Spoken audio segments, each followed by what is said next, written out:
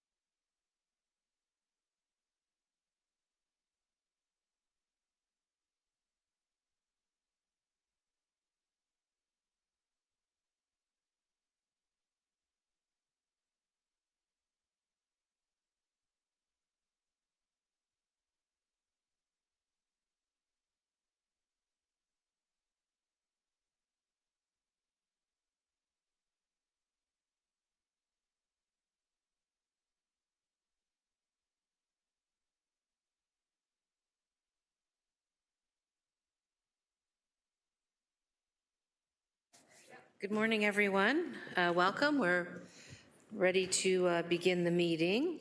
Is there quorum present? Madam Mayor, quorum is present. Thank you so much. So I'd like to therefore call this meeting to order and welcome everyone. I guess I'll go around the table to identify who's here and who's with us online. We have Councillor Kassar, Councillor Danko, Councillor Francis, Councillor Huang, Councillor Kretsch, Councillor Nan, Councillor Pauls, Councillor Spadafora, Councillor Tattison, Councillor Alex Wilson, Councillor Maureen Wilson joining us in council chambers, and online we have Councillor Jeff Beattie and Councillor Tom Jackson. So welcome everyone. Please stand now for the national anthem.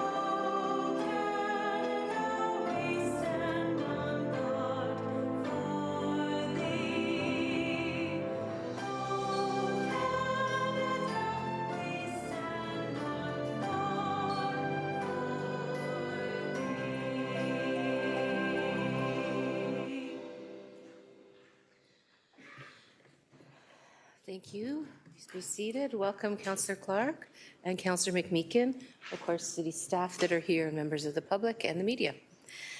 The City of Hamilton is situated upon the traditional territories of the Erie, Neutral, Huron-Wendat, Haudenosaunee, and Mississaugas. This land is covered by the Dish with One Spoon Wampum Belt Covenant, which was an agreement between the Haudenosaunee and Anishinaabe to share and care for the resources around the Great Lakes. We further acknowledge that this land is covered by Between the Lakes Purchase 1792 between the Crown and the Mississaugas of the Credit First Nation. Today, the City of Hamilton is home to many Indigenous people from across Turtle Island, and we recognize that we must do more to learn about the rich history of this land so that we can better understand our roles as residents, neighbours, partners, and caretakers. Members are reminded that all electronic devices are to be switched to a non-audible function during our council meetings. And we'll start with the first item, which is the approval of the agenda. Madam Clerk, are there any changes to the agenda? Yes, Mayor Horvath. There are 4 added communication items. 5.9 is correspondence from Stephen Oliver respecting an urgent request for the city manager to stop city staff from the removal of bollards at 229 Fellows that were approved March 18, 2014. And there's also a subsequent correspondence item on that matter from Tracy Stewart. 5.10 is correspondence from the Honourable Paul Calandra, Minister of Municipal Affairs and Housing, respecting the City of Hamilton's annual housing targets. 5.11 is correspondence from Inch Hammond Solicitors, respecting the Advisory Committee for Persons with Disabilities handling of complaints. There is 1 revised motion, the appointments to the Climate Change Advisory Committee. There are 6 added notices of motion. 8.1, public notice respecting a bylaw to authorize the undertaking of climate change mitigation and adaptation works on private residential property as local improvements under the Better Homes Hamilton program. 8.2, financial impact of the Hamilton Renewable Power Inc.'s losses on the City of Hamilton. 8.3, opposition to the Ministry of Environment, Conservation and Parks proposed changes to its approvals and permissions procedures for waste management systems, stormwater management, and water taking. 8.4, emergency grant for the Emergency Food Strategic Planning Committee. 8.5, Roma 2024 conference. January 21st, 2024 to January 23rd, 2024. 8.6 is 198 First Road West subdivision, Phase 1, Picardy Parkland Restoration Works. There are 2 added private and confidential matters. 11.2 is appointments to various agencies, boards, and subcommittees for the 2022 to 2026 council term. And 11.3 is ATU Local 107 collective bargaining update. Thanks so very much. May I have a motion to approve the agenda as amended? Moved by Councillor Spatafora, seconded by Councillor Pauls. Any discussion? Seeing none, we'll go to the vote then, please.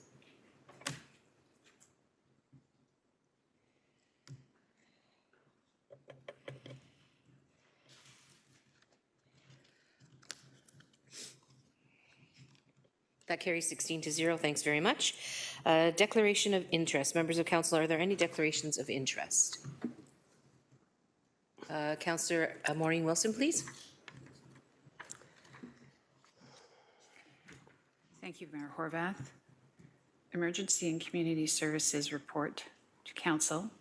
Item 1, I'm declaring a non-disqualifying issue, which is the ending of funding for dental services.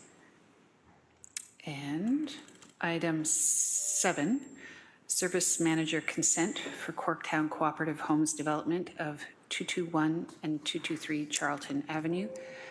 In both cases, my husband is the president and CEO of the Hamilton Community Foundation, which is referenced in the first, and in the 7th, they are the financer of the new property acquisition. Thank you. Thanks very much. Councillor Pauls. Thank you, and through the mayor. Item 5.7, correspondence from Kristen Stevenson, Administrative Director, Hamilton Police Service Board, respecting the Hamilton Police Service projected capital expenditure from 2024 to 2033. My son is an inspector employed by the Hamilton Police Service, and I'm not sure if that qualifies or not. I called the Integrity Commissioner. I haven't had a response yet. So out of caution, I will declare a disqualifying interest. Thank you. And which one is that again? Just so It's 5.7. Okay. Under the I see communication. it. Yep. Okay, so then we'll have to pull that separately, and we'll, I don't see any further declarations of interest, so that's great. And since that item of communications is coming soon, we'll call on you when that comes. So that being the case, our interests have been declared. We're now on to the approval of minutes of previous meetings. So did we had the vote on the agenda, correct? Yes, okay. So we're now on to the minutes of the previous meeting. October 11th, rather, 2023. May I have a motion to approve the minutes? Moved by Councillor Spatafora, seconded by Councillor Wang. Any comments on the minutes? Corrections? No? Okay. Thanks so much then. We'll go to the vote.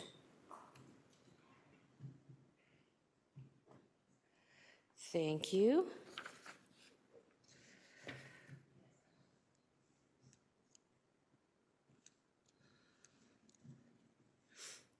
That carries 16-0. Let's see, we're now on to communications, and Councillor Tattison, may I have that motion to put the communications in front of the council? Moved by myself, seconded by Councillor A. Wilson, that Council Communications 5.1 to 5.11 be approved as presented. Thanks very much. That's moved by Councillor Tattison and seconded by Councillor Alex Wilson. Is there any discussion on any of the communications items? Any discussion? Councillor Kassar, please. Thank you, Mayor Horvath. I wanted to draw attention to item 5.6, correspondence from the Township Archipelago requesting support for the resolution respecting cigarette producer responsibility. Just to touch on a couple items in here, I would recommend that this be endorsed. This is a motion citing the role that cigarette and cigarette waste has in litter and threats to aquatic life and ecosystems. And I think anyone who walks around Hamilton, downtown Hamilton, can see the amount of cigarette waste that is on our sidewalks. So among other things, this asks the province to adopt regulations that cigarette manufacturers take financial responsibility for the collection, transportation, recycling, or safe disposal of discarded cigarettes and related waste materials. So I would like to see if council would endorse that. Thank you. Thanks very much.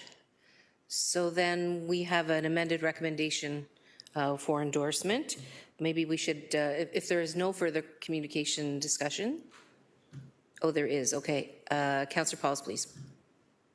Thank you, and through the chair. Communication 510, correspondent from the Honorable Paul Calandra, Minister of Municipal Affairs and Housing, respecting the City of Hamilton annual housing target. I just have a question. I don't know if we have the answer. The province of Ontario has indicated that they will set aside $400 million per year to cities for those cities that meet the 3-year annual housing targets of Building Faster Fund. If the City of Hamilton meets this 3-year annual housing target, will the province specific financial contribution be to the City of Hamilton? Is it the whole $400 million, or anybody know? GM Scarrick, please. Yeah. I hope so. Through you, Madam Mayor, Mike Zagarek, General Manager of Finance Corporate Services. Based on some rough calculation, the City of Hamilton's housing target represents approximately 3% of the provincial housing targets. Using that 3% as it relates to Hamilton's share of the funding, that would translate into just short of $12 million in funding that would be steered towards enabling infrastructure. Well, that's good news. I wish it was more, but anyways, and then another question I have on that. Page 2 of the letter of Minister Calandra, the Minister of Municipal Affairs and Housing notes that the Hamilton annual targets are 3,447 homes in the first year, 3,917 homes in 2024, and 4,700 in 2025. For the target to be met, does construction from the homes need to be initiated or finished by the end of the year? Acting City Manager Thorne, please. So through the chair, we're still looking to get a bit more information from the province on it. Our understanding is that they'd be using housing starts, which means construction has started. Okay. With respect to those targets, I can tell you that for the 2023 number, these numbers are all higher than what the City of Hamilton traditionally hits in terms of housing production. For the 2023 number, in terms of approvals and what has been approved through to building permit, we're pretty close to that target. Housing starts are lagging behind that in terms of those projects actually commencing construction. And thank you for that. And those were my questions. Thank you. Thank you, Councillor Pauls. Councillor Huang, please. Thank you. My question is relating to item 5.5, correspondence from the Honourable Paul Calandra, regarding the proposed legislation to return lands to the Greenbelt and the Oak Ridges Moraine. Looking at this memo, it does ask for a request for feedback by November the 30th. So what is our plan moving forward? Because it's a very quick timeline. Thank you. Acting General Manager Robichaud, please. Thank you, Madam Mayor, to the councillor. Staff are currently preparing a ERO submission in support of returning these lands to the Greenbelt, as well as a report to Planning Committee seeking endorsement of that staff position to ensure that the requested timelines are met that the province have established on this matter. Thank you. Follow-up question through you, Mayor, then. As we are looking at the urban boundary, is this one of those opportunities where we can actually look at the actual urban boundary? And I am feeling I do want to maintain that the Greenbelt lands that were that may be adjacent to our urban boundary, what are some of those areas that is there anything that we can affect, or is there anything that we should be, as a council, be looking at to try and see if there's any amendments that might be made through you, Mayor? Sure, and I'll put it over to staff if necessary, but Councillor Wang, we will have a full report on this through Economic Planning and Economic Development Committee, I'm sure. I know that the staff are already very much engaged because there are some timelines. My understanding is that the minister has indicated through a phone call to me that they would be they'll be working closely with the city going forward to determine the impacts of the reversal on their decision regarding the urban boundary. Wonderful. Thank you. Anything further? No, through the chair, that's correct. Just to note that, so we've been given 45 days to respond to that, so we are looking at the November Planning Committee meeting to bring that forward. And just for point of clarification, at the November planning meeting, not only will we be speaking about the Greenbelt legislation, but we will also be speaking about the urban boundary legislation. So there will be, so our November planning meeting is going to be a doozy of a planning meeting. Is that correct, Mayor? Well, you would be a better judge of that than I would, because I don't generally make my way to the committee, but I'm sure that you'll be in fine hands with the chair, Councillor Danko. Okay, all good? Thank you. Thank you so much. So then just back to the correspondence then, is there anything else anybody wants to raise? And then we'll go to Councillor Cassar's desire to change the recommendation to endorse 5.6 as opposed to just receive. Clerk? Mayor Horvath, we have made that change, and we would just approve the correspondence items as amended. We do still have to vote on item 5.7. So we'll move, we'll pull item 5.7 so that Councillor Pauls can identify her interest, and then we'll go to the balance. So on item 5.7.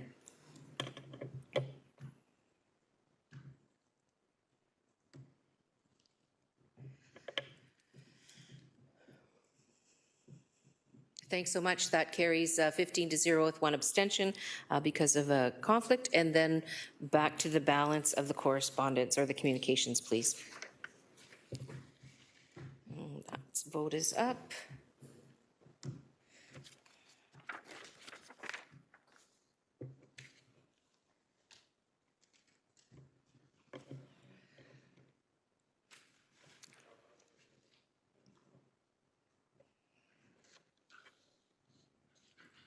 And that carries 16-0. Thanks very much.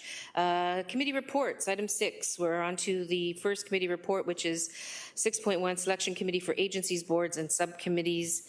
Report 23-010, October 10th, 2023. Councillor Cassar, before I actually call it, did I miss something? Just the motion to move into committee of the whole from Councillor Taddison. Oh, sorry. Yeah, it's at the top of my page. Councillor Taddison, may I have a motion to move into committee of the whole? Certainly, Mayor. Moved by myself, seconded by Councillor A. Wilson, that council move into committee of the whole for consideration of the committee reports. Thanks so much. And we'll have that vote up, please.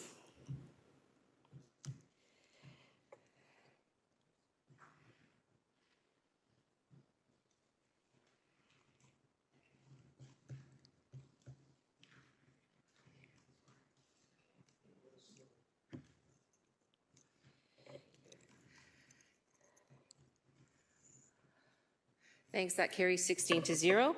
Now we'll go to the committee reports, and I know the committees have been, this committee particularly has been diligently trying to get those subcommittees, agencies, and boards populated. So, Councillor Cassar, may I please have a motion to receive and approve the recommendations within the Selection Committee for Agencies, Boards, and Subcommittees report? You may. Moved by me, seconded by Vice Chair Councillor Taddison, that Selection Committee for Agencies, Boards, and Subcommittees Report 23-010, being the meeting held on Tuesday, October 10th, 2023, be received, and the recommendations contained therein be approved. Thank you. Any discussion on this report, folks? Seeing none, we'll go to the vote.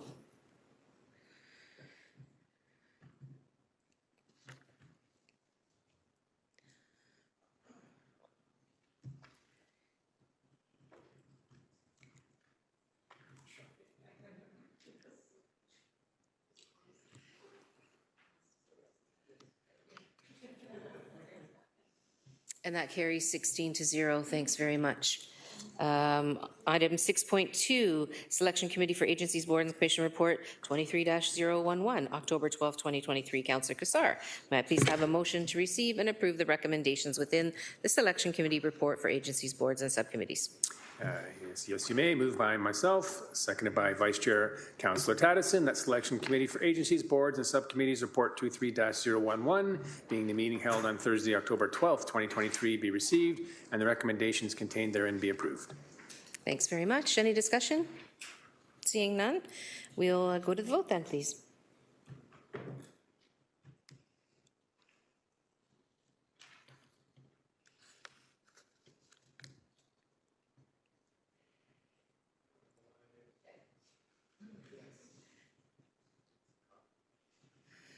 And that carries 16-0. Thanks very much. 6.3, Selection Committee for Agencies, Boards, and Subcommittees Report 23-012, October 13th, 2003. Councillor Clark, may I please have a motion to receive and approve the recommendations within the Selection Committee Report for Agencies, Boards, and Subcommittees? Thank you, Mayor Horvath. As acting chair, I move this motion. Councillor Kassar will second the motion that the Selection Committee for Agencies, Board, and Subcommittee Report 23-012, being the meeting held on Friday, October 13th, be received, and the recommendations contained therein be approved. Thank you. Thanks so much. Any discussion? Seeing none, we'll go to the vote.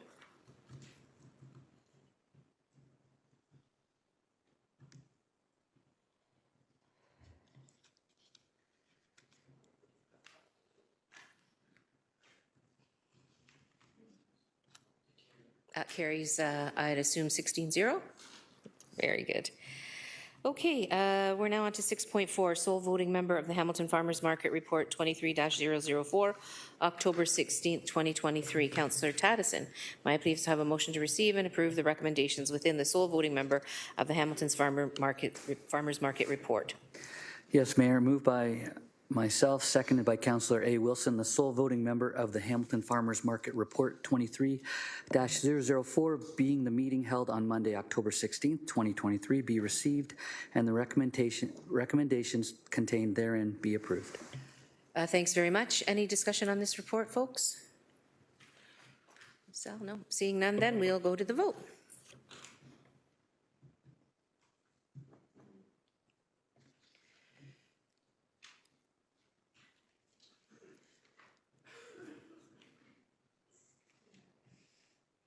That carries 16-0.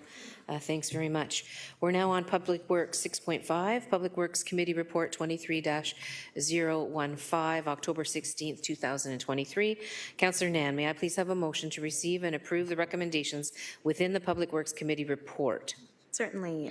For the Public Works Committee Report 23-015, being the meeting that was held on Monday, October 16, 2023, that it be received and the recommendations contained therein be improved. Moved by myself and seconded by Vice Chair Councillor Pauls. Okay, thanks so much. Councillor Wang, I believe, has an amendment to item 2 respecting winterizing public washrooms, winter operations PW 21031B. Councillor Wang? Yes, for item 2, it was speaking to a report, Public Works PW 21031B, which is the winterizing of public washrooms and winter operations. Moved by myself and seconded by Councillor Nan, that the amendment to item 2 of the Public Works Committee, that it would include, sorry, let me just read this. Item 2, winterizing public washrooms, winter operations, PW 21031B, that Public Works Department Environmental Services Division be authorized to provide the provision of winter washrooms access at the locations approved under the Winter Washroom Pilot Program as amended by adding Montgomery Park, at a cost of $524,525 for the period of November 1 to March 31, 2024, to be funded from the Tax Stabilization Reserve 110046, and that the cost of $621,430 to operationalize this as a permanent program in 2024 to be referred to the 2024 budget. May I speak to this, please? Absolutely. Please go ahead. This winterization program, I think, is a very valid and needed program. And when we looked at the list, actually Ward 4 did not have any public washrooms listed in this pilot project. Thank you to Director Maharajan and Director Graham for the quick work around this, realizing that Montgomery Park really is able to be winterized. And so really what we are adding is the additional cost of operationalizing this. So I thank staff for their quick work on this, and I hope that Council will support this motion. Thank you. Thanks, Councillor Wang. Councillor Clark, please. Thank you, Mayor. Can I just get the total cost again for item number 2, winterizing public washrooms? Sure. Councillor Wang has it. So that the cost of $524,525 for the period of November 1 to March 31, 2024, and it'll come out of the tax stabilization reserve. So can I get an understanding from staff why it costs so much to keep the washrooms open for 5 months? Thanks, Councillor Clark. GM Khan? Yeah, through the chair, I have Director Cynthia Graham and Director Maharan on the line that can answer the question. Director Graham? Hi, through the chair, Cynthia Graham, Director of Environmental Services. So the costs outlined in the report include the security related to the washrooms as well as cleaning and utilities. Councillor Clark? Thank you. Okay, we now have anything further, Councillor Clark? Anything further? No? No, I said thank you on item 2, but I do have another item at the appropriate time. Okay, thank you. Councillor Pauls? Thank you. And I'm also speaking about and thank you, and through the chair. Also on the agenda, item 2, winterizing public washrooms. I know this came about 2 years ago when we had COVID. Restaurants were closed, malls were closed, all the Tim Hortons, everything was closed, and there was a need. And when I saw the public engagement, 55% of people did not even know we had the washrooms open. Even though this is an important item, we are sending it back to the budget. The problem is we have to find money somewhere. And I think I'm going to oppose to this, not because I don't see the value. I want everybody to clear there is a value. But in the winter months, less people go to the park and everything is open. So my suggestion is maybe we put it off. I'm going to vote no. And like I said again, it's not because I don't believe in it, it's because it's winter months. The cost is $600,000. When we get to our tax to see where we're going to cut here and there, I think that's one of them that we could look in the future. Maybe when we're back on our feet, we could say, yes, let's introduce this. And that's the only reason why I'm voting no. Thank you, and I want a separate vote. Thank you. Okay, thanks, Councillor Pauls. Councillor Nan, please. Thank you, and appreciating Councillor Huang's motion to ensure that Ward 4 is included in providing universal access to residents of all walks of life, children, seniors, families, joggers, walkers, who've been asking for this service upgrade and enhancement well before the pandemic. I think it's been documented as a service enhancement request repeatedly in multiple years, almost I would say close to a decade, Mayor, from residents who would appreciate the dignity of being able to run to the bathroom as soon as you need to while they're using our wonderful public parks that we're all proud of across the city. So happy to second Councillor Huang's motion, and thank you, staff, for the report and recommendations. Okay, that is everything on this motion, and the motion is in front of us, and so we'll have a vote on the motion first, and then we'll go to other items that councillors might have in the report. Clerk Pilon. Well, we have a vote on the amendment to item 2, and due to Councillor Paul's request, we'll have a vote as well on item 2 as amended. Okay, separately. Perfect. Thanks so much. Appreciate that. Appreciate that very much. Okay, so then on the amendment that Councillor Wang has put in front of us, can we have the vote up, please?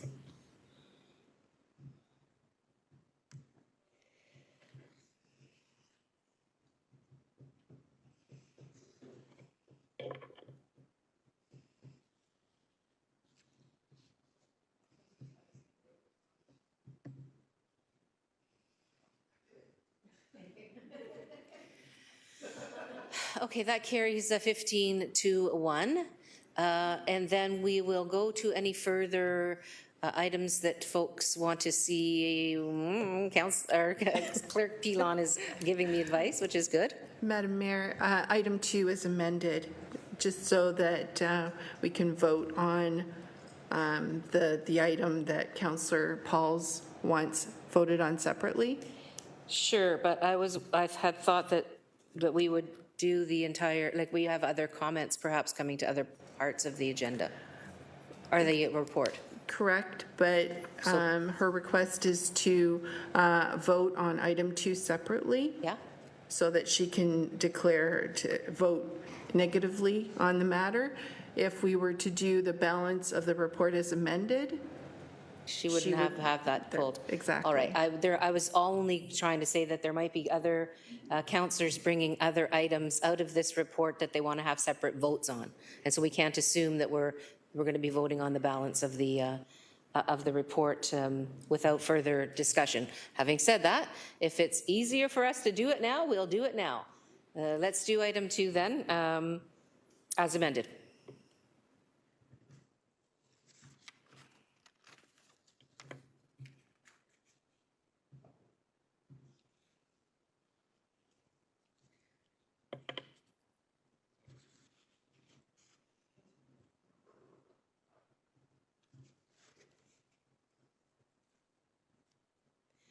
And that carries 15-1. Thanks very much. Other items on this report. Councillor Clark, please. Thank you, Mayor. I just wanted to comment on item number 3 and thank Councillor Jeff Beattie and Councillor Matt Francis. What the three of us are trying to do is move forward on playground replacement in our wards and remove those costs from the city budget, where capital cost for replacing parks is at a premium. So we will be using the GFL landfill royalties to pay for this. It's about $1 million a year to replace 3 playgrounds per year. So this is the first phase of it, and we have a number of other parks in the coming years that we will be moving forward with motions on.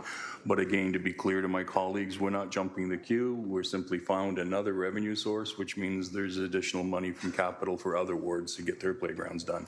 Thank you. Thanks so much, Councillor Clark. Anything further on the report that's in front of us? All right then, so that we can then have the vote on the balance of the report, please.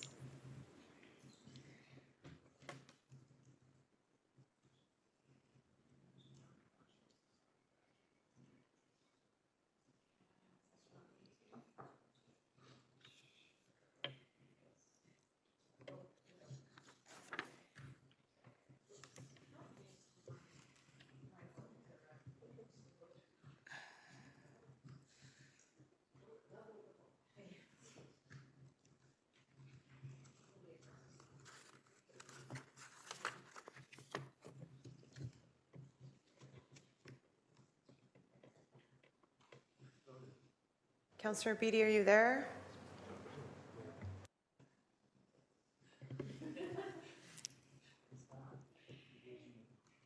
That carries 15-0. Thanks very much, everyone.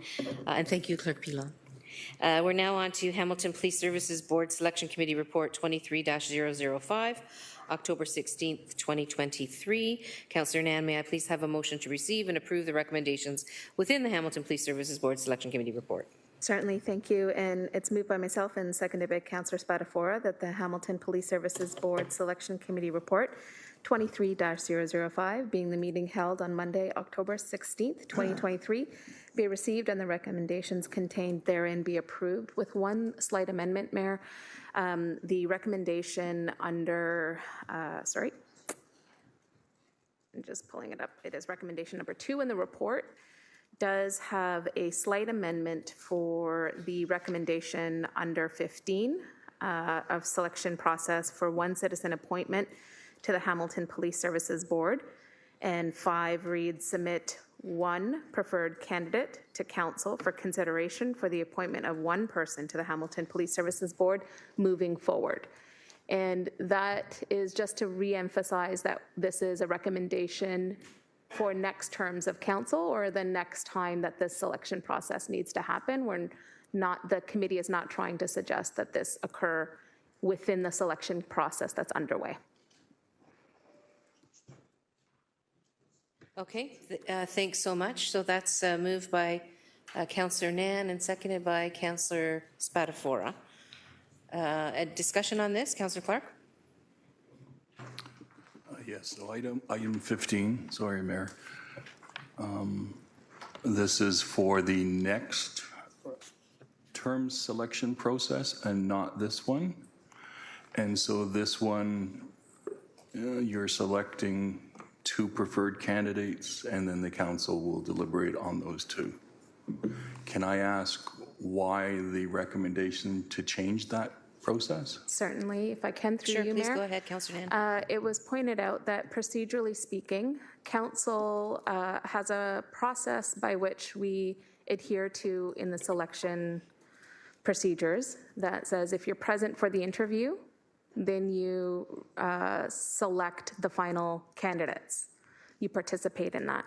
By nature of the Hamilton Police Services Board Selection Committee being the most unique structure of selection committees that council has, whereas it includes council representatives and citizen members, by nature of that composition, it doesn't enable this council to, if that committee is 2 candidates for this council to deliberate on, the entirety of council hasn't had the opportunity to deliberate on the interviews or participate in the interviews.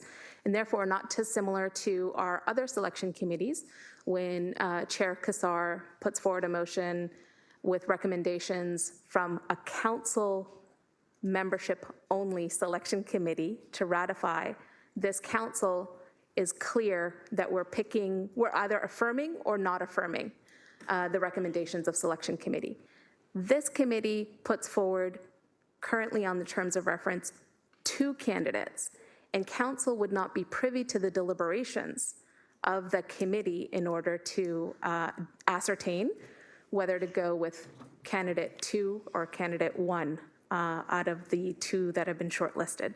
So from a procedural fairness perspective, it just is an opportunity for us to keep a consistent practice between all selection committees, that we are only appointing 1 representative on behalf of council, and therefore committee puts forward the strongest candidate for council's ratification. And if council has issues in camera, they can decide whether or not to accept that appointment. Through you, Mayor, as it is for all selection committees, correct. The rationale is sound. I appreciate that, Councillor, very much. Thank you. Thanks, Councillor Clark. Councillor Danko. Question was asked and answered. Thank you. Thank you, and thank you, Councillor Nan, for your explanation. Anything further on this report? Seeing none, with thanks to the committee members and the citizen members who participated in the process, as well as the chair, and thank you. We'll go to the vote, please.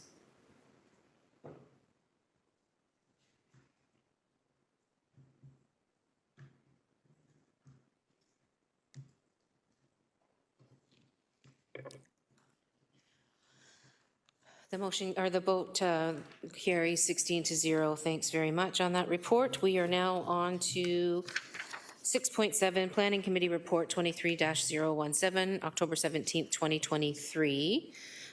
Councillor Danko, may I please have a motion to receive and approve the recommendations within the Planning Committee report?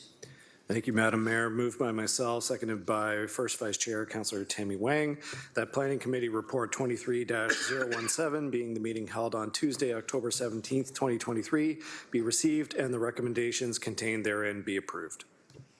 Thanks very much. Any discussion on the report? Oh, Councillor Clark, please. Thank you, Mayor. Can I just ask staff a question about number 11, please? Who are the property owners or the planner on that file? They're having a look. Councillor Clark, will just be a moment. Thank you very much.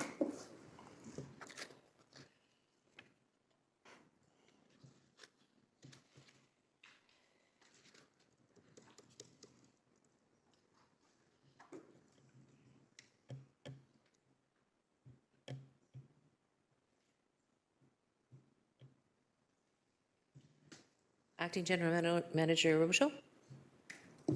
Sorry, Madam Mayor, I'm just trying to obtain that information. I just can't recall off the top of memory as to the specific owners and/or agents relating with that one. Just a moment, please.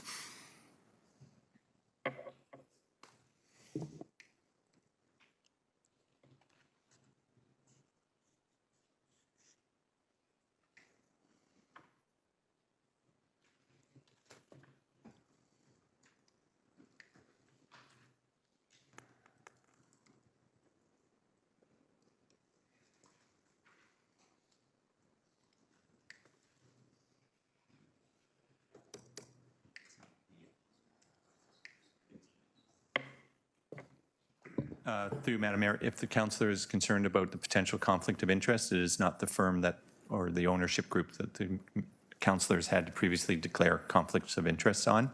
It's an individual property owner, as opposed, that is not a usual developer that, or property owner that we deal with in the city of Hamilton. Thank you very much for that, Mr. Robichaud.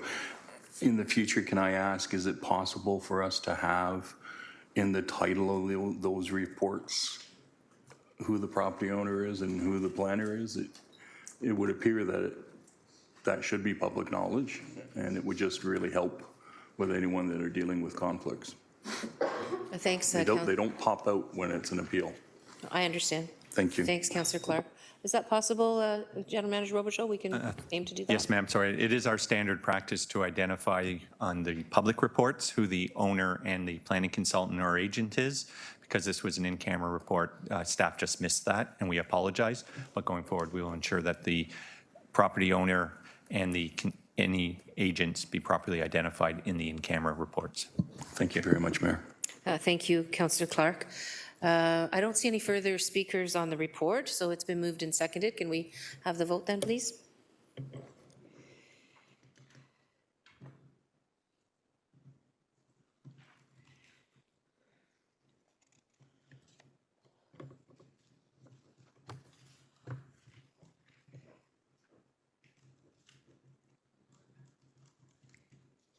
Oh, sorry.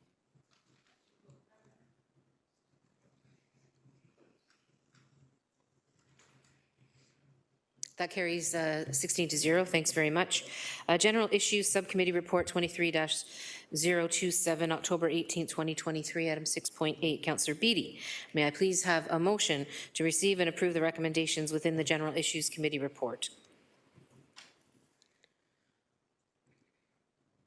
You may, Mayor, but I do not, as I am virtual, have the specific wording in front of me. So with the help of either a colleague at the table or the clerk's office, I'd be happy to defer to another member of council or quickly have some wording provided to me. Apologies. Thanks, Councillor Beattie. Councillor Cassar is going to step in and save the day. Moved by Councillor Jeff Beattie, seconded by myself, that the General Issues Committee Report 23-027, being the meeting held on Wednesday, October 18th, 2023, be received and the recommendations contained therein be approved. Okay, that's been moved and seconded. Any discussion on this report? Councillor Clark, please. Oh, and Councillor Jackson. Councillor Clark? Thank you, Mayor. Two items.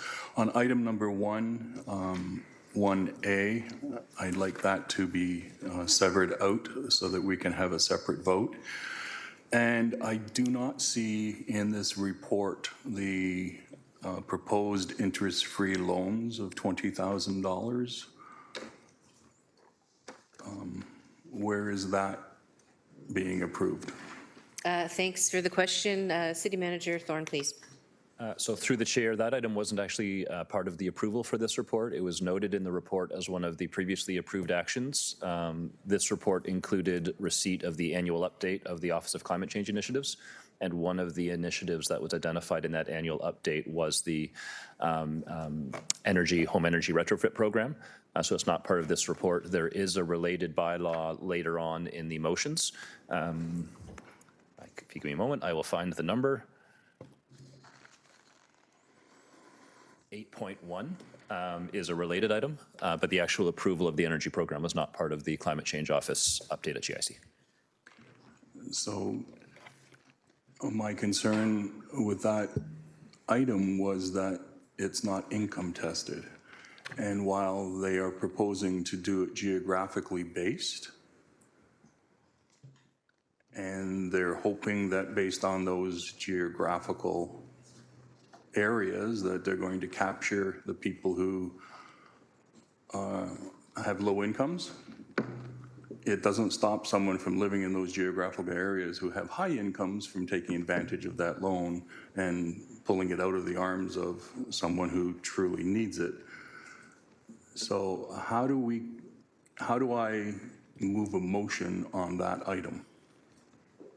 I don't believe that you can at this point, other than encouraging your colleagues to vote against 8.1 in the bylaws and then bring something else forward at some point in time. That would be my understanding. If it doesn't pass, if 8.1 doesn't pass, perhaps I'll look to the clerk.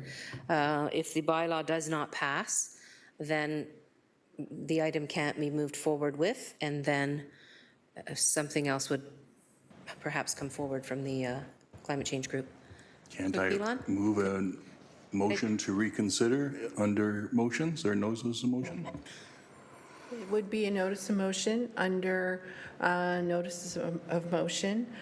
You would have to waive the rules. I can prepare everything that you need, and that would have to be done prior to 8.1. Yes. Because whatever happens with the reconsideration will affect 8.1.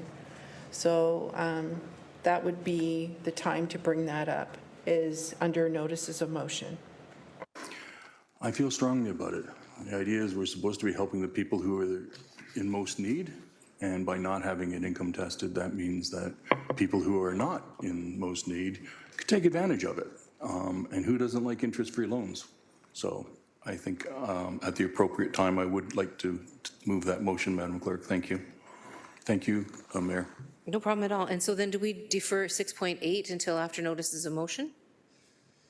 Clerk Pilon?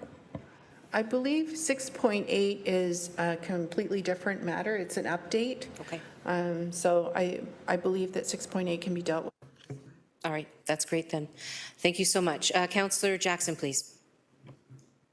Thanks, Mayor Horvath. Can you hear me? Yep. Wonderful. Good morning. Thank you. Similarly, item 1A, I would like to have a separate recorded vote. And for public consumption, it's about the expenditure for the electric bikes pilot program for Hamilton Bike Share to an upset limit of $750,000. Mayor Horvath, we learned at committee that a typical electrical bike on average would cost about $3,000. And here we are, if we're going to purchase about 100, this will average about $7,500 per bike instead of an average of normally $3,000 in the industry. So I'd like to be recorded as opposed. And then I have item 4 as well, but I'll wait for your direction in terms of if you want to deal with item 1 first, or I can mention item 4 later on. Thank you. Is there any, thank you so much, Councillor Jackson. Maybe I'll see if there's anybody else who wants to speak to item 1A before we move on to the balance of the report. Anybody else on 1A? Councillor Cassar, please. Thank you. I just wanted to ask staff if they could repeat the answer that was given to similar question raised in committee around the cost, the average cost per bike that has been quoted, because I believe there was additional infrastructure and charging infrastructure and whatnot that made up the balance of the cost being quoted by the councillor. Thank you. Thanks, Councillor Cassar. I apologize to my council colleagues. There was a list that were people talking about wanting to talk about 1.8 on the list. So 1.1A, Councillor Pauls. Thank you, and no problem at all. I just wanted to say, as well as Councillor Jackson, I wanted pull out A, but because of the e-bikes, I think spending $750,000 at this time is not feasible. And also, the anti-idling technology at $1 million, especially given all the inevitable idling associated with other vehicles like police, paramedics, and even everyone going through drive-thrus. I think spending $1 million to do that right now is not the right time, so I want to oppose to that as well and separate. Thank you. So thanks very much. We have a speakers list that includes Councillor Danko and Councillor Nan. Is this on this item? Councillor Nan, please. Thank you, Mayor. I was just wanting to clarify from the previous speaker when Councillor Clark was inquiring about the ability to move a motion and the clerk was clarifying where it would need to be sequenced. I just wanted clarity that that would be a reconsideration motion. Through the mayor, that is a reconsideration motion. Thank you. Okay, so we've exhausted the speakers on 1A. Oh, okay, Councillor Danko, please. Oh, now we have a couple more on the list. Okay, Councillor Danko, please. Thank you, Mayor. I wasn't able to comment at committee, but I did listen to this discussion. Took me all the way from Barrie to Killarney. I will be voting opposed to 1A, and I just wanted to share my rationale because I wasn't able to do that at committee. The whole SOBI bike program was intended to be zero cost. Council had to, last term, Council had to step in with support. I believe it was $250,000 in order to continue that program. We did that. And then on top of that, we're being asked to fund $750,000 for e-bikes. So I'm very supportive of the e-bike initiative. Perhaps it's not the right time to launch that right now. And I'll just leave it at that. Thank you. Thanks very much, Councillor Danko. Councillor Alex Wilson, please. Thank you. Through you, Mayor, supportive of this item, and I just want to caution us all when staff are doing what we've asked them to do to be cognizant of that. We set out a climate change levy. We've declared climate change a council priority. We've said we want to accelerate, put investments toward this, and we've also talked about sustainable and active mobility as one of the ways in which we want to move there. We tripled our bicycle spending. We are, I think, sending mixed messages as a council when we can't get through kind of consistent conversations on these items. These aren't dollars that are appearing on the tax levy. They're already allocated. And if we're not allocating them to this, would recommend folks provide alternative solutions. Our staff have said, here's how we would like to allocate the levy. Here's how we'd like to allocate the dollars that are there. I think that we should allocate these dollars. In the future, we're going to have a climate change committee where citizens are going to have more of a say in the shaping this process as well. We're going to hear about that. This is the first year of this office, and so our climate change staff have recommended how to allocate these funds based on the priorities we've set as a council and as a committee. I think we've also talked about how the need of a personal device, like that anecdotal cost that we heard around what an e-bike costs for me personally, around $3,000 is very different than something that's in near constant use or is being used by hundreds of Hamiltonians in the course of a week. Needs to be more durable, needs to be higher end maintenance costs, charging costs, all of those were factored into the cost. Yeah, I really think we just need to think about if this is an evidence-based decision that we're making and how we're going about that. So thank you. Thanks, Councillor Alex Wilson. Councillor Maureen Wilson, please. Thank you, Mayor. May I ask, though, I thought Councillor Cassar was speaking to this, and then you rightfully recognized Councillor Pauls. So I'd be willing to cede my place for Councillor Cassar, because I thought he had started to speak to the matter of 1A. He's right after you, so up to you. I'd cede the floor. Councillor Cassar, please. Yeah, thank you, Mayor. Thank you, Councillor Wilson. My question is to staff to just, if they could reiterate the answer that was given when the cost of the e-bikes per unit, as quoted by Councillor Jackson, came up in committee. So to the appropriate staff member, please. Thank you. Through the chair. Right, I see Director Director Hollingworth is on the screen. Please go ahead. Brian Hollingworth, Director of Transportation Planning and Parking. We are certainly at Council's discretion as to whether this meets the criteria for the climate change reserve. But in regards to the question, yes, the cost of the bikes is one thing, but there are other peripheral costs. These bikes need charging. It's kind of like a DeWalt drill, where you buy the drill, but the charging infrastructure also costs money, if you've ever done that. So it includes, taking the bikes back to the central facility, putting them on charge, taking them back out. So there is some operating costs involved. There is some upgrades to our controllers to allow for the charging of the bicycles. And so, we do think this merits consideration. As noted by other speakers, there are some co-benefits in terms of reduced number of cars on the road, less congestion, and it's literally 100 vehicles out there that aren't cars on the roadway that are low carbon emissions. So it is a all-inclusive cost. I would also mention that it's an upset cost of $750,000. If the costs turn out to be lower, we have the choice of not spending the money or adding more bicycles. It is a new program, so we are experimenting with the cost of it. So we have built in a little bit of a contingency. Thank you. Thanks, Director Hollingworth. Councillor Kassar, please. Yeah, thank you, Director Hollingworth, for clarifying that. I think it's very important to understand here that Hamilton has taken a leadership position in many forms of mobility with the car share program that has now been made permanent, with electric scooter pilot, with expanding bike lanes more quickly than was being done, and now introducing a pilot. This is a pilot, 3-year pilot for e-bikes.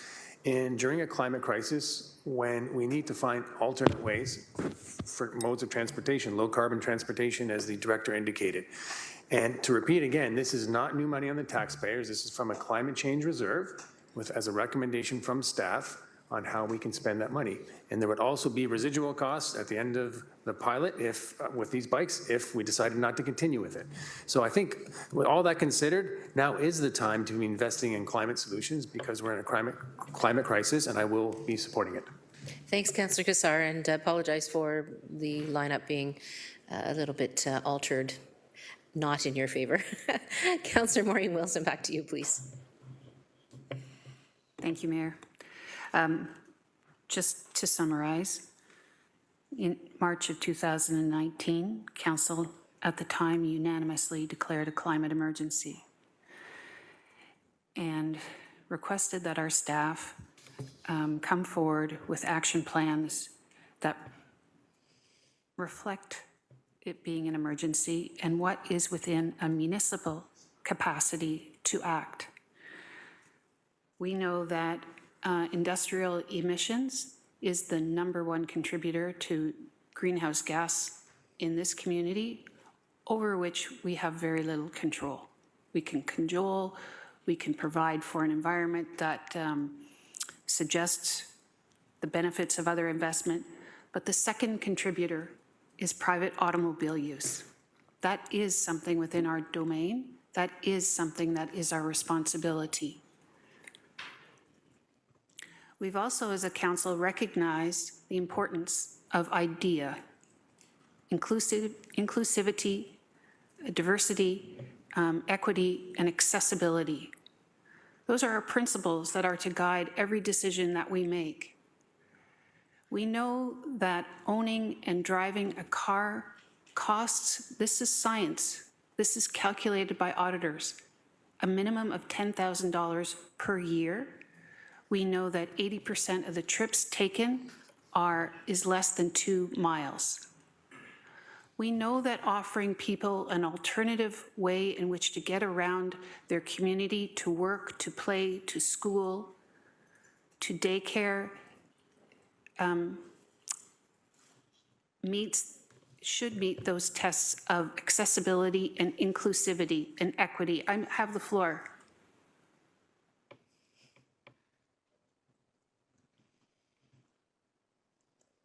We have a climate reserve directly and specifically for the purpose of actioning actions. But now we're suggesting to staff, no, not those actions, these actions. No, not that action, this action. This is the expertise that they bring to the table. And this is exactly what we need and what the direction we need to go in. It's just like a house. The upfront costs of acquiring a house are significant, but on balance, they may be equal to a rental payment. For a family, to buy that upfront cost of a car It is out of reach for too many people. But to try occasionally an electric bike is within their means. This meets all of the markers that this council has set out as what matters to us. I would encourage my colleagues to stay the course, and I will be voting in favor. Thank you. Thanks, Councillor Wilson. Councillor Kretsch, please. Thanks. Previous speakers have said a lot of what I was going to say, so we'll be spared from a long speech from me. But I want to say a couple of things I think that are important that haven't been mentioned yet. One being that the $750,000 is not being spent all this year. It's being phased in over 3 years at $250,000 a year from an already existing reserve that everyone who voted in favor of the budget voted in favor of spending, and giving our staff the authority to decide what the priorities were going to be. Personally, I think it's wild that we would hire on city staff who are climate experts, ask them to look at a climate problem, ask them to bring forward priorities to spend from the reserve, and then would go around anecdotally here undermining them. That's like, this is not about what I think an electric bike costs. City staff clearly said, this is not about a $3,000 electric bike, and it's not about a $7,500 electric bike. There are costs built into this that have to do with charging and infrastructure. And they've put a little higher level contingency to deal with this because it's a new program. So likely it won't even come in at this cost. So I think it's important that we're using evidence, not anecdote, not our personal opinions, not the time I was out for an e-bike ride, not about my e-bike, but about what our professional staff are recommending based on evidence. That's important. So I'll be supporting this for that reason. Thanks, Councillor Kretsch. I would just ask councillors to stay away from imputing motive and personal attacks. I don't think that that's appropriate. We have a lot of difficult debates that we're going to have over these 3 years, and let's just try to keep it on the policy and leave it at that. So we'll now go to Councillor Clark. Thank you. Thank you, Mayor. I wasn't going to speak to it. I was simply going to vote against it. But listening to the debate around the room, I have 3 points that I would like to make to my colleagues. The climate change reserve was from the levy. We took $2.5 million from property taxpayers and put it in the levy. Every year, we're going to take $2.5 million from the levy. That's why it's in the reserve. So to state that it doesn't come from the levy is incorrect. It most certainly did, and it most certainly will. Equally, it's a little bit disappointing to be lectured on accepting staff recommendations because it's the climate change office, as though it's a special office. It's no different than any other department within the city. Respectfully, Mayor, I have the floor. You do, Councillor Clark, but I'm the chair, and I've already just asked for people to please not personally attack each other and talk to the policies, as you were doing very effectively. I think that's the best way to get through difficult conversations. So I would just remind folks. Thank you. To suggest that we should acquiesce to expert staff recommendations, then we might as well go home. Because every council meeting, we have expert staff recommendations. Council gets to choose whether or not to accept that recommendation, reject that recommendation, or modify that recommendation. That is our job. It is no different for the Climate Change Office.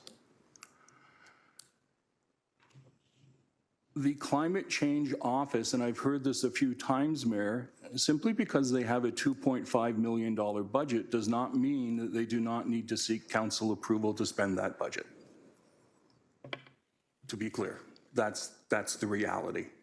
So they will continue to come here annually with their recommendations, and we will continue to make a decision. $750,000 for 100 bikes is outrageous. We are struggling. Our taxpayers, I don't know about you, I get emails and phone calls every day upset about spending at City Hall. Yes, this is from a pre-approved reserve, but we as the council are approving the expenditure. and in this economic time, adding $750,000 to purchase e-bikes, I can't support. Thank you. Thank you, Councillor Clark. Councillor Nan, please. Thank you. Through you, Mayor. When council last looked at saving the Hamilton Bike Share program, we identified that the total number of users was enough to fill the whole of Tim Hortons Stadium seats. Can I just clarify from facility staff, how many stadium seats do we have in Tim Hortons Field? GM Can? Through the chair, General Manager Carlisle Can, it's approximately 21,000, and for the upcoming event, we're moving up to 30,000 seats. Approximately. 30 to 31,000 seats. And I can also then ask staff to clarify current, the assessment of that was in the last debate around saving the bike share program. How many riders would 100 bikes facilitate in an e-bike program? I don't know if Director Hollingsworth is with us. He might be the one to respond to that question. I think so, thank you. An estimate is fine, Director. Yes, and I apologize if there's background noise. Going by memory, and Peter Topolovic, Manager of Sustainable Mobility, is the expert on this.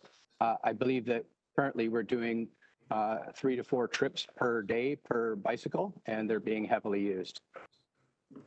So 3 to 4, thank you, Director, 3 to 4 rides per day per bike times an annual rider. Somebody else is better at mathing. That equates to a lot more. So my point, and I'm trying to keep the conversation light, Mayor, but also focus our discussion on evidence and data. We've made a decision as a council moving forward that we are going to be an outcome-focused council, and that we are going to be strategic in our investment so that we can demonstrate outcomes to the residents of this city, that we are prudently using our resources, that we're investing where it matters, and we're investing to achieve. Right? We have a tendency to talk about budget items as being pet projects or like one political stripe over another political stripe. But I just want to bring us back to the big picture of what this term of council has agreed to moving forward as our term of council priorities. And I think that it's really important that we hold that solid as a foundation when we're making decisions about investments. And the other solid thing that we agreed to hold as a foundation in our decisions is equity. The current bike share program does not enable everybody to ride it. We have an increasing population.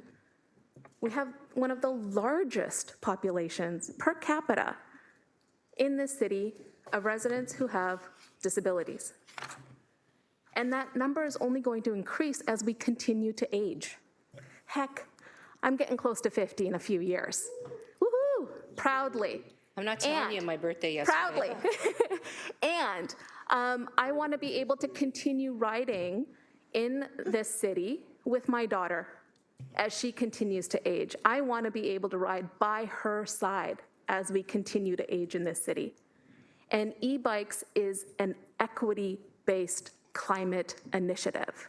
We asked our climate action team to bring forward recommendations that both hold climate targets and integrate a climate equity lens. And that's exactly what's before us right now, with money that has been previously approved and allocated to this plan. And it would not be a new cost to taxpayers moving forward. It is already within the 2023 budget, and we are at almost approaching November, and we got to get on with it. Thank you. Okay, thanks, Councillor Nan. Councillor Beattie. Thank you, Chair. And I remember chairing the GIC when we had this conversation, so I don't envy your position right now.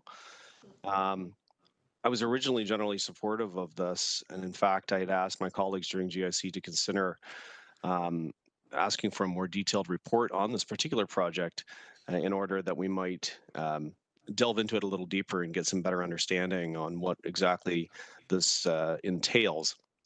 Unfortunately, that wasn't on. My colleagues didn't see the value in it at the time. That was my perception anyways, as chair. So as much as I was supportive, I am going to be changing my position on this. And I think it was just within the last 10 minutes of conversation, Mayor, in hearing from Director Hollingworth, and I have incredible respect for Director Hollingworth. But what I took out of some of the comments from the director was that this is a brand new project. This is a brand new system. There's going to be new procedures, new operations that staff are going to have to figure out. It's going to take time. It's going to take resources.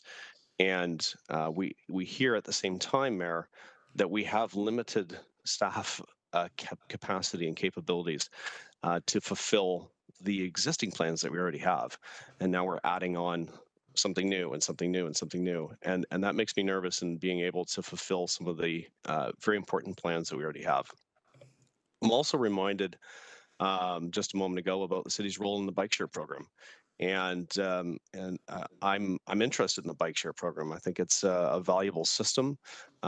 It's successful, and I'd like to perhaps see a focus that a consideration be brought forward that we continue to expand the bike share program. It's not currently available throughout the city. There's entire communities that do not yet have access to this program. So rather than try to start something brand new on top of an existing incomplete system, I would favor staff coming back with some recommendations about how we might be able to expand an existing successful program and make it more available throughout the city. And those are my comments, Mayor. Thanks very much, Councillor Beattie. Councillor McMeekin, please. An observation, Madam Mayor. We all come to this horseshoe with different perspectives and different ideas about what's important. And that's good. You know, it's part of being a diverse community. And there are all kinds of lenses. Someone suggested to me in my ward last week that maybe we need a lens inspector down at City Hall because we got so many different lenses. And I was interested in, really, I'm being serious here, the newest lens is how many people can fill Tim Hortons Stadium, you know, and I'm 40 years, he's a ticket holder, so I know that's a lot of people, but we could fill Tim Hortons Stadium with 14-year-olds living below the poverty line 3 times, I'm told, by those who know these things. So I'm going to support this, by the way, because the money's there and we made a decision. But I just caution, we all have our particular lens, and I maybe use the football lens once in a while myself now that I've heard that. Thanks, Councillor McMeekin. I don't see any further speakers on the list. So at this point, we have the report in front of us. When the time comes, we'll separate out that item for voting separately, which is item 1A, correct? In the interim then, is there any further discussion on the report? Councillor Jackson, please.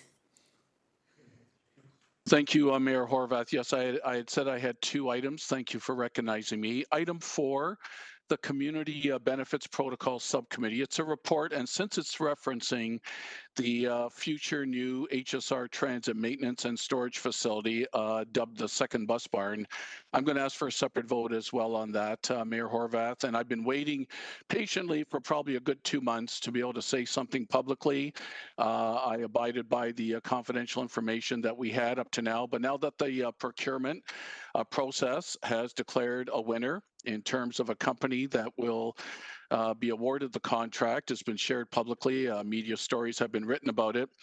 And very unfortunately, Mayor Horwath, in my opinion, the original budget of $250 million in a tri-party partnership between Feds, province, and the municipality, with our city covering only 24%, roughly $60 million of the original $250 million budget to build the second bus barn downtown, has now ballooned to over $331 million. That doesn't include contingencies, to my knowledge, so it could be even greater. And now that extra 80 million plus overrun on the budget from 250 to 331, that extra 80 million plus will now be borne solely at this time by the local levy and the local taxpayers. And so the percentage of our municipal's contribution originally under the tri-party agreement was 24%. It's now ballooned to 44% in my quick arithmetic. That's very unfortunate. And in my humble opinion, the price has gone to an outrageous level, and I simply can't support the second bus barn, especially with the additional 80 million on top of the 60 million originally from the city being borne by local taxpayers. So I would ask for a separate vote on that. Thank you, Mayor Horvath. Okay, thanks, Councillor Jackson. I don't see any further speakers at this point. Sal, anybody in the queue? All right, so then we're going to go on to the items pulled first for separate votes, and then the balance of the report. So on item 1A, C, that the following investments be funded from the 2023 budget allocation to the climate change reserve account number 108062 be approved. 1, e-bike pilot for Hamilton Bike Share to an upset limit of 750,000. That's what's in front of us now. Can you please put up the vote? I think we've had a fulsome debate.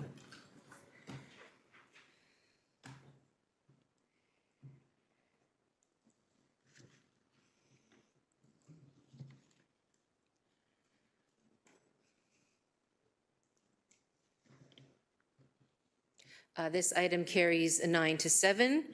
Thanks very much. Then on Councillor Jackson, item 4 that you pulled, we're now on the bus barn funding. I'm not going to read the entire item. It's quite long. So this is the 4AD. It's before us.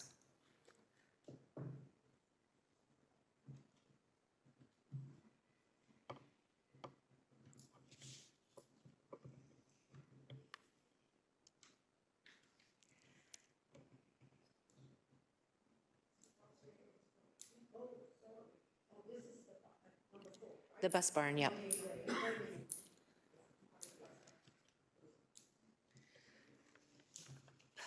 That item carries 11-5.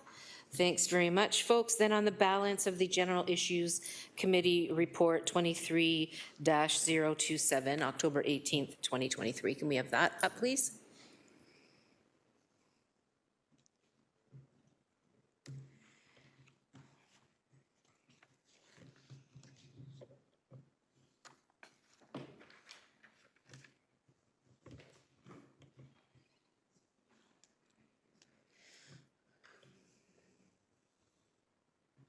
Councillor Beattie, are you able to vote on the balance?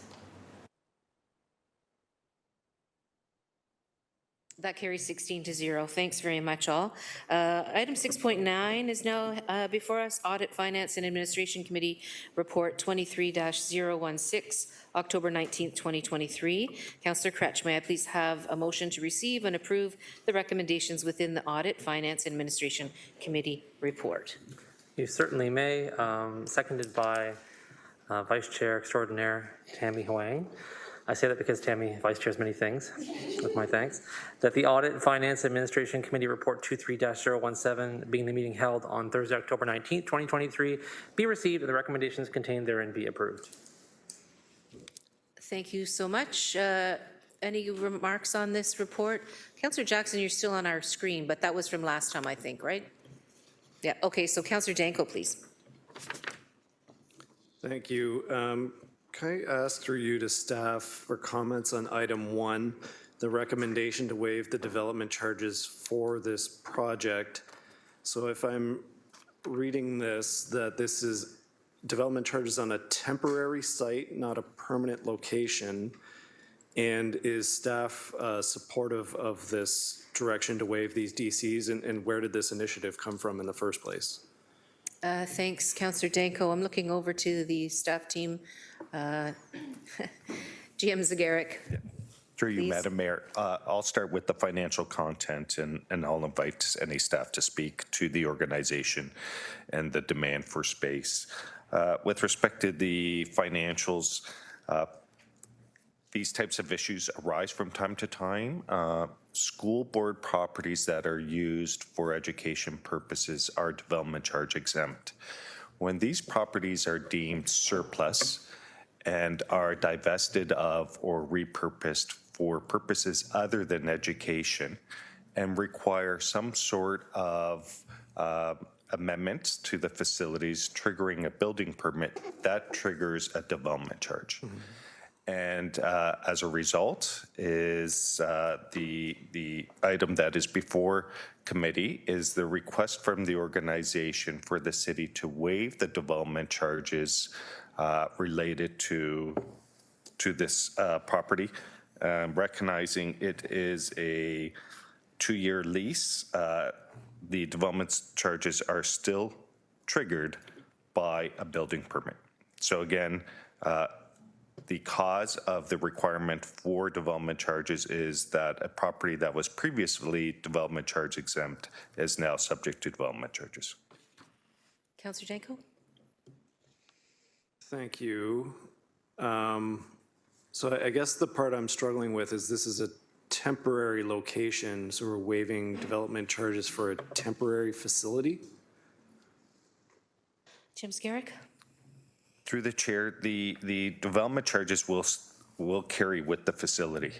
So on a go-forward basis, beyond the 2 years, is those development charges will represent credits for that facility. So if that facility is again repurposed in future years for non-education purposes, those credits will continue to reside with that facility. Okay. And then just the origin of this request. Is this a staff recommendation or is this a council initiated? Good morning, Grace Mader, General Manager, Healthy and Safe Communities. This is as a result of the Aboriginal Community Health Center's plans for the redevelopment of the former St. Helens site down in Ward 5. Four, sorry, my apologies, Councillor Wang. This is in order for them to move forward with the plans of the demolition. The current childcare program, NWASA, that operates at that location has had to find a new home for the period of time during the construction. Does that help your question, Councillor Danko? Councillor Danko? Yes, so staff is then supportive of this? Jim Mader? We are. Okay, thank you. Thank you. Anything further on this report? Seeing nothing, then we'll go forward with the vote. Can we please have the vote then on 6.9?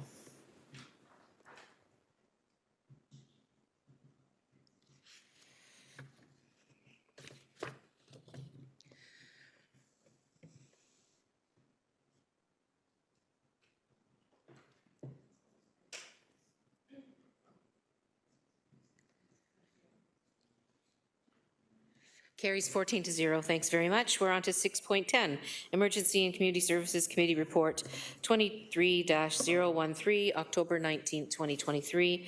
Councillor Clark, may I please have a motion to receive and approve the recommendations within the Emergency and Community Services Committee Report?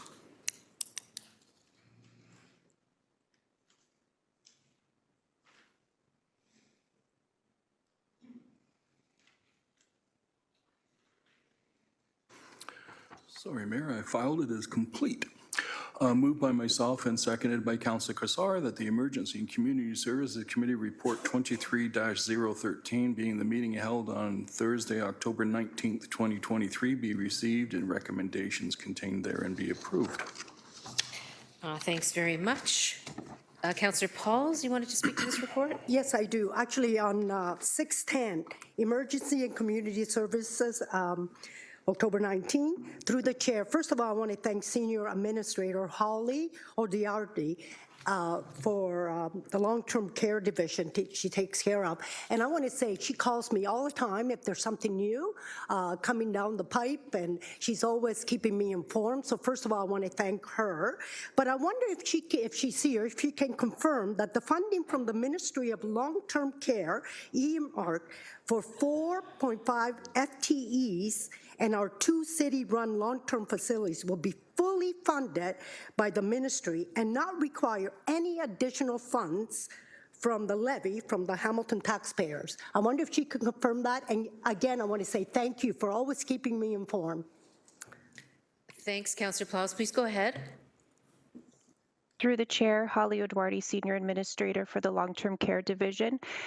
For your question, Councillor Parles, that is accurate. The Ministry of Long-Term Care has provided allied health funding to support these positions.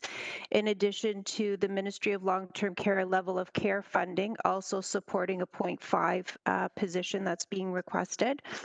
The one position in C, the nurse practitioners, that funding is continuing until March 2025, but we are using allied health funding to support the balance of that those positions.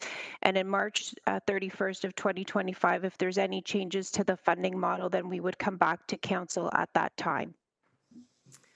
Thanks, Senior Administrator. And thank you for that. I am so proud of our 2 city-run long-term facility. They're run so well. There's a waiting list to get in them because they're run so well. So again, I want to say thank you for keeping me in the loop. Thanks. Thanks, Councillor Pauls. Councillor Clark, please. Thank you, Mayor. I'd like to speak to item number 4, the Emergency Food Strategic Planning Committee funding request. I was under the impression that there were 2 requests. One was specific for food, and one was specific for operating and infrastructure, and they were divided roughly equally. Can I just get clarification on that, please, from our staff? Sure. Acting General Manager Chris Hurstick, please. of Community Services. Through the chair, that is correct, Councillor. There was 2 requests, one for food and one for operations. So, Mayor, I've been the person who's constantly saying we have to refer these things to the 2024 tax operating budget, but the food requests is a very serious and timely request. The Hamilton Food Share specifically, have seen a significant, and I mean precipitous drop in food donations and in cash donations from corporations. And so they are really struggling at a time when across Ontario there's been, I think it was reported in the radio this morning, 70% increase in the number of people seeking food from food banks. So I'd like to ask staff, how would we proceed with the one-time grant of 600 something thousand to Hamilton Food Share so that they will have the needed food as we are coming into the fall and winter season? They are truly struggling. Through the chair, that will be addressed in a notice of motion 8.4, and also the original request of the 1.25 million will be referred to the 2024 budget. Thank you. I appreciate that. I'll save the rest of my comments for 8.4. Thanks, Councillor Clark. Appreciate that. Councillor Jackson, please. Yeah, Mayor Horvath, appreciate Chair Councillor Clark of our ECS committee raising item 4. And I was just going to say that B and C that were referred from committee last week to staff to come back with some emergency funding source will be dealt with in my notice of motion under 8.4, and I'll elaborate then. Thanks, Mayor Horvath. Thank you, Councillor Jackson. I don't see any further comments on this report, so we could then go to the vote, please.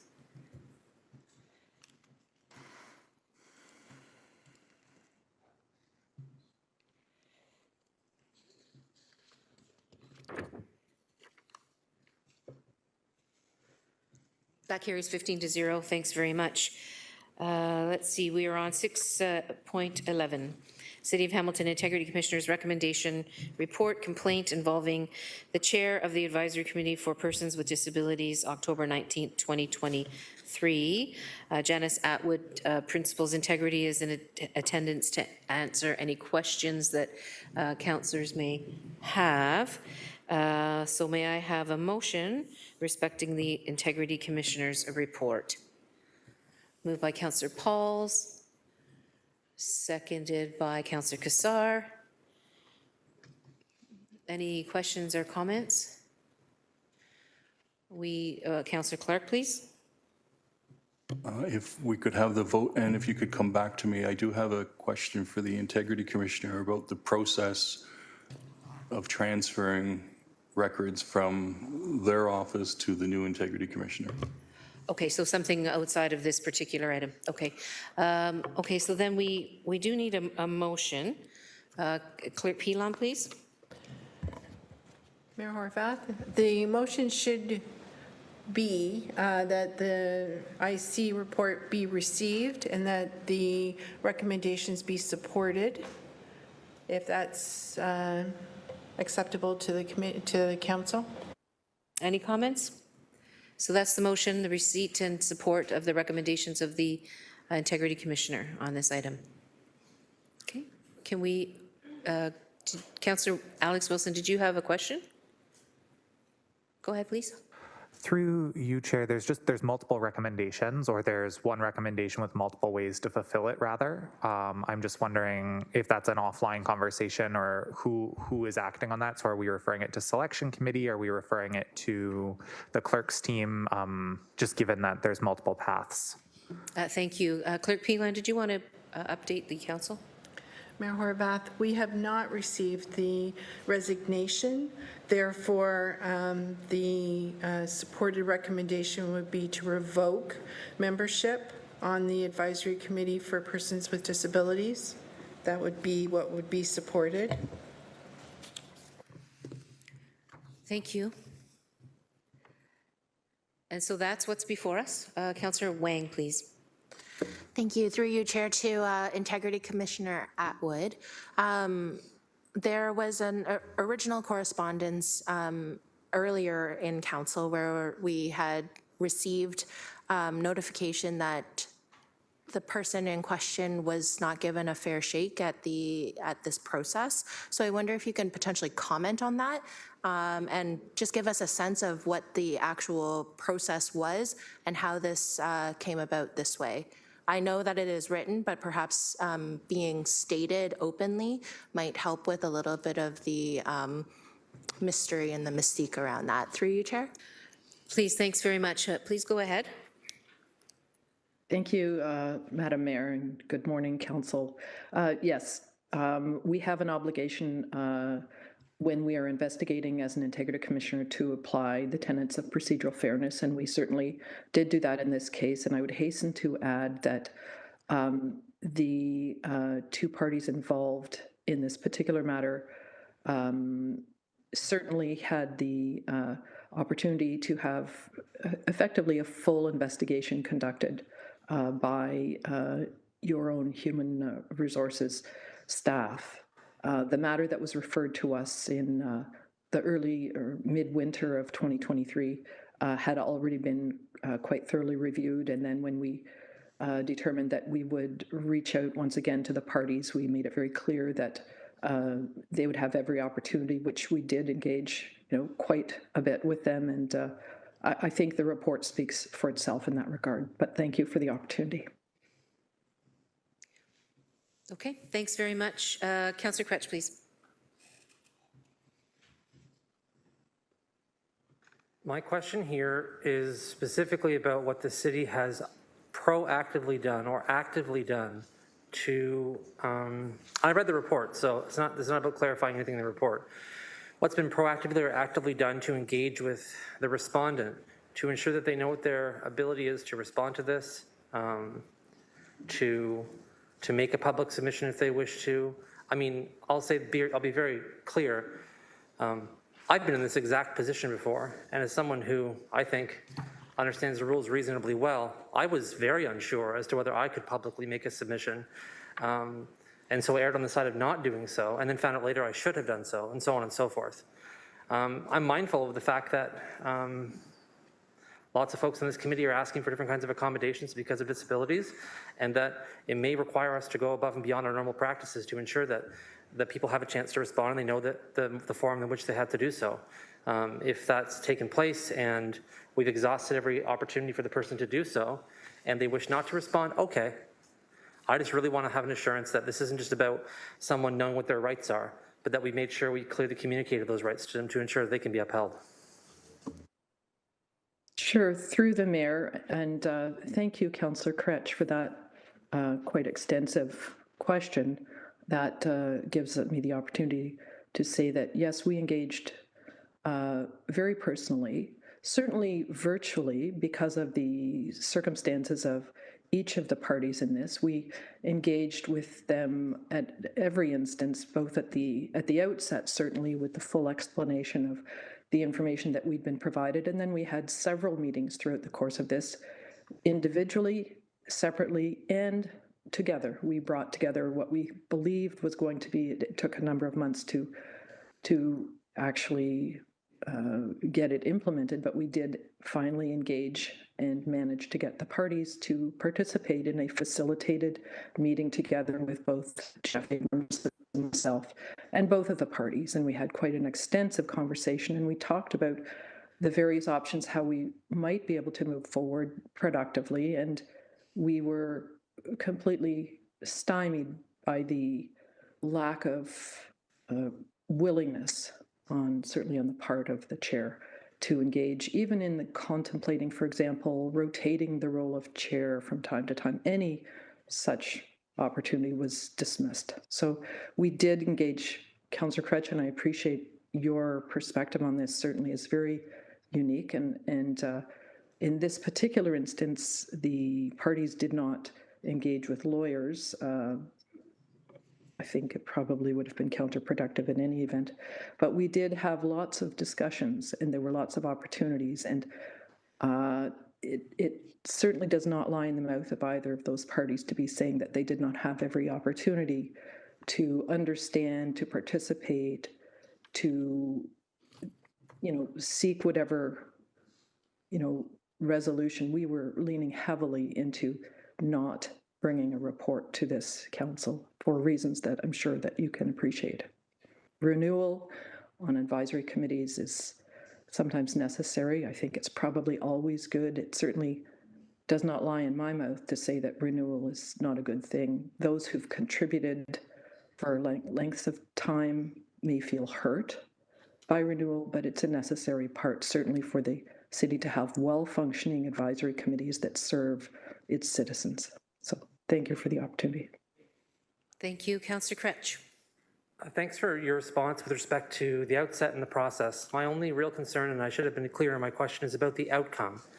The experience I had and that I was trying to explain here is, I get that the process may be a certain way. What I care about is that people know that this was publicly going to be on the agenda. They understand that they can submit correspondence. They had enough time to do so if they wish to submit correspondence. Like, this person's name and reputation is publicly being put here. I don't know, based on anything I've heard or seen, confidently, that those individuals involved in this situation really and truly know that this is happening today, that they could have brought forward correspondence to support themselves and speak on the matter. And I really want to ensure that that actually happened and that they actually know that before I vote on this, because I would hate to make this without giving them that fairness. And I want to be clear, this isn't about what people ought to know, it's about what they actually know. And that's really, really important to me. So can you confirm that you're 100% sure of those things and that these individuals know exactly what the outcome is and their ability to participate in this process? Through the mayor. Can I just interrupt here for a minute? My understanding is that the person in question did provide correspondence regarding this matter. Am I correct, Clerk Pilon? Mayor Horvath, she did. It's item 5.11 on the agenda. Thank you. Correspondence. So anything further, Councillor Kretsch? Councillor Clark, please. Asked and answered, thank you. Thank you. Councillor Wang, please. Thank you. Mayor, I do notice that on item 39 of this actual report, it says, it may be desirable for council to reconsider the mandate of the advisory committee. I wonder if I can add perhaps an amendment to the recommendation to have this document and all of its consistent work referred to the government relations team that is actually doing the audit on all of these advisory committees, just so that they can also have this additional information as they're doing that audit. I don't know that you can amend the Integrity Commissioner's report, but you might want to refer the report to that process. Anything further, Councillor Huang? Clerk Pilon? Okay. Councillor Maureen Wilson, please. Thank you. Just in response, Chair, to my colleagues' just last remarks, my understanding is that this committee is mandatory under the Act, and it's not included in the purview of the review. Thank you. Thank you. Councillor Kretsch, for a second time, please. Yeah, I wasn't finished the first time yet. Sorry, I was just having a pausing moment there. Just wanted to make sure, because the letter says, which I've read, and maybe I misunderstood this letter, but the letter understands there's going to be a recommendation. It mentions all kinds of things, but I never saw in here that the person knew it was coming forward today and they had a right to reply. So this is, if you're saying, hey, this is the person's right to reply, they're replying to the legal counsel, and they knew about this coming forward today, that's all I want to know. I just want to make sure that we know that this fulfills that mandate. I don't know when the letter was written, I think, October 24th. So obviously really close to today's date. So I presume. So I'm just really wanting to make sure that the language in here really translates to that person having had that. So thank you. Thanks, Councillor Kretsch. Seeing no further debate or discussion, Councillor Taddison, please. I just lost my notes here. 1 second.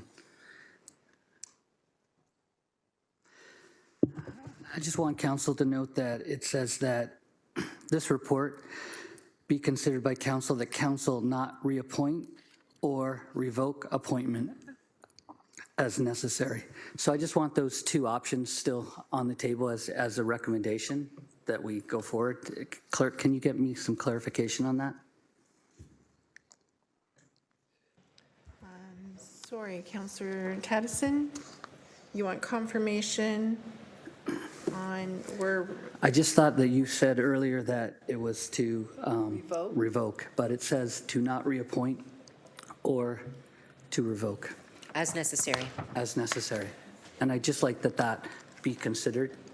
So I guess what the clerk is saying is that the recommendation is to revoke. If you would like to include ineligible for reappointment in the motion, we can do that. That could be a friendly amendment if it's. All right, let's just be clear. The motion in front of us is to not reappoint or revoke as necessary. Right. And I think what Councillor Taddison is saying, what is the as necessary defined as right now? Is that correct, Councillor Taddison? Yes. What's the necessary action right now? Through you, to you, Clerk. The action being taken with the friendly amendment is that we are revoking the members' membership on ACPD and rendering her ineligible for reappointment.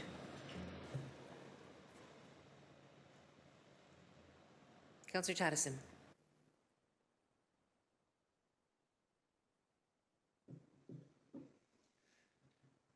I just read it differently, and I read it that there's an option that it's No, not I think reappoint. what the clerk is saying is that how you're reading it is not accurate for That's the purposes of this meeting.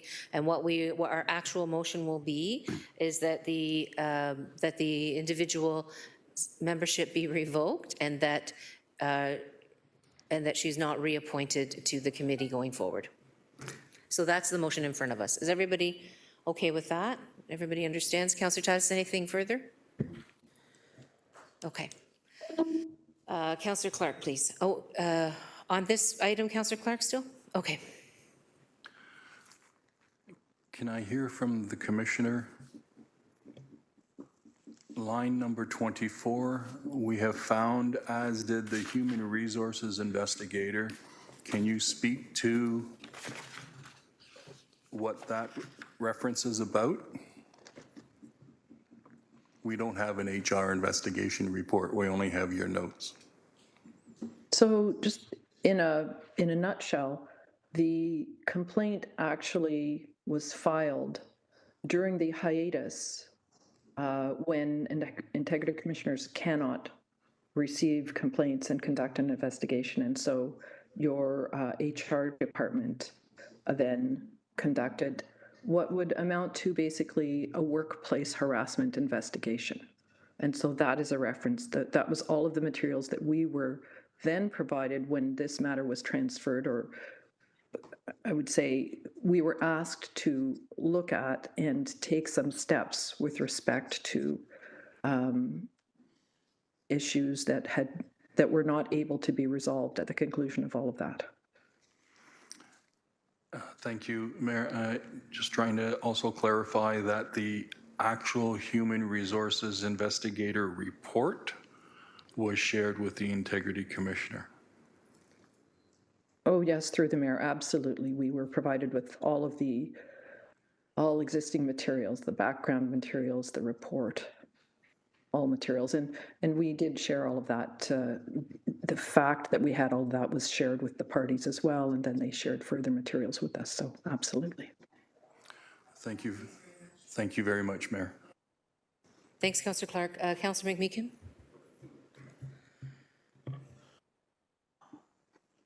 I'm reticent to speak about anybody other than in camera, frankly, Your Worship. This is somebody's reputation being hung out to dry publicly, which this individual has committed many years of honorable service in her capacity as chair. I don't know whether we can revoke and compliment somebody thanking them for their service at the same time, but it would seem to be, if we're going to go that way, an entirely appropriate thing to do.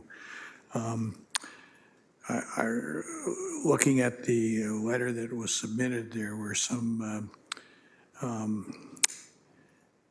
important questions that I think were raised there that couldn't only honorably be discussed in camera. So I lament, I know you asked about this at the start. The advice I've received is that the item in front of us did not need to go into camera because it is an Integrity Commissioner's report and it is required to be public. That's the whole point of an Integrity Commissioner's report. Yeah, I know. Okay. Thank you. Okay, Councillor Crutch for the third time. Thanks. I just want to, now that I understand this better, thank you very much for acknowledging how this has come to be. Just want to say that I think that it's a difficult situation to be in terms of accepting an adjudicator's result. We're accepting an adjudicator's result who's had access to all the information. I realize the somewhat ironic, perhaps, nature of me saying what I'm about to say. And I think also that there's the possibility for a procedural fairness check under judicial review. And also the applicant said in the letter they're not wanting to dispute this further. So they've outlined the issues that they felt were not procedurally fair in the letter. They said their piece in that way, I guess, to their lawyer. And they have the right to have this reviewed judicially if they feel like there was an element that stands to that bar in terms of procedural fairness, but have plainly said they're not disputing it. So I'm going to support that on that basis. Thank you. Thanks for that helpful information, Councillor Crutch. On that note, then, I think we've exhausted the discussion on this very difficult matter. And so I'll ask now for the vote on the motion, which is to revoke and prevent further appointment to the committee as per the recommendation of the Integrity Commissioner. Thanks for all your work, Ms. Atwood.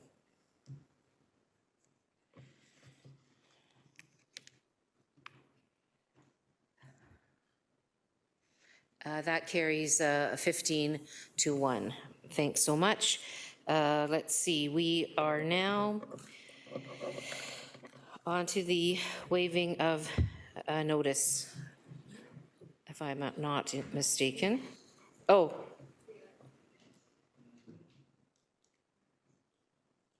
Is that correct? Chair Pilon, or Clerk Pilon? Mayor Horvath, we have to waive notice on the presentation of the last 4 committee reports due to the timing of when they were provided to council. Okay, I got you, right, because it wasn't made public on time. Okay, so Councillor Taddison, may I please have the motion to waive the notice provision to consider the Selection Committee for Agencies, Board and Subcommittees Report 23-013, Selection Committee for Agencies, Board and Subcommittees Report 23-014, Hamilton Renewable Power Inc. Shareholder Report 23-001, and Hamilton Street Railway Shareholder Report 23-001. Moved by myself, seconded by Councillor A. Wilson, that Section 5.8, subsection 2 of the city's procedural bylaw 21-021 as amended, which provides the minimum of 2 days shall pass before the report of a standing committee, the selection committee, or other committee that reports directly to council is presented to council to provide adequate opportunity for review, be waived in order to consider the selection committee for agencies, boards, and subcommittees report 23-013, Selection Committee for Agencies, Boards, and Subcommittees report 23-014, Hamilton Renewable Power Shareholder Report 23-001, and the Hamilton Street Railway Shareholder Report 23-001. Thanks very much, Councillor Taddison. That's moved by yourself and seconded by? Alex Wilson. Thank you so much. Can we have a vote on the waiving of the rules, please? It's quite ironic.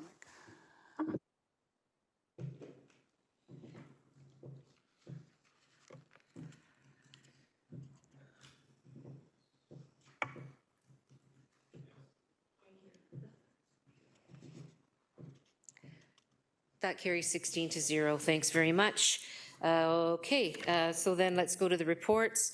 6.12, Councillor Cassar, may I please have a motion to receive and approve the recommendations within the Selection Committee report for agencies, boards, and subcommittees 23-013, October 23rd, 2023. Yes, of course. Moved by me, seconded by Vice Chair Councillor Mark Taddison. That Selection Committee for agencies, boards, and subcommittees report 23-013. Being the meeting held on Monday, October 23rd, 2023, be received and the recommendations contained therein be approved. Thanks very much. Any discussion on the report? Seeing none, we'll go to the vote.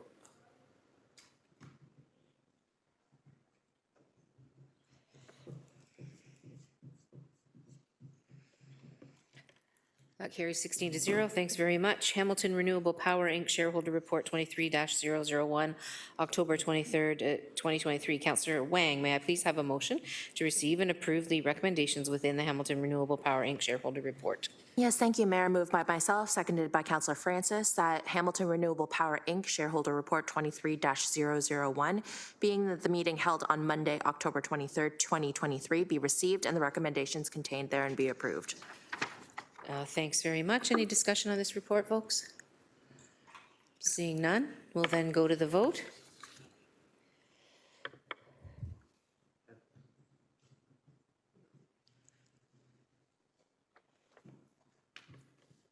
That carries 16-0. Thanks very much.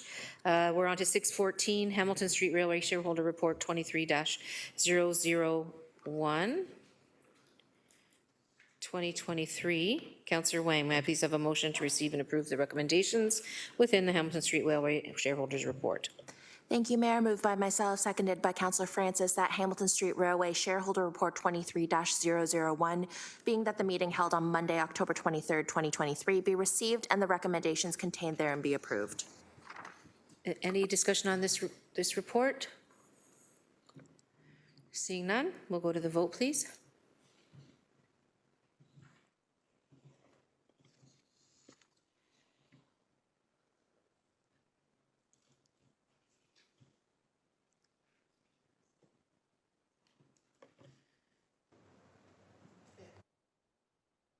Councillor Jackson, we got you. Carried 16-0, thank you. 16.15, Selection Committee for Agencies, Boards, and Subcommittees Report 23-014, October 24, 2023. Councillor Cassar, may I please have a motion to receive and approve the recommendations within the Selection Committee for Agencies, Boards, and Subcommittees Report? It's moved by me, seconded by Vice Chair Councillor Tattison, that Selection Committee for Agencies, Boards and Subcommittees Report 23-014, being the meeting held on Tuesday, October 24th, 2023, be received and the recommendations contained therein be approved.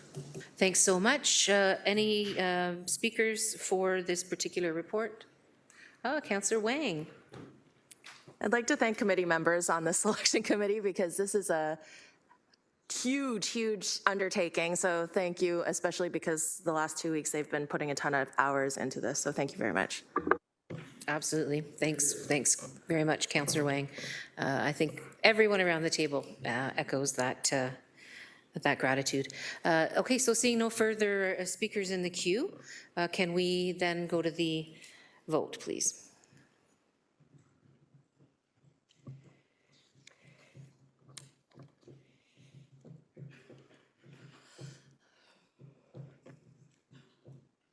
Councillor Beatty, are you able to vote?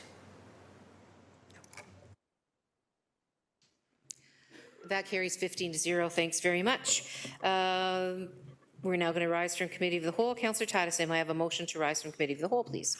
Moved by myself, seconded by Councillor Alex Wilson, that the Committee of the Whole rise and report. Thank you. Can we have the vote on that, please?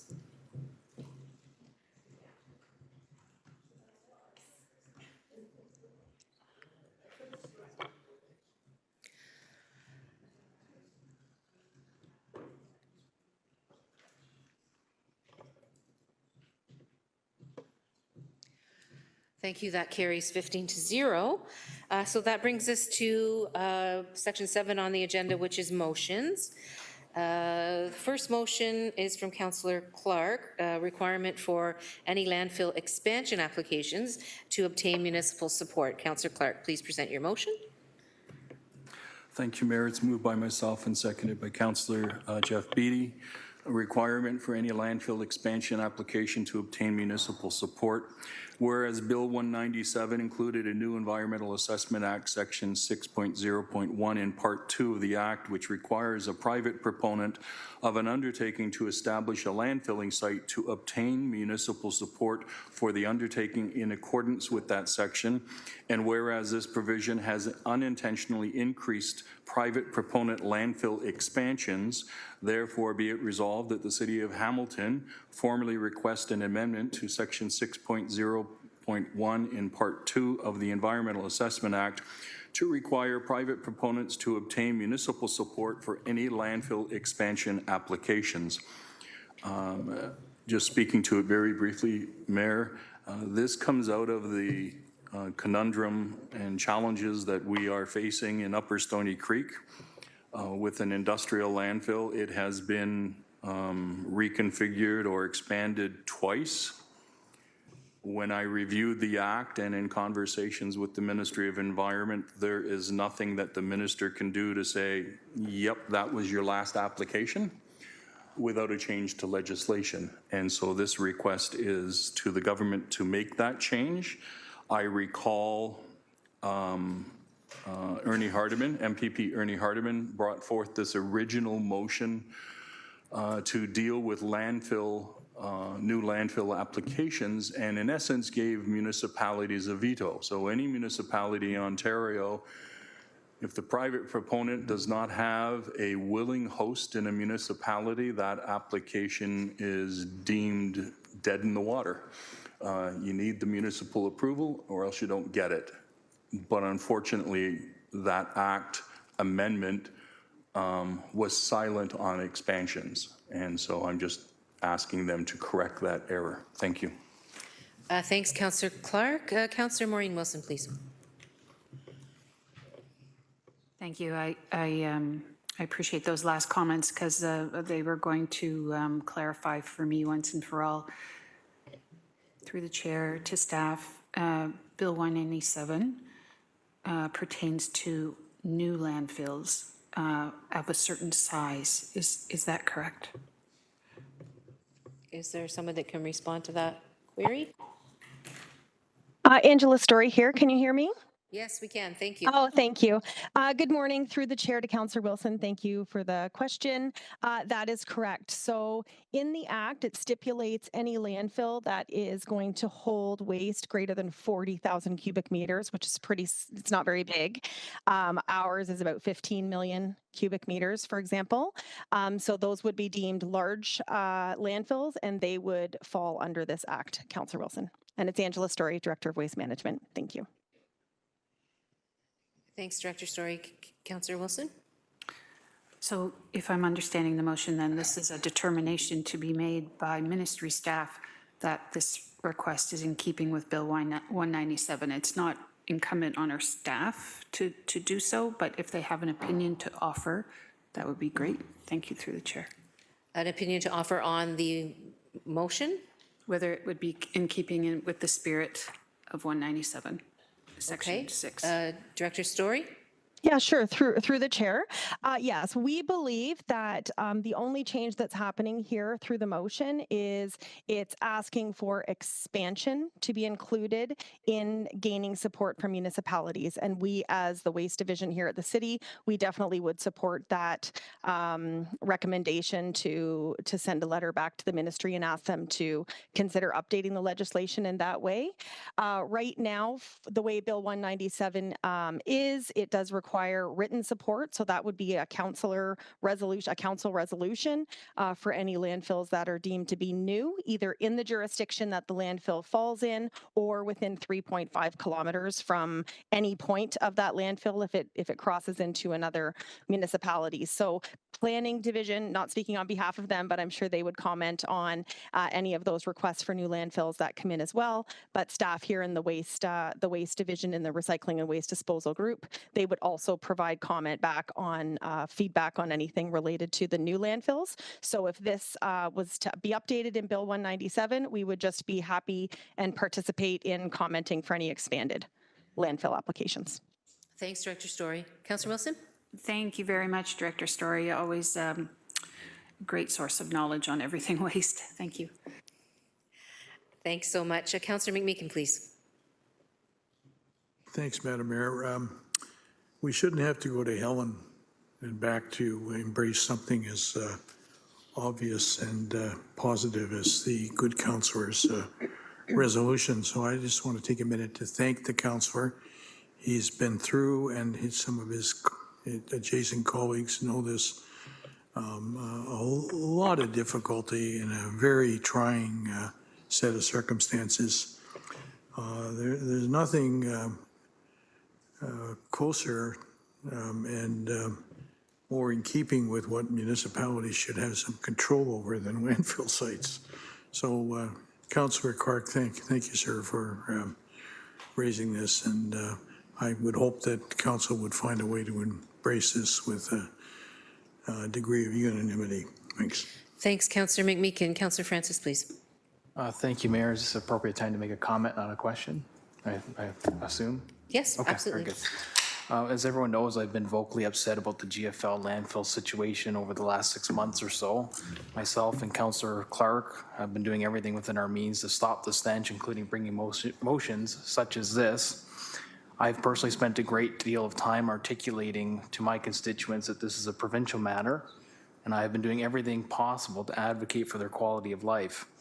I've gone as far as getting Premier Doug Ford on the phone over this matter. When we spoke, I let him know how upset I was and how this is impacting my residents and my family negatively, making it impossible for my children to play outside.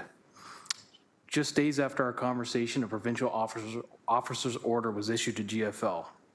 I will continue to do everything possible to advocate for my community. I will once again reiterate that if the landfill odors cannot be contained, the dump must be closed. This motion is exactly what is needed. I'm happy to support the motion. I'm hopeful that the province will take our request seriously, and I want to thank the mover of this motion. It is greatly appreciated. Thanks, Councillor Francis. Councillor Beattie, please. Very quickly, Mayor, I had intended to second the motion. I stepped out of the room briefly. I'm not sure if a seconder is good. Oh, excellent. Thank you. My full support behind the intent of this.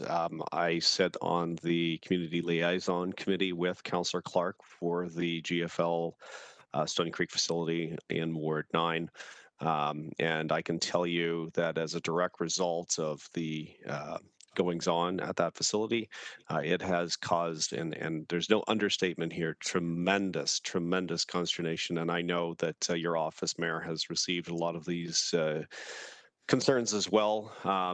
On Thanksgiving weekend, the odor from that facility actually made it almost to the Grimsby town line. I live at the very edge of our city, near the 50 Road area in Winona, and I could smell it very clearly all the way out in the east, the furthest east end.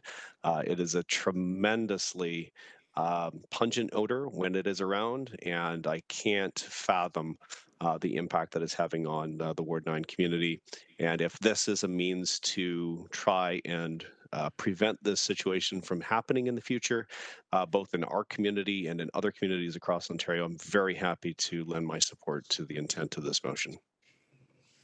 Thanks, Councillor Beattie. If Councillor Tattison can just take the chair for a minute, please. Go ahead, Mayor. Thanks, Councillor Tattison. I too want to applaud Councillor Clark's effort here in trying to have the province update the legislation to include municipal approvals for expansions of existing private landfill sites. I had the occasion to be up in the area night before last, so I could try to get a sense for myself of what the neighbors have been going through.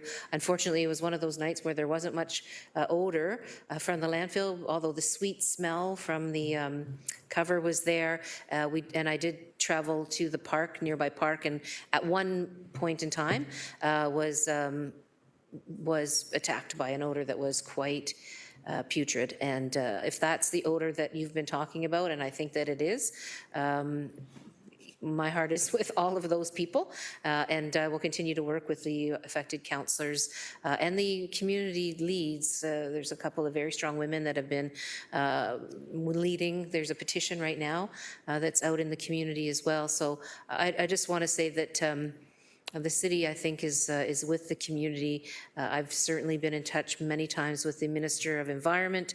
She has been very responsive, but we still continue to have unresolved challenges, and so we're going to continue to do that advocacy work. So just wanted to say we hope for the approval of this particular motion. Thanks for that, Councillor Tattison. I will take the chair back. Thank you. Okay, so then on that note, with thanks to Councillor Clark for bringing the motion forward, can we have the vote up, please, as there's no further speakers on the list?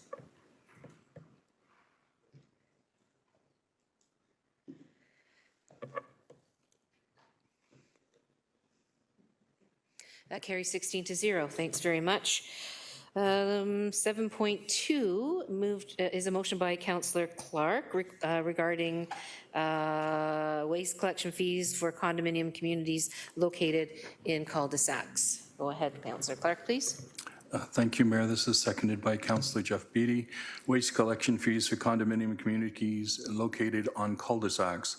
Whereas there is a policy directing city waste vehicle staff to not reverse from cul-de-sacs, whereas several condo communities in Ward 9 are required to retain private waste collectors due to this policy, whereas the city selected private waste company GFL has willingly entered into private agreements with these condo communities to remove their waste, enabling GFL to reverse from any cul-de-sac with a safety person, whereas condo communities were denied city pickups due to the no reversing rule, whereas condo communities still pay taxes to the City of Hamilton for city waste collection service, as well as paying their private collector, given that the city has denied them the service, and whereas the city's own contractor, GFL, is willing to safely pick up waste by reversing from cul-de-sacs with a safety person.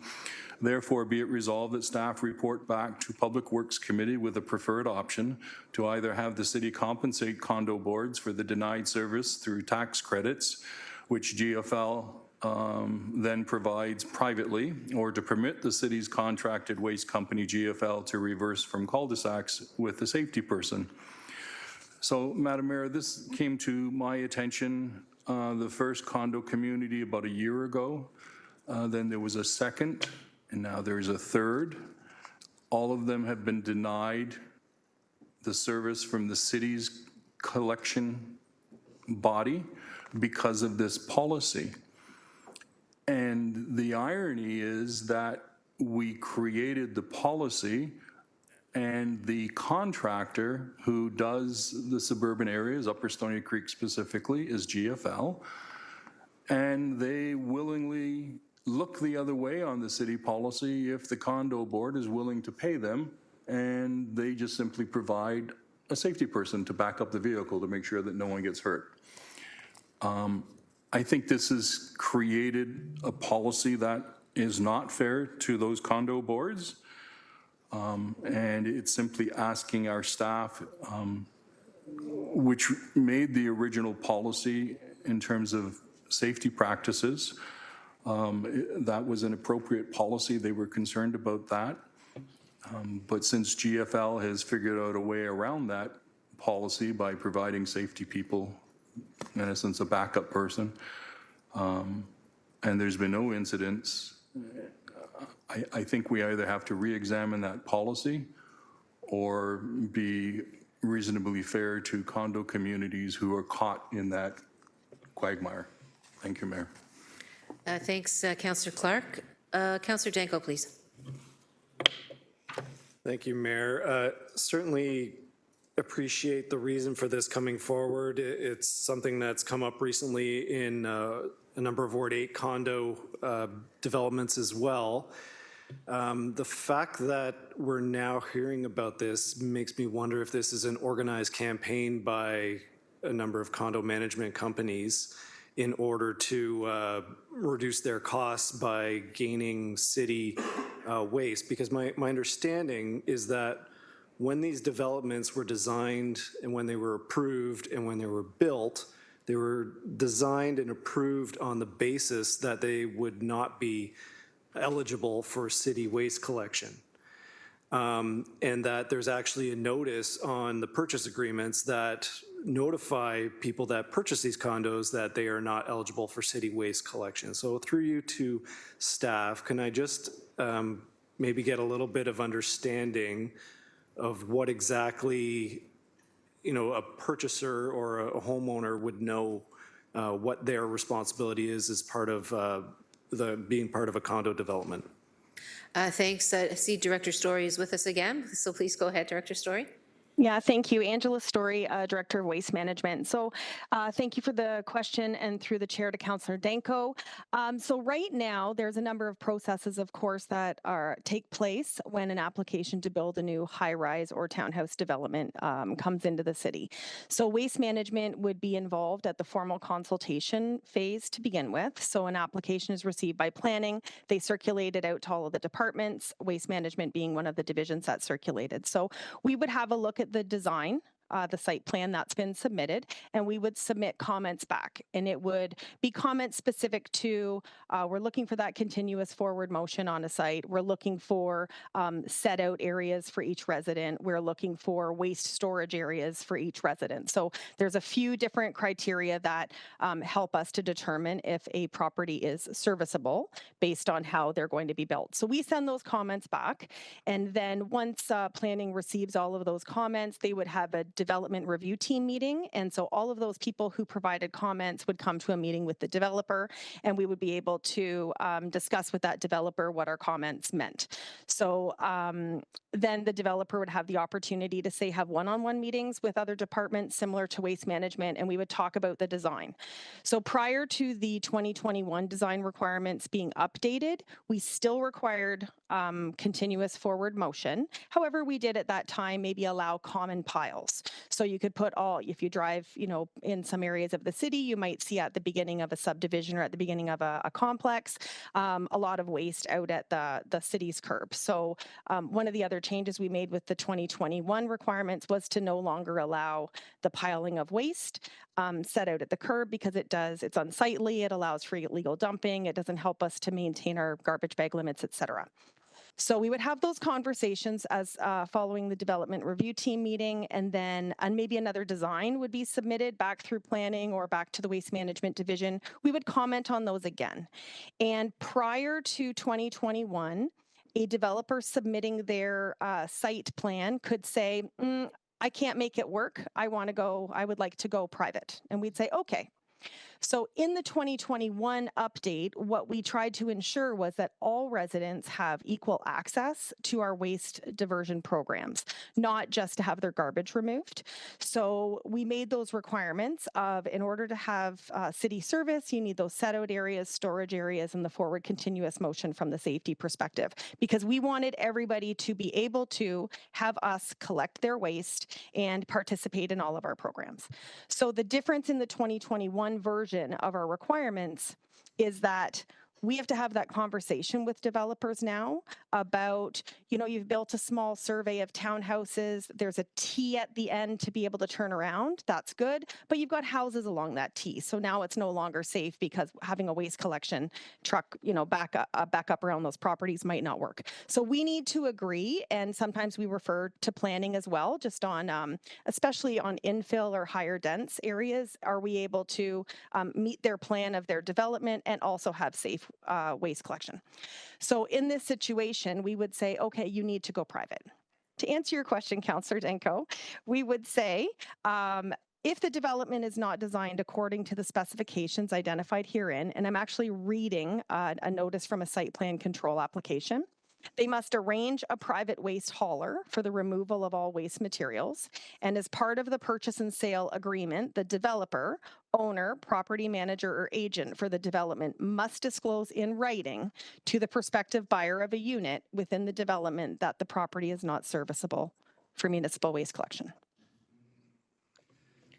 Thank you. Councillor Janko? Thank you. So I guess the issue is the developer benefited because when they built the condo, designed and built it, they excluded a certain number of units, or they built more units in order to not provide that straight-through route or turnaround area.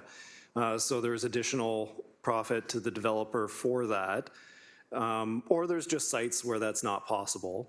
And then the people that purchased these units knew or should have known full well that they were not going to be provided city collection and that it was private.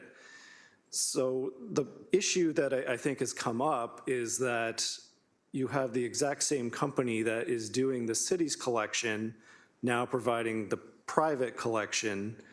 So obviously residents are going to put one and one together to say, well, if we're paying extra for the same company with the same equipment to do the same job, why am I also paying taxes for that? And I think that's a completely reasonable observation that people would have, not knowing or perhaps understanding the entire background to how we got here in the first place.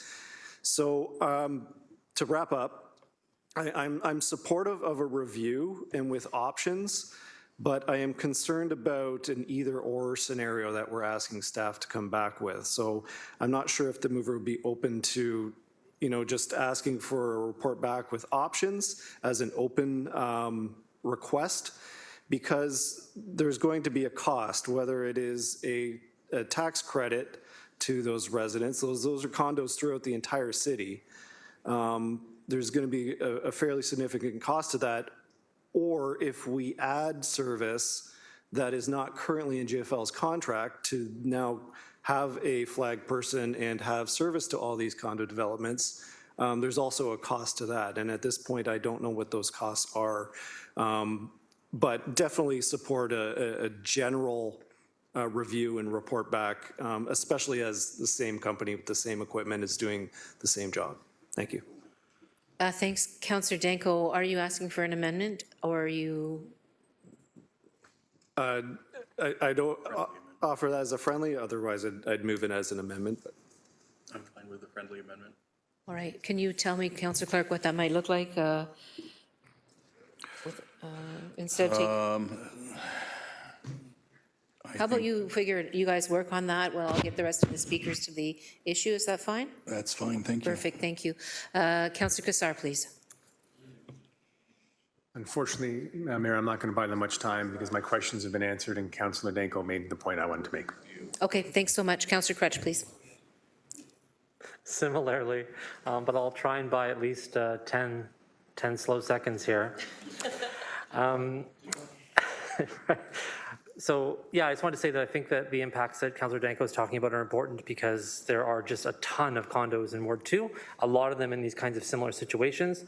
To be fair, Ward 2 is not a place with lots of cul-de-sacs, so that specific iteration isn't an issue, but I just wanted to piggyback on that point. Yeah, a lot of time is spent going through these permutations about private versus public garbage when it comes to condos because of the spaces they allow, laneway stuff, et cetera. So just very supportive of this idea of trying to broaden the scope of the review. Thank you.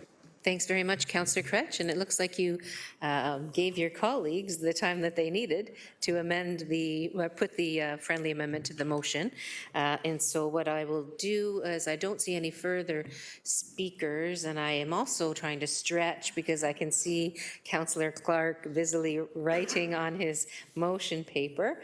If we'll just take a breath then, and when Councillor Clark is ready to provide us with the language for the amended motion, we will. Thank you, Mayor. So if we look at the therefore be it resolved, at the end of that sentence, it would be a comma, but not limited to the above options.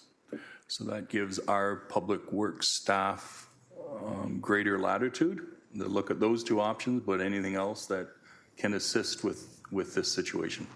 Excellent work. Thank you both very much. We, I think, have the motion in front of us. People understand the friendly amendment, so we'll go to a vote.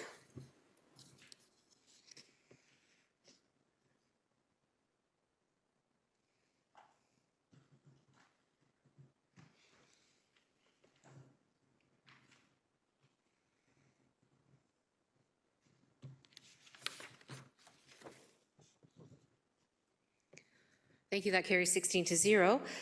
We are now on to item 7.3, request for the RCMP investigation to include the decision to expand the City of Hamilton's urban boundary by 2,200 hectares. Councillor Maureen Wilson, would you please present your motion? Thank you, Chair. I will.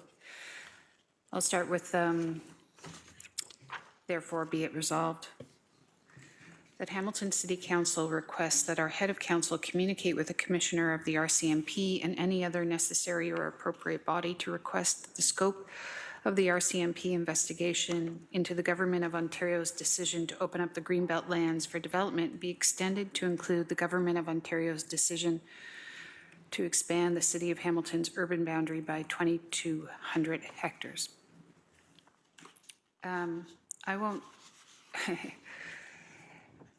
Obviously, we know that this week there was an announcement by the new Minister of Municipal Affairs and Housing that the government was retreating on its decision with respect to Hamilton's urban boundary. I'm not going to speak for my colleagues, obviously, but I would call that decision welcome, but it's not satisfying. It's not satisfying, Mayor Horwath, because I think the residents of Hamilton are owed transparency into this decision that informed that decision on the late afternoon of Friday on November the 4th, 2022, which saw that unilateral expansion with no explanation but 77 modifications. This council has taken upon itself to declare that transparency is a priority. Transparency is a priority because trust and confidence is the only currency that we have to offer. It is the foundation upon which we do our business. Citizens need to trust that we are meeting our regulations, that our processes are done deliberatively and publicly, that we follow the rules. And the purpose of transparency is to ensure that while a resident may not like an outcome of a decision, they can follow the decision and understand why and how we got there.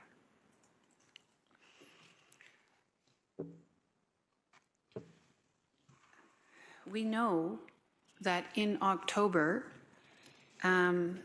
private meetings were held with private land developers, their lawyers, their agents,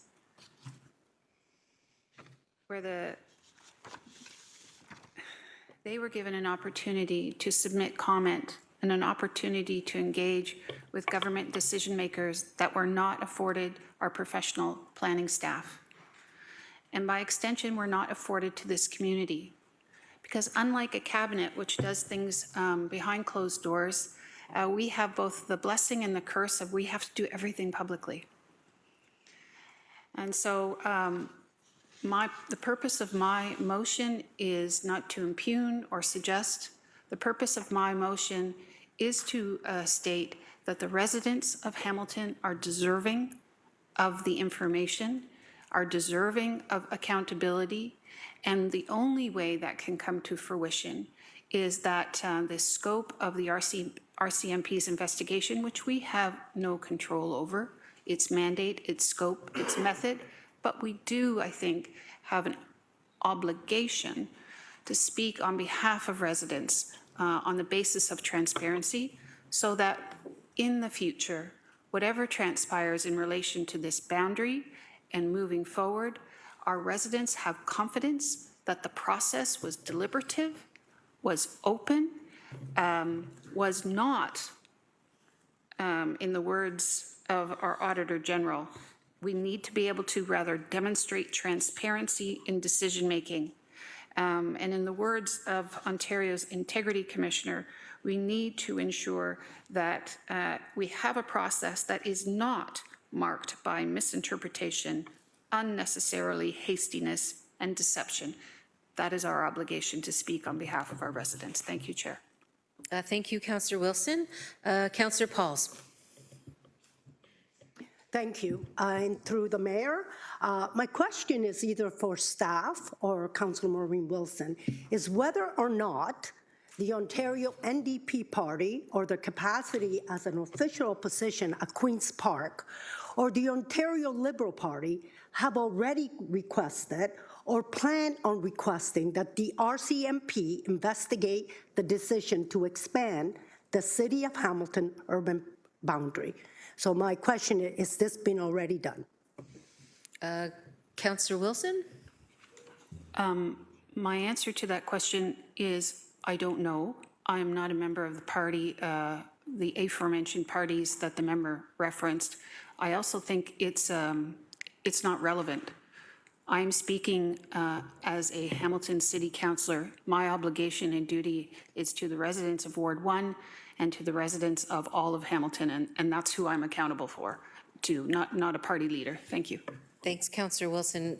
Councillor Pauls, I think the answer is Councillor Wilson is not aware of that, and I don't know if anybody else is aware of that either. Staff are saying they're not aware either. Okay, just. Yes, no, I understand what you're saying. Interesting to know if it's already been done, so that would be nice to know. Our relationship, what's our staff that does relationship, would she know? She's not here. Or you mean the government relations Director Stahl. Director Would Stahl. she know? I don't know if she would know. GM Thorne, please. So through the chair, I don't know, and I don't believe she was able to attend today's meeting. Okay. It's just a question that I'd be interested in knowing as well. So thank you. Thank you, Council. Councillor Clark, please. Thank you. This is actually a very interesting motion, given what has transpired just in the last few days. So you have Minister Calandra, who has stated publicly that the previous minister, who is not related to me, on the record, acted in a manner that was not consistent with the need of public trust. And what he is speaking to is the fact that the minister predetermined the outcome of the urban boundary expansion, published that in the Hamilton Spectator in an open letter. Before we had even filed our OPA, he had already determined that he was not going to accept it, not knowing what contingencies were put in our OPA to ensure that we could meet the housing requirements. And our staff have indicated throughout this process that we most certainly can meet the housing demands as required by the province of Ontario while securing our urban boundary expansion. They made that clear. I would argue that he was likely in contempt of the House by ignoring the legislation and doing what he wanted with his political staff. I don't dispute that. The fact that he did not follow the process is not a criminal matter, but where I think there needs to be an investigation is to the statements of the Integrity Commissioner and the Auditor General that suggests a number of the developers who met with the minister, probably his staff. I don't know if they actually met with the minister, but met with his staff under his full authority. Those individuals attended a stag and doe for the Premier at high prices. Those individuals made contributions to the party, which is not an illegal matter. But the first part of it leads one to think something's fishy here. Did someone pay for influence by attending that stag and doe? That's a criminal matter. And so I would suggest in our whereases that we might want to add that point, that a number of developers, it has been indicated that they attended fundraising events for the Premier personally, so that the RCMP understands that it goes beyond the contempt of the House. It's now venturing into, did someone pay for influence to secure those meetings without the City of Hamilton? They were basically ex parte meetings. We were not party to them. We knew nothing that was going on. We were waiting for that natural back and forth from the minister, and it never happened. He just sent out this letter, and you could hear the thunk on the desk when it hit. And so I support the motion with just a friendly amendment that we mentioned to the RCMP in those Integrity Commissioner and Auditor General reports that there was an implication of impropriety when it comes to personal fundraising to the Premier's family at a stag and doe. That's distinctly different than fundraising for a political party. Thank you. Thanks, Councillor Clark. Councillor Alex Wilson, please. Thanks. Just a very quick comment from me. Really supportive of Councillor Wilson in bringing this forward. Thanks to Councillor Cassar in seconding it. I think we've had this conversation around this table a number of times now about what's up and why we're concerned as a city council. But I think one of the things I just want to go back to the mover, really talking about how we owe this to Hamiltonians and getting that information out there. We're hearing about, through Integrity Commissioner reports, Auditor General reports, we're getting an understanding of what happened to our own urban boundary, how folks who are actively in front of this council regularly have also been engaging in provincial advocacy and what that impact has been. At times, folks understanding changes to our official plan months before we did as the city. I think continuing to get that information, regardless of whether or not the final outcome is criminal or not criminal, does a public service to the people of Hamilton. We don't control what the RCMP does. So asking them to consider this information as well in their scope is certainly something that I think holds up that responsibility and holds up that diligence to the public. And I'm echoing the mover in saying that, but I think just want to draw that attention there because I don't think it's about partisan blame. I don't think it's about you did this or you did that. I think it's about getting people answers to what has been one of the murkiest processes we've seen in the Ontario government in so long. So thanks very much, Councillor Alex Wilson. If the whereas is perceived as a friendly amendment to the text of the motion, then what we can do is, and people are okay with that, then what we can do is make sure that it's added before we send anything if this motion carries. Is that? Thank you so much then. Councillor Cassar, please. Thank you, Mayor. I'll be very brief. I seconded the motion, so very supportive. I just want to point out that there already is an RCMP investigation into the Greenbelt dealings. We know that the players involved are very similar. The timing was identical, so it makes perfect logical sense to me that this investigation be extended to include the urban boundary decision and in fact changes to our official plan, as the CBC has published in an article this morning that the ministry copied word for word input from developers into changes to our official plan that we did not have any input to. So very supportive of this motion, and thank you to the mover. Thanks very much. Appreciate the conversation. I think we're ready to go to the vote now. So if we could have the vote on this motion as friendly amended, please.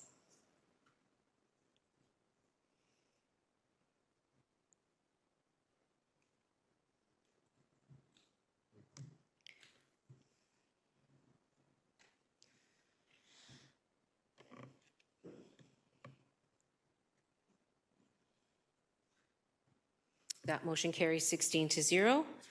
Thanks very much. We're now on to 7.4, appointments to the Climate Change Advisory Committee revised. Councillor Tattison, would you please present your motion? Moved by myself, seconded by Councillor M. Spadafora. Appointments to the Climate Change Advisory Committee revised, that Councillors Cameron Kretsch and Councillors Alex Wilson be appointed as Council's representatives on the Climate Change Advisory Committee for the remainder of the 2022-2026 term of Council, effective immediately. Thanks very much. I don't see any discussion. Oh, Councillor Kretsch, please. Just want to offer this excitement to others. It's up to 2 members. That means more than 2 are allowed. If you're so interested, further applications are being received. Thanks, Councillor Kretsch. Okay, so I don't see any further comments. If we can go to the vote, please.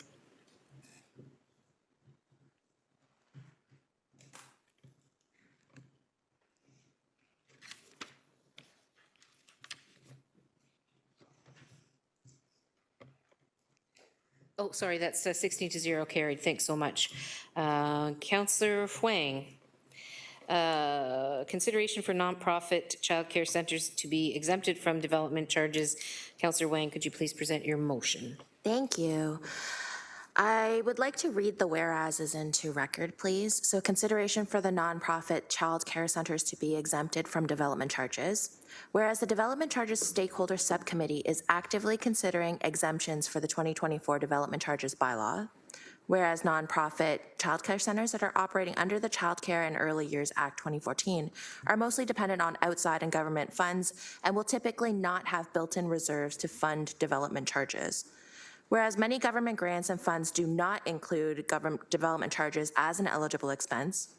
Whereas the goals of the Canada-wide Early Learning and Childcare Agreement align with the City's Early Years Community Plan, focusing on equity, diversity, inclusion, and belonging to ensure high-quality, affordable, and accessible childcare is reflective of the child and families it serves.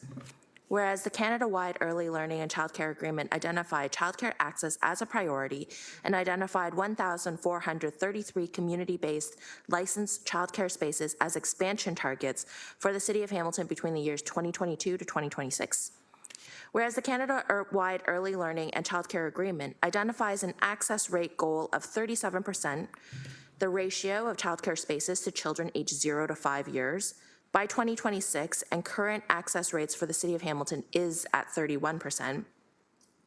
And whereas the Canada-wide Early Learning Childcare Funding Guidelines state that municipalities are required to maintain the Ministry of Education threshold for childcare spaces, which is currently 80% nonprofit and 20% for-profit in the City of Hamilton. Therefore, be it resolved that staff be directed to consider an exemption for nonprofit childcare centers operating under the Childcare Early Years 2014 in the city's 2024 Development Charges Bylaws. And Mayor, may I speak to this? Absolutely. Please go ahead, Councillor. So this came about from an earlier motion from AFA where we heard from NWASA around the asking for a waiving of their development charges. And what we learned from that discussion and conversation is that childcare and early years centers, we are actually mandated to actually provide several nonprofit childcare centers. And despite the fact that Nowassa was a very different example because it was a former school that then triggered development charges, it did raise this idea of what happens with nonprofit childcare centers. And so staff very quickly recommended that we at least examine it.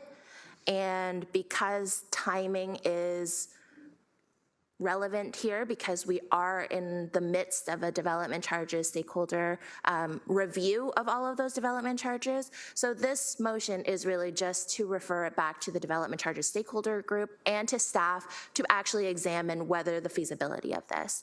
I am seeking a seconder for this. Thank you. Thanks, Councillor Wang. So that's your motion. Do we see a seconder for the motion? Seconded by Councillor Cretch. Is there any discussion? Councillor Pauls, please.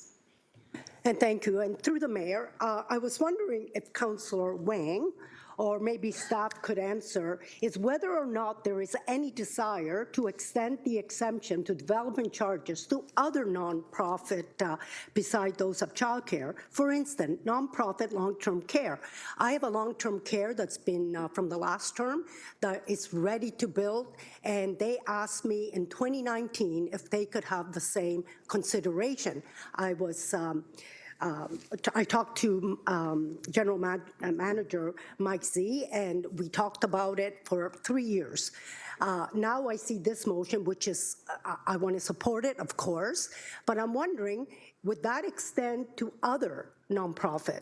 And I would like to ask if the mover would put that in her motion, or if I could ask GM Mike Z if this is feasible, if we can't do that. Thanks, Councillor Pauls. I see Acting City Manager Thorne perhaps responding. Yeah, so through the chair, so as part of the DC bylaw update, we would review all of the existing discretionary exemptions. Some nonprofit users are included within that. I'm not clear on LTCs and where they lie, but if council wants us to make sure that we're looking at that as a potential exemption as well, we could certainly include that in the review.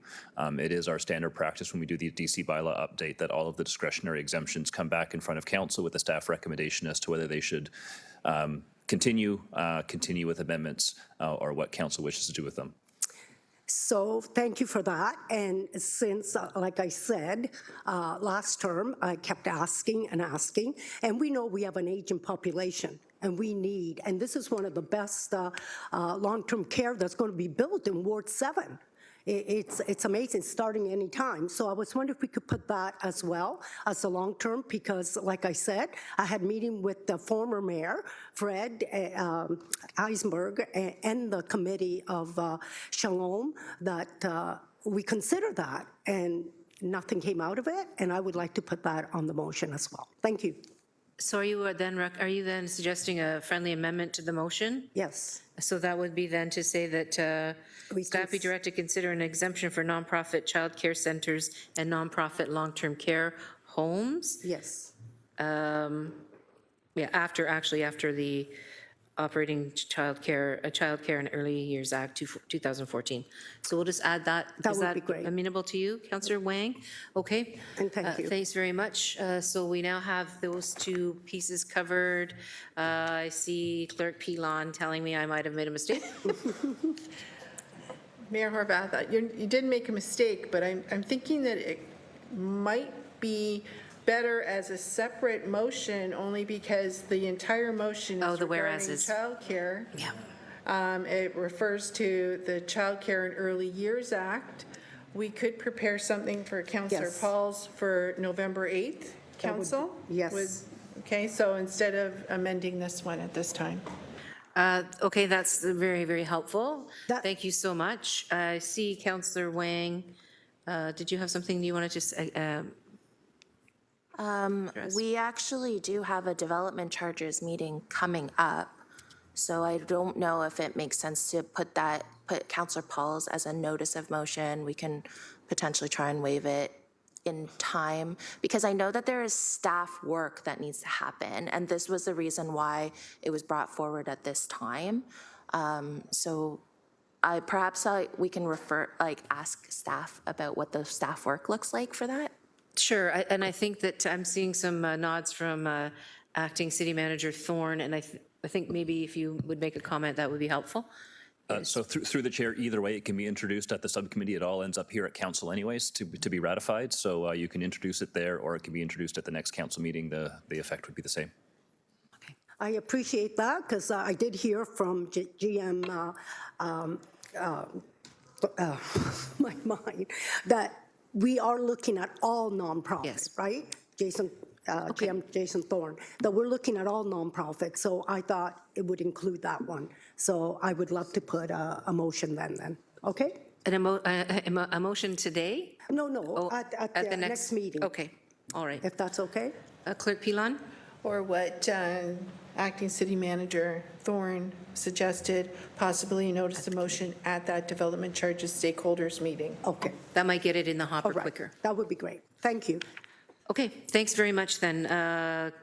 So we have Councillor Wang's motion in front of us. Councillor Danko, please. Thank you. I'm going to move a referral of this motion in its entirety to the Development Charges Stakeholder Subcommittee meeting where this should be properly considered.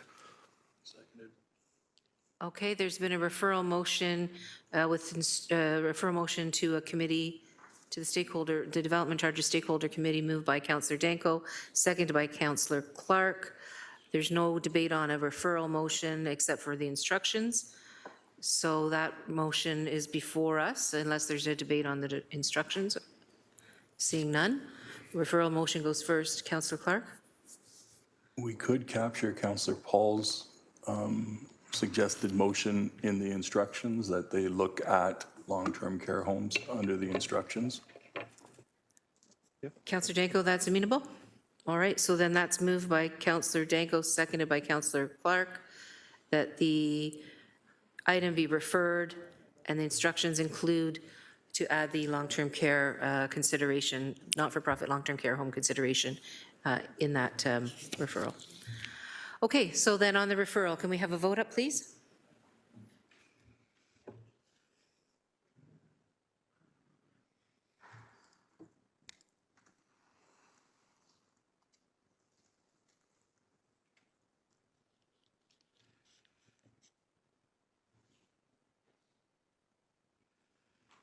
That carries 16-0. Thanks very much, everyone.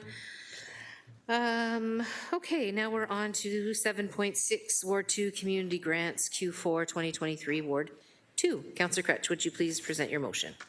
Yes, this is one of a series of 2 more that are coming this year, I think, to wrap up the community grants program. This is for the fourth quarter of that program, which was from September to December, and this is representing 7 applications. So you have the motion before you, and my seconder is Alex Wilson. Thanks very much. Councillor Kretsch, I don't see any debate or discussion on this item. Councillor Pauls, please. Just wanted to say that through the chair, although I am voting in favor of Councillor Kretsch's motion so as to support worthwhile organizations, I nevertheless remain concerned, even though we have a policy that we could do that, from the process point of view, as I believe the funding of these organizations creates duplication given that the City of Hamilton intended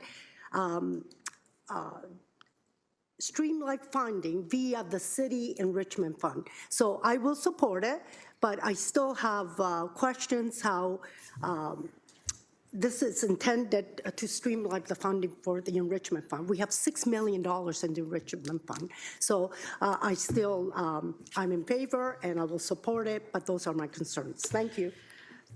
Thanks, Councillor Pauls. I don't know whether you might want to offline get something in writing from staff that helps put your mind at rest on these things. That might be something useful. Okay, thanks very much. Then I don't see any further speakers, so we'll go to the vote on Councillor Kretsch's motion.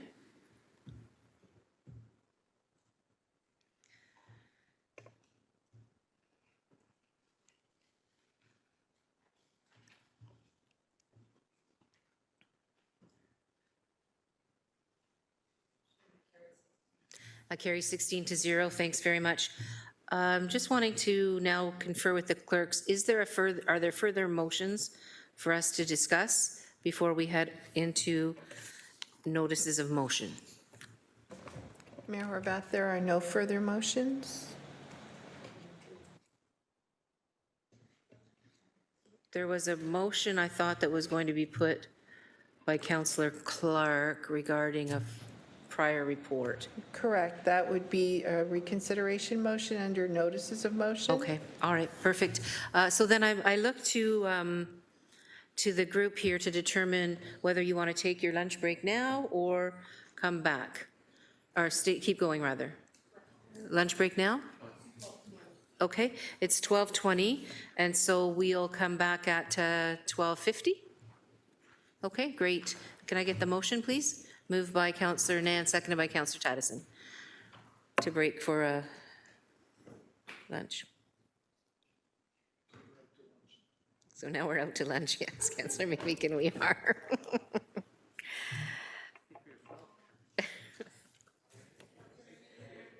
Yes. That carries 16 to 0. Thanks. We'll see you at 12:50.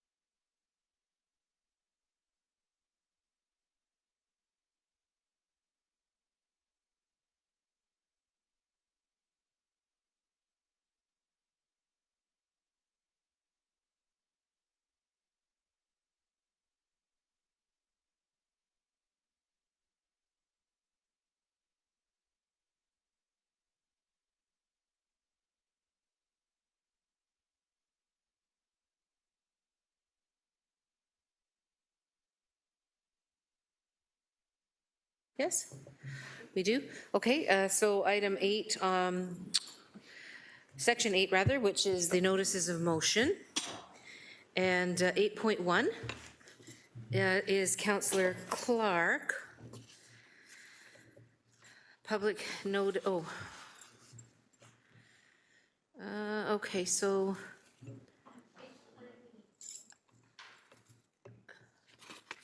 So these are, and these ones that you've put here are in addition to the ones that are already on my roadmap in this order, is that what you're saying? Excuse me. Excuse me, folks, getting my instructions from the clerk. Mayor Horvath, those are all the motions required for the reconsideration that Councillor Clark is putting forward. Okay. And we have to do that before we deal with 8.1, because whatever the outcome is of the reconsideration will affect 8.1 if it's amended. Okay. So it's considered 8.7 on the agenda right now. We added it, 8.7, but we have to deal with it prior to 8.1. Okay. All right, do folks understand what we're doing here? Okay. I'm glad somebody does. No, just kidding. Okay, then, so then I will turn to Councillor Clark to move his notice of motion. Go ahead, sorry, Councillor Clark. Thank you. So for clarity purposes, I'll be moving a motion of reconsideration of a decision that was approved at the May 10th, 2023 council meeting respecting item 2 of the General Issues Committee report, Better Homes Hamilton Home Energy Retrofit. And the intended amendment, just so that you know, because you may want to know that prior to voting on reconsideration, is that the Better Homes Hamilton program, based on the terms outlined in Appendix A, be amended to include low-income households under participant eligibility. So in essence, an income test. So, okay. Do I have a seconder for reconsideration? Councillor McMeekin is willing to second the reconsideration motion. Oh, sorry, I'm bouncing around. There's so many white papers here. Moved by myself and seconded by Councillor McMeekin that the rules of order be waived to allow the introduction of a motion respecting the reconsideration of a decision that was approved at the May 10th, 2023 council meeting respecting item 2 of the General Issues Committee report 23-015 Better Homes Hamilton Home Energy Retrofit PED 23106, and this would be a supermajority required 2/3.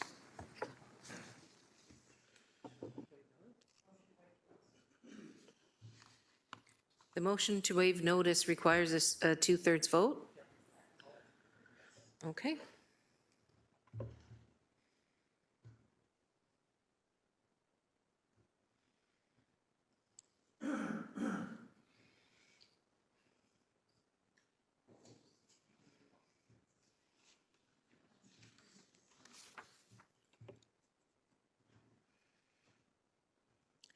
That carries 9-4.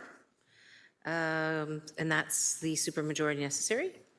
So we will move forward then. Councillor Clark?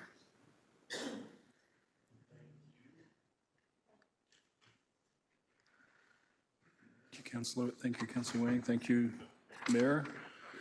So this is moved by myself and seconded by Councillor McMeekin, the reconsideration of a decision that was approved at the May 10th council meeting respecting item 2 of the General Issues Committee report 23-015 Better Homes Hamilton Home Energy Retrofit. It's a 2-page item, so I'm not going to read it all out. I'm asking for reconsideration that would enable me to move a motion to amend that report. Thank you. Okay, and so this is now the motion to reconsider itself. And so if we can just make sure that as we go through this process, we're speaking to the reconsideration motion. And we have a speakers list starting with Councillor Nan. Thank you. Through you, Mayor. I appreciate that the member wants to reconsider the matter, and I appreciate that the member is most interested in making sure that the program is meeting the socioeconomic factor. But I want to hear from staff about the implications of changing the program at this stage, what that does to the program's potentiality of rollout and timing, and anything else. Because I want to be very clear about the impacts of this reconsideration on direction that council already gave staff back in May that enabled staff to get the program up and ready to roll. So if I could, through you. Thanks. Can we please have Director of the Climate Change Office come forward? I just, again, I just want to make sure that we're staying on the topic of the reconsideration, but please go ahead. Thank you. Through the chair. Yes, so we're on the brink of rolling out the program. So I think it would require circling back and making changes that would accommodate a focus through a needs test. So that would definitely take some time, and I imagine it would delay our ability to open the intake prior to the end of this year, as we were hoping to do. Thank you. Councillor And through you, Mayor, my understanding of the program and how it's been designed specifically with an equity lens, because I remember the dialogue we had for about a year prior to this program actually getting up and being approved in May, in last term of council, how equity is being integrated into the Better Homes Hamilton program. So if staff could outline that, because I believe the socioeconomic indicators are built into the program, but if you could, please. Through the chair, that's correct. There has been lots of consideration given to equity in the manner in which the program has been designed. Those were all shared back in May as part of the staff report.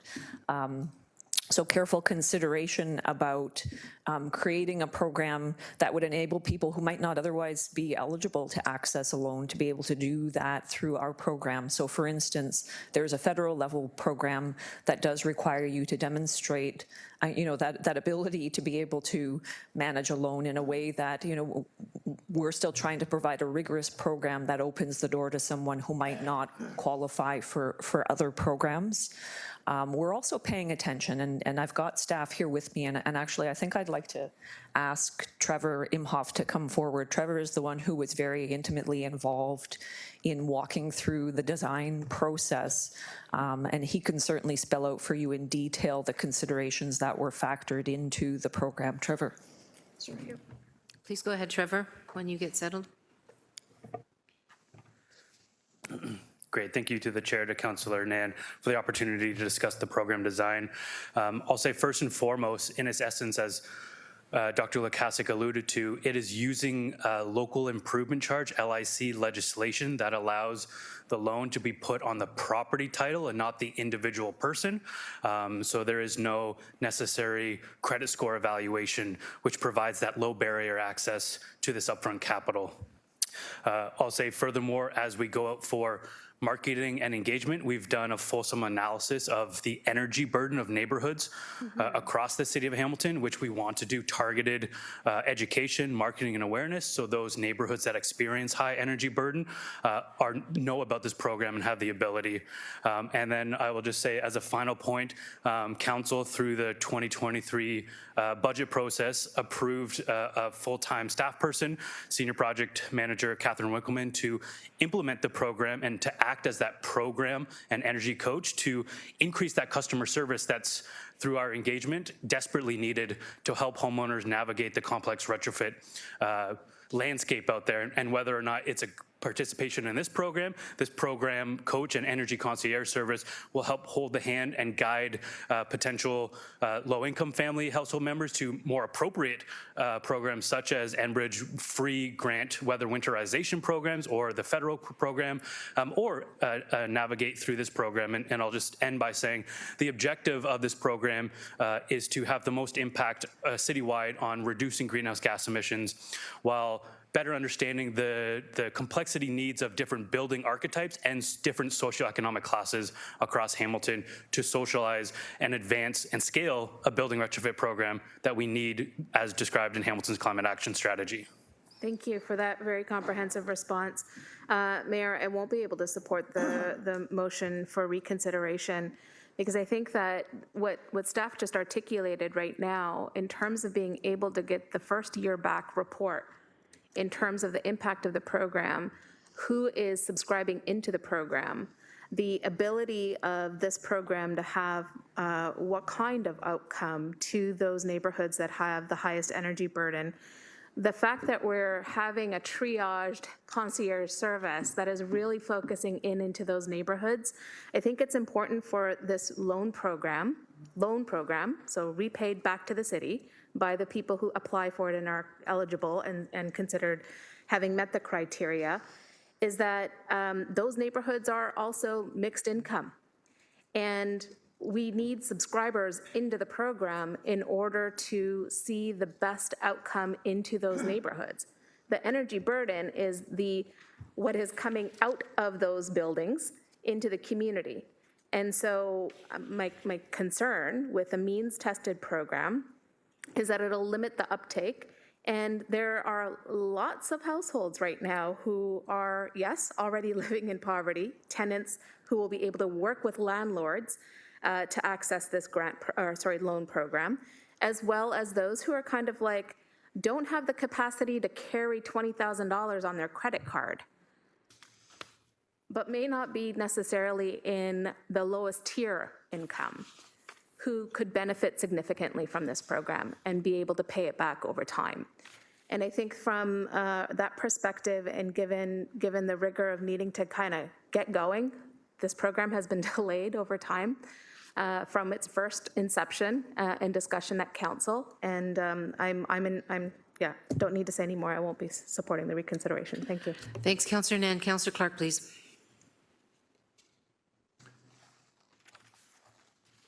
As I understand it, there is nothing that will capture the income of residents. And we know for a fact that we have mixed incomes in these neighborhoods. We know for a fact that people have purchased houses in the neighborhoods in question in that geographical area. We also know that some of those folks have very good income. And to provide an interest-free loan to someone who has such income then actually means less money for those who do not have that type of income.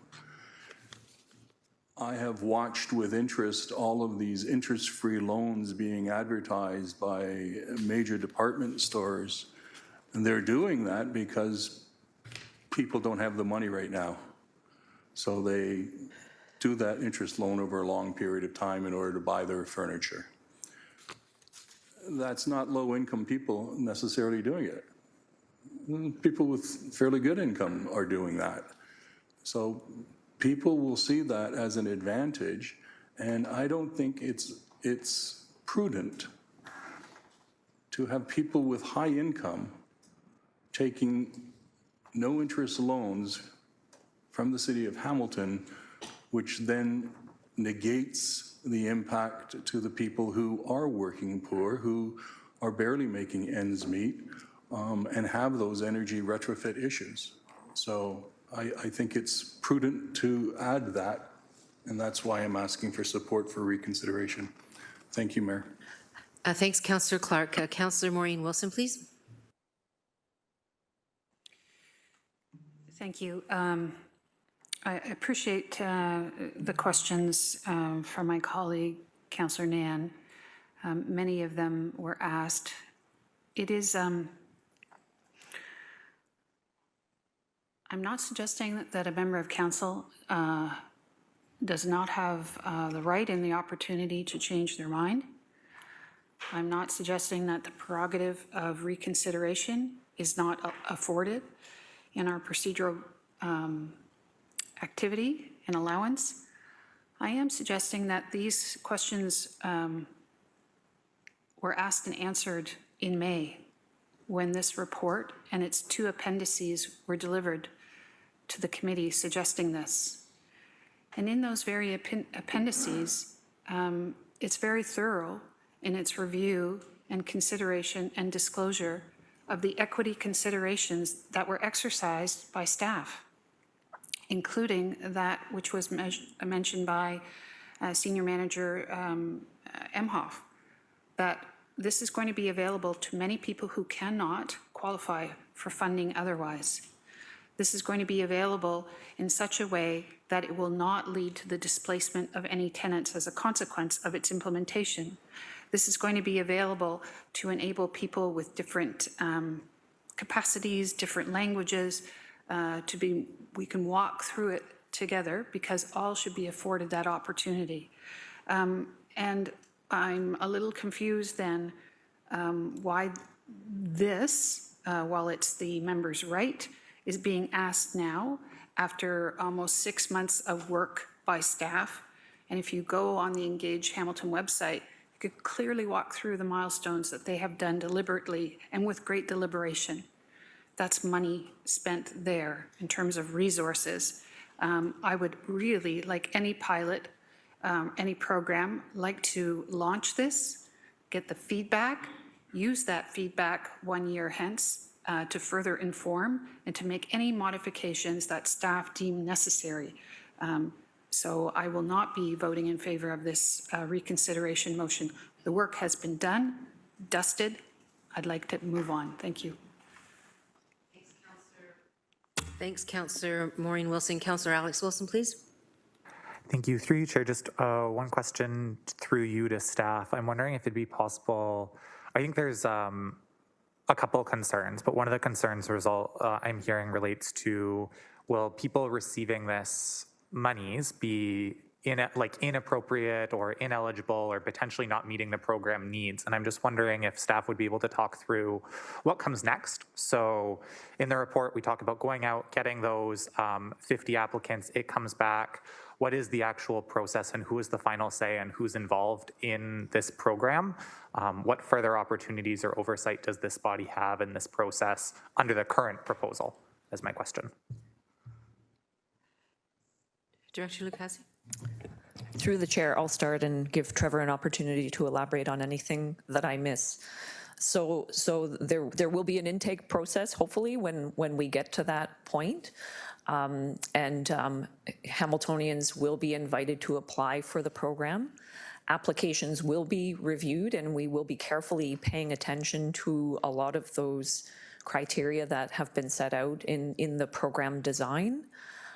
So that will all be a careful part of the process.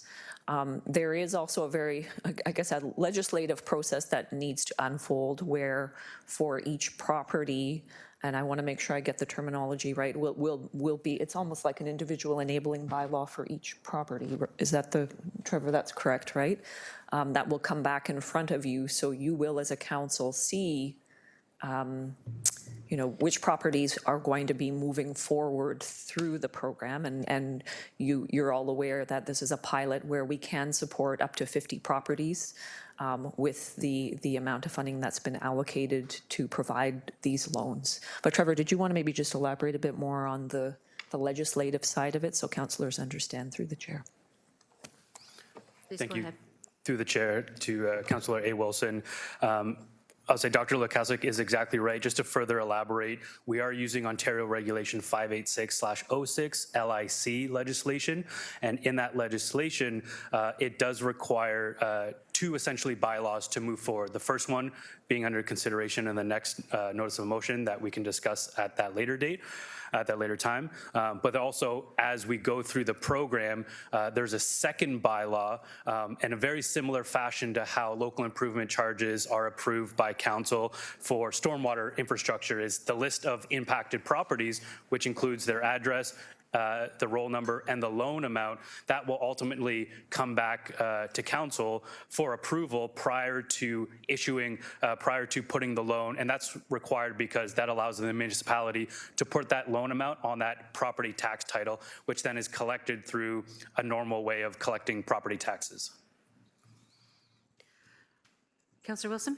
Thank you, through the chair. That really clears up I think the question I was asking, which is, do we have a say in which these properties are later? And I think, yep, there's going to be an application process. By no means is this kind of delegated authority to staff to just go do it. It is coming back in the form of that legislative requirement of bylaws. If there was a concern with a property in question, this body has the opportunity to read those reports, get involved in that, ask any questions, make recommendations like we would with any other report. As a result, I don't support the reconsideration at this time. Thanks very much, Councillor Wilson. I don't see anyone else on the speakers list. So I believe then the motion for reconsideration is in front of us. Clerk Pilon? Correct, and it's a 2/3 majority. And it requires a 2/3 majority approval to pass. Can you just tell us what that number is?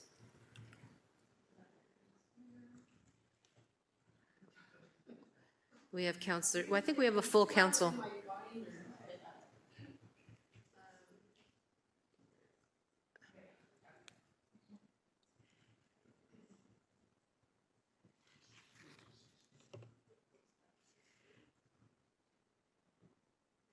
We have a full council, I believe.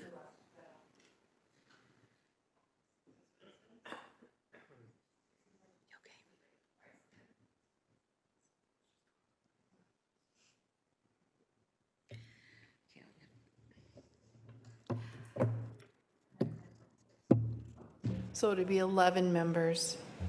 Okay, can we then move to the reconsideration vote, please? Just so members knew what we were looking for here.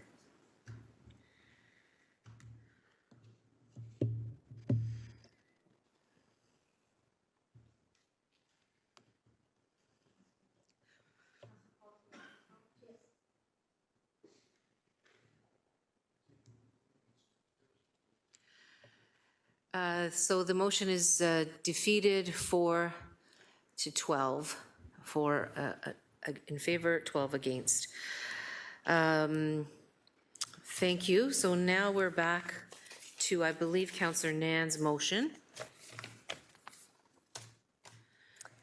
Councillor Nan, may I please have the motion to waive the rules? No. Yes. Yes. Yes, you may.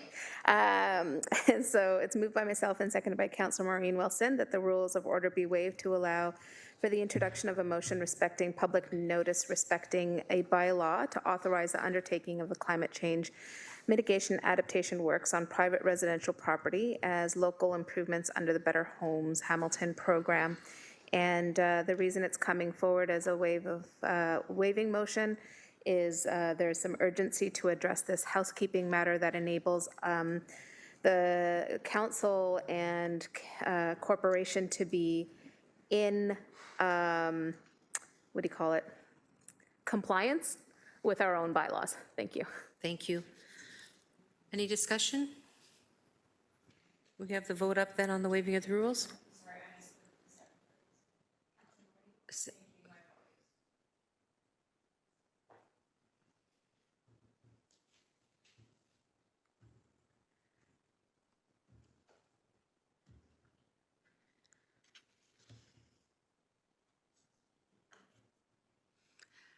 That carries 16 to 0. Thanks very much. Can you please present your motion then, Councillor Nan? Certainly, it's moved by myself and Councillor Maureen Wilson is the seconder. As I mentioned, it is a housekeeping matter administratively. There was an error in a previous report in terms of the mechanism by which authority will be granted. So we need to make the change. I won't read the whereases, I'll read the therefore be resolved. That council under the authority of the Hamilton's Public Notice Bylaw number 07-351, subclause 2B III, direct staff in regard to the Better Homes Hamilton bylaw to publicly post notice published in a newspaper and on the city's website a minimum of 14 days prior to the council meeting, and that this be deemed adequate. And if there's any questions on the procedural administrative side, staff are here to answer them. Thanks very much, Councillor Nan. I don't see anyone on the speakers list. So seeing nobody wishing to speak, we'll go to the vote, please.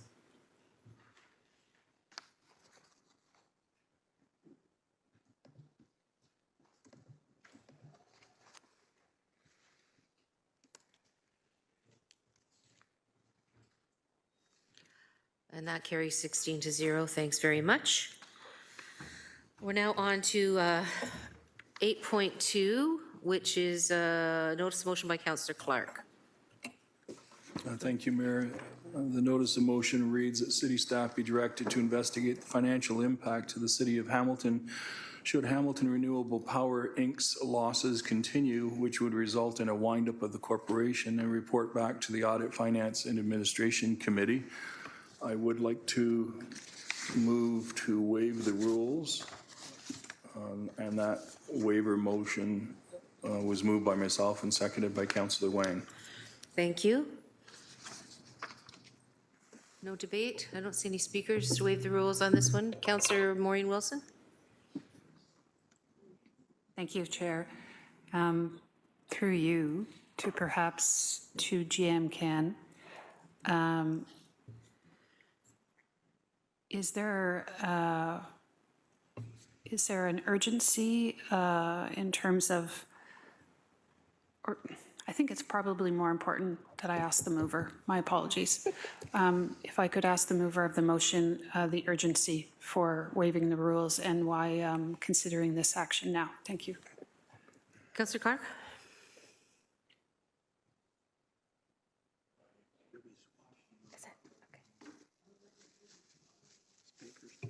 Oh, sorry, mine was on. My apologies.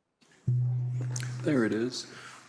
Yes, Mayor, I raised this at the actual committee that was dealing with the Hamilton Renewable Power's financial statements.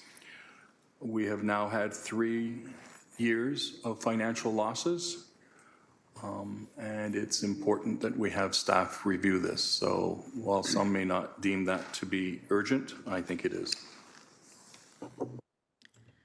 Councillor Wilson. It's hard to know sometimes, Chair, where to slice and dice these questions in terms of where they're more appropriately rooted. But if it's in order, I would like to ask through you to GM Can, is this committee that oversees the renewable power has met once, I believe, since this new term of council at the end of February. Are you able to share with us when the next meeting might be and what the work, in light of these 3 years of consecutive losses, how that will be figured into the work of the committee in terms of dealing with that or a strategy around that? Thank you. So this is germane to the waiving of the rules? Well,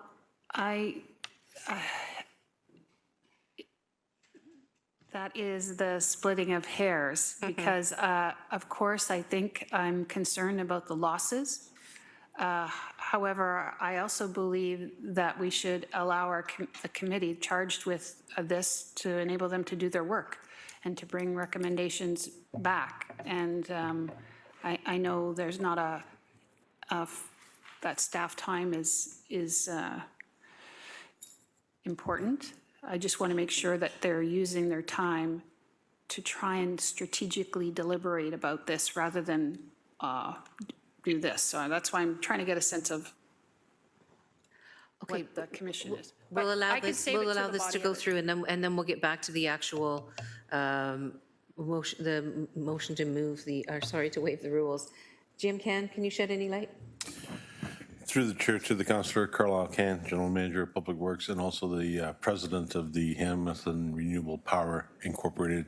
Hamilton Renewable Power Inc. reports to a board which is made up of 5 members of council, which is chaired by Councillor Cassar. You're correct that we've had 1 meeting to date, and recently we had the shareholders meeting, which is a requirement of the corporation and the bylaw. So that's the meeting that occurred. With regards to regrouping, as the board members will be aware of, and hopefully members of the shareholders, There's been a number of staff that have changed positions, including the president, the vice presidents. So we've spent the last months gathering and refilling those positions, in addition, understanding the current financials. So the short answer to your question, we are looking to come back to the board in December, if not early in Q1, with a work plan and a strategy on how we start to look at when would we turn the corner and what would it take to turn the corner so that we are profitable. At this point in time, we don't have those answers. Thank you. Thank you. Thanks, GM Ken. So I believe that we still have the motion on the table now for the waiving of the rules. So can we have that vote up, please?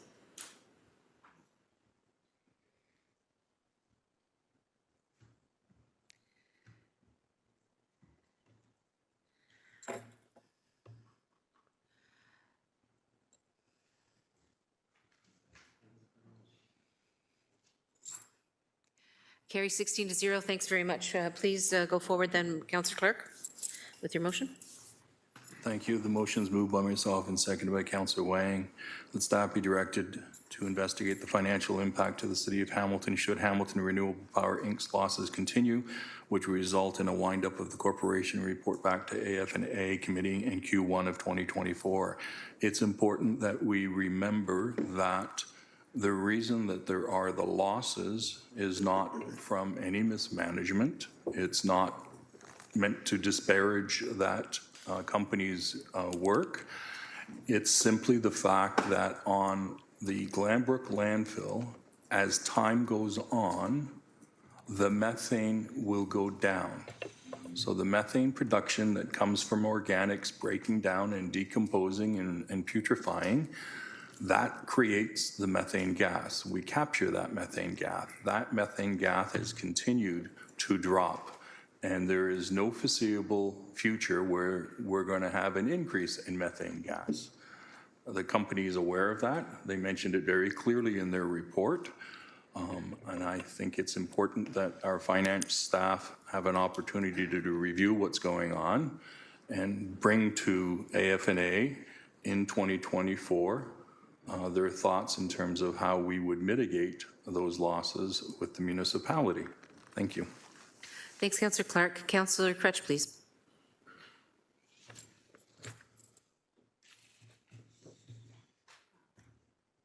Sorry, microphone was not wanting to come on. Maybe that's a sign. So I'll be brief. I'm a little only concerned about the wording of the motion at this point. It just says that it seems to be predicting the future, and it's just maybe I missed something, and that's okay. If that's the case, I'm happy to be filled in. It said that city staff be directed to investigate the financial impact should the losses continue, which would result in a wind-up of the corporation. So I'm just not sure that prediction should be in a motion. Whether it is or isn't up to us, and isn't up to the motion whether it would wind up. That's not our decision, and it's not part of the motion. So I'm just saying that investigate the financial impact of this, but I just don't think that makes sense because it's predicting the outcome of something that hasn't been decided. So if that's friendly to just change that so it's just clear, that says that you should come look at the financial impact, that makes sense. Thanks, Councillor Crutch. Any further discussion? Councillor Cassar? If I can just answer that question as chair of the board, there was, as part of the presentation at the shareholder meeting, that within 3 or 4 years, the company would be liquid, insolvent for all intents and purposes, if the revenue and continued, the cash flow would be an issue, and there'd be a liquidity issue. So that's where the conversation of wrapping up the company came into be. So I think it's in order for that to be in the motion. Thanks, Councillor Cassar. I don't see any further discussion on this item. Can we please go to the vote?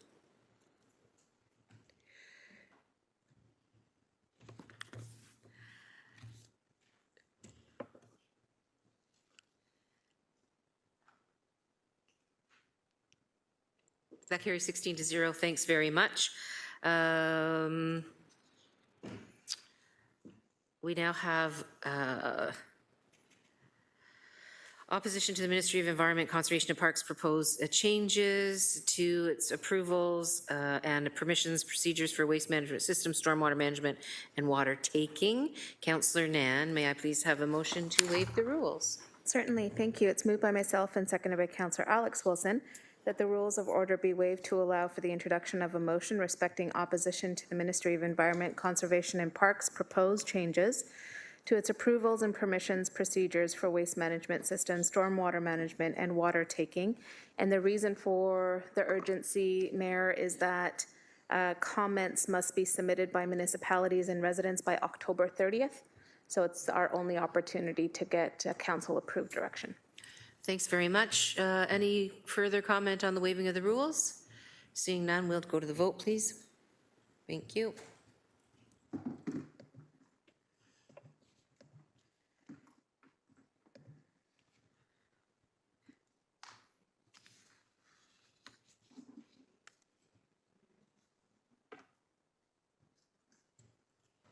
Councillor Beattie, are you with us to vote?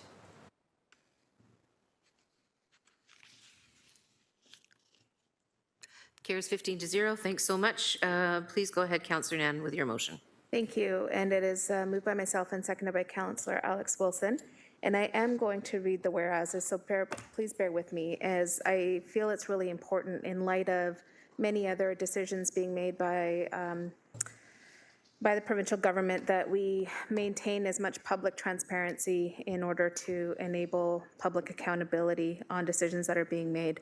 So whereas the Ministry of Environment, Conservation and Parks is proposing changes to its approvals and permissions procedures for waste management systems, stormwater management, and water taking that are anticipated to weaken its regulatory oversight on activities which have the potential to cause significant adverse impacts to the natural environment and human health, whereas the City of Hamilton is a committed partner in the protection and stewardship of the natural environment, whereas the proposed changes are relevant to activities taking place in Hamilton, such as transportation of biomedical, liquid, industrial, and hazardous waste.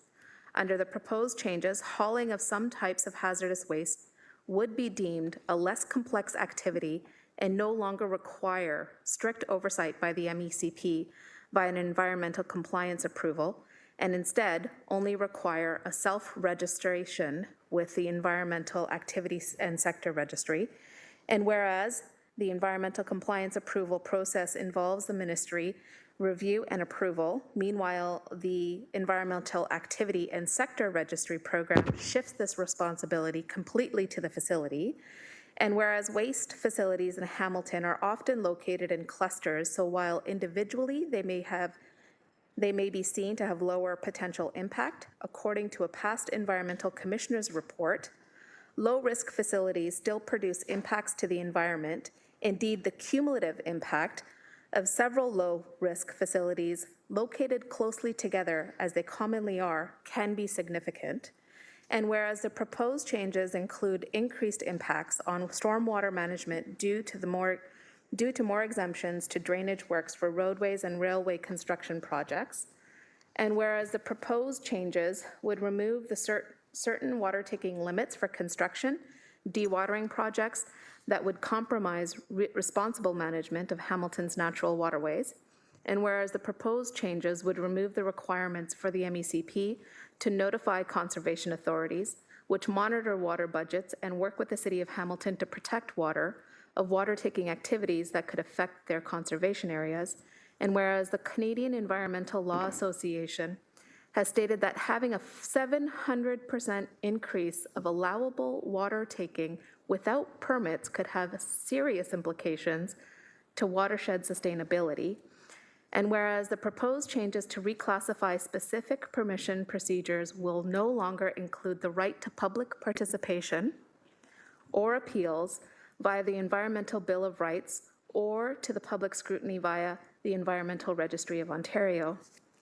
Therefore, be it resolved, A, that staff will be directed to submit comments to the Environmental Registry of Ontario at permissions.modernization@ontario.ca, outlining concerns, impacts, of the Ministry of Environment, Conservation and Parks proposed changes to its approvals and permissions procedures for waste management systems, stormwater management, and water taking, with the according ERO numbers and files, to the City of Hamilton and the Hamilton residents by October 30th, 2023.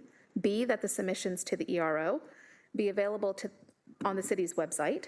And C, that the mayor write to the Minister of Environment, Conservation and Parks on behalf of Council to express opposition to the proposed changes to its approvals and permissions procedures for waste management systems, stormwater management, water taking, as they would negatively impact residents of this city. And Mayor, if I could just very briefly speak to the motion. As we all face a looming climate crisis and ongoing chronic environmental impacts to human health of Hamilton residents, we need more environmental protection, not fewer. With Ward 3 having a high concentration of waste facilities that, as a sector, waste management committees have typically poor record of compliance with existing environmental regulations, according to past Auditor General reports, it is very clear that we need more oversight from MECP, not less. The province's jurisdiction for these proposed changes is to reduce delays on projects that matter most to Ontario communities, such as new housing and job-creating businesses. This feels like the weaponization of other priorities against environmental protection. It seems like very clever wordsmithing and spin. Public participation in matters of concern about our environment and well-being should remain entrenched as a vital right. Removing the ability to invoke the Environmental Bill of Rights to comment or appeal MECP decisions erodes trust and engagement. And therefore, I am moving the motion and the clause of action and direction to staff. Thank you. Thank you, Councillor Nan. Councillor Clark. I want to thank Councillor Nan for bringing this motion forward. It is a vitally important motion. I am stymied.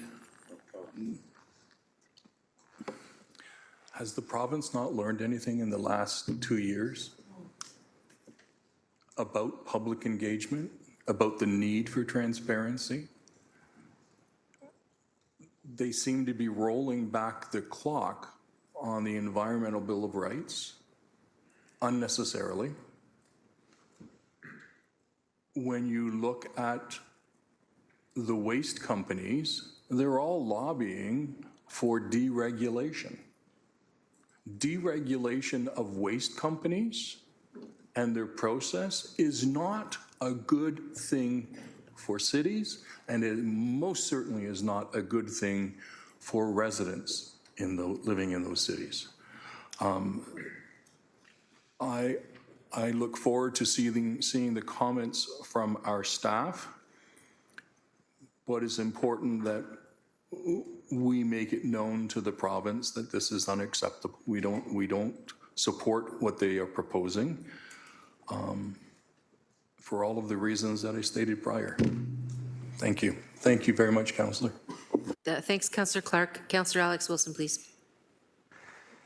Thanks. Echoing my support to the mover for this work and for the general direction, I do just want to, I think, remind us all that we do, of course, we want to make things easier, but to the point that Councillor Nan was making in regards to what this looks like and this kind of constant quest to cut red tape, I think all of us will know, although the beginning of 2023 feels like much more than 10 months ago, that in February 3rd, there was a train derailment where 38 cars of Norfolk Southern freight train carrying hazardous materials derailed in East Palestine, Ohio. Several rail cars burned for more than 2 days, and emergency crews were on scene. There have been several deaths, lots of concern, like people are concerned about this. In the follow-up of this, and talking about how has regulation played a role in this, we heard that in the aftermath, Norfolk Southern was accused of prioritizing $10 billion in stock buybacks for shareholders instead of maintenance. This is how I think we're seeing. Like, this is an example. It made the news this year where you had this time a logistics company moving hazardous waste talking about the rail safety regulations and saying that we should have more than one person on these trains when it's happening. I think that's an example where, of course, everyone's nodding their head in this room. I'm seeing that I'm making eye contact with people going, of course we want more than one person on a train carrying hazardous waste. I think that's what we're talking about when we talk about the difference between self-reporting and actual oversight by a ministry. People are counting on their provincial government to be looking out for their environmental rights. It's really, really important that that responsibility is being taken up by the senior level of government. Thank you. Councillor Wilson. Councillor McMeekin, please.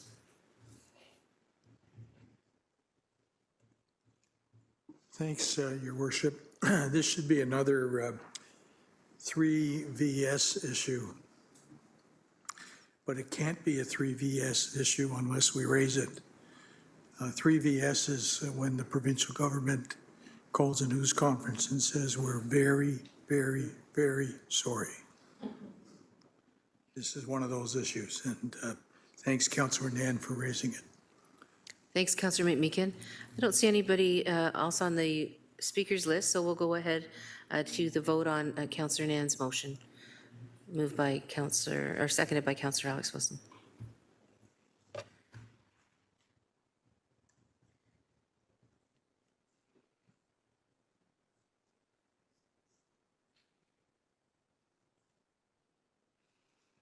Carries 15-0. Thanks very much. Councillor Jackson, I believe you're up next. Emergency grant for the Emergency Food Strategic Planning Committee. Councillor Jackson, may I please have a motion to waive the rules?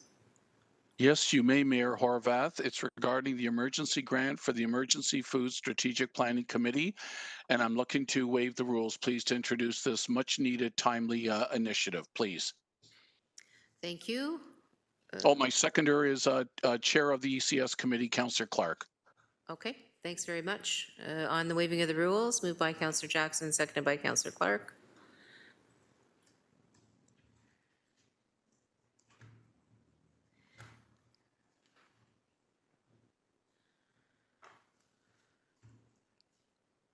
That carries 15-0. Please go ahead with your motion, Councillor Jackson.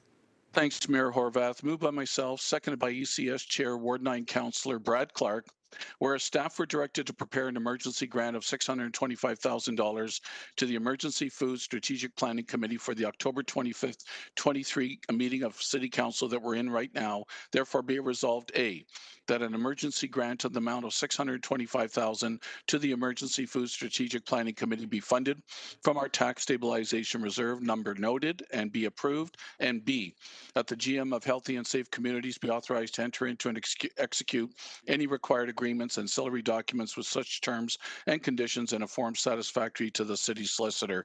Mayor Horvath, if I might just take a couple of minutes. Last week at ECS Committee, we received a report. Staff came back as they were directed to from wonderful delegations that appeared before us a month ago from the food share community and on behalf of about 24 food bank agencies across our city.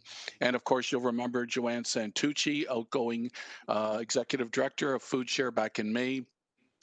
Before she departed, put in an impassioned plea about how dire the straits are right now in our economy and our society, given the greater number of people that are needing and requiring food banks. And so staff came back last week with a basic report saying that the overall request of the $1.25 million be referred to the 24 budget. I was grateful for that, but I was deeply disappointed that the food bank community and volunteers and all those that do their best to try to uplift lives in our community that are in such hardship in paying monthly bills. I was disappointed that that people in need, families in need, would have to wait 4, 5, 6 months until we hopefully approved the overall annualized operating request of $1.25 million in the 24 budget deliberations. And again, that was no guarantee either, but hopeful would receive support at the appropriate time. I want to thank sincerely, and I'm going to name them, my ECS colleagues, starting with Chair Clark and Councillors Nan, Alex Wilson, Maureen Wilson, Tammy Huang, and Councillor Cameron Kretsch. because they all emboldened me to not just receive the report and send it forward to the 24 budget, but I was just exasperated by the fact that no money would be forthcoming at this very moment, at this very time. And they emboldened me, and unanimously we directed staff to come back. And Acting General Manager Chris Hurstek, along with various other members of his team and the financial team with General Manager Mike Zagaric and with Acting City Clerk Janet Pilon, came back with this motion before us that will, at least if approved, get this emergency funding into the food banks to provide much needed food over the next 4 or 5 months. And then council can deliberate whether we want to get into a regular annualized funding opportunity of 1.25 million. And let me just piggyback on what Councillor Clark had said a couple of hours ago with the item under the ECS report, Mayor Horvath. We heard loud and clear, donations unfortunately are down. Everyday families that wish to donate are just struggling themselves and often just can't donate as much as they used to. There's wonderful food drives that are still occurring, like in Ancaster, that are incredibly successful with the multiple tons of food that they provide and raise. But we've heard corporations that are struggling coming out of the pandemic are financially struggling as well. So the need has increased, and yet the supply has decreased, unfortunately. And I'll just wrap up by saying, I've said this before and I'll say it again, when food banks and food bags' existence and increased usage of them are needed, it's a terrible indication of what's troubling our economy and our society. So I move this, seconded by Chair Clark, Mayor Horvath, and hoping to get council's ratification. Thank you, Mayor Horvath. Thank you, Councillor Jackson. Councillor Clark, please. Thank you. I was pleased to second Councillor Jackson's motion about really what is an emergency in our community right now. And I get that we're not the only community that is struggling with food costs. But food costs have gone up dramatically.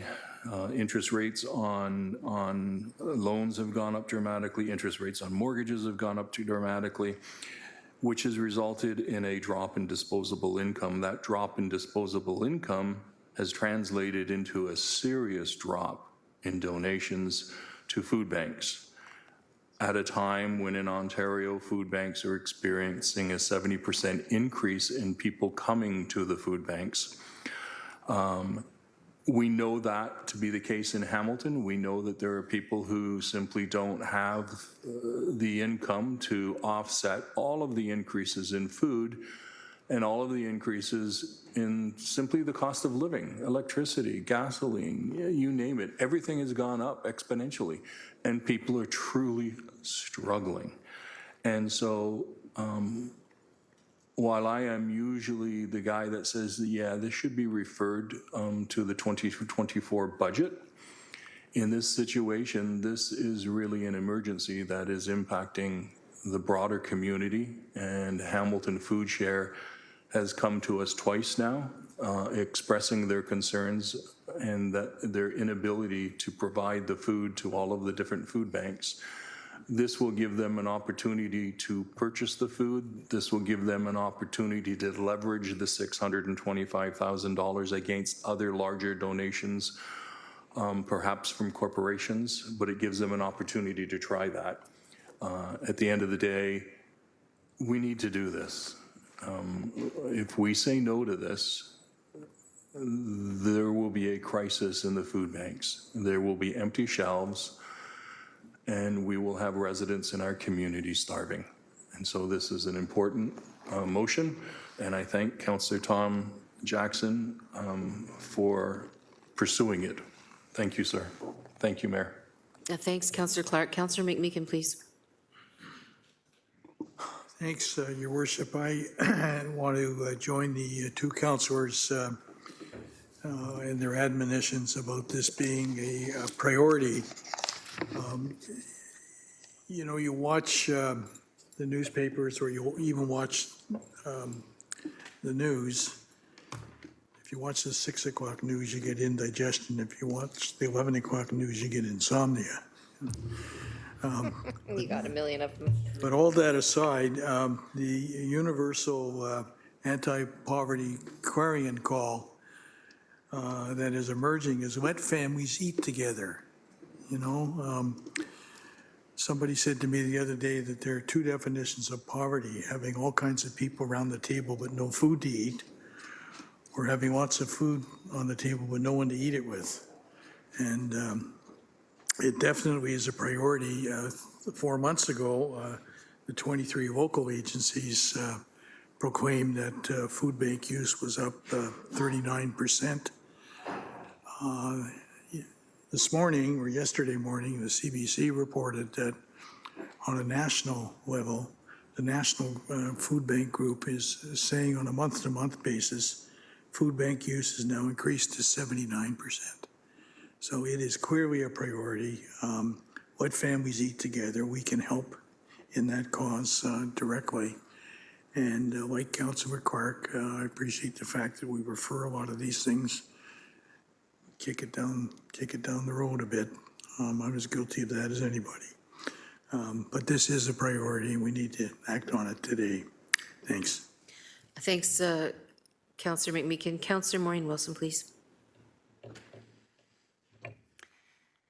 Thank you. How timely, because the food banks in Canada has just released their annual report card, and that which has been mentioned since March of 2019, there has been a 78.5 increase in the use of food banks across Canada. And if you look at their website, I think it's valuable, yet very saddening on a number of levels. Valuable because it really champions the need to look at all the basket of activities that are affecting people's affordability and the choices, sometimes the dire choices they're having to make. It talks about the need for livable wages, affordable housing, equitable and accessible transportation, and of course access to healthy food. And here in the province of Ontario, they gave Ontario a letter grade of D-, the lowest letter grade with the exception of Nova Scotia, which got an F. So we're number 2 in the worst letter grade. And I, of course, will be supporting the motion. But it is another point of frustration that this is just another experience and expression of downloading onto property taxpayers, which creates this twisted, weird, awful cycle of on the very people who have the least are now having to carry this additional burden of food in Canada. So a pox on our house. Thank you. Thanks, Councillor Wilson. I don't see any further speakers to the matter. So we will then please go to the vote.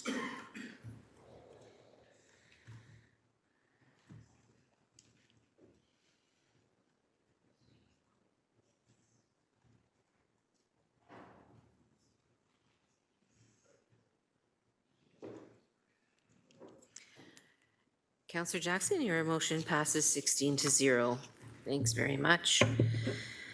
We're now on to item 8.5, which is the Roma 2024 conference, January 21st, 2024 to January 23rd, 2024. Councillor Wang, may I please have a motion to waive the rules? Mayor, I recognize that there are 7 notices of motion, and mine is number 6 out of the 7 asking to waive the rules. But I'm hoping that council will indulge because Roma is coming up on January 21st to 23, and their early bird tickets end on this Friday. So this is why we were trying to save a little bit of money and asking council to consider this.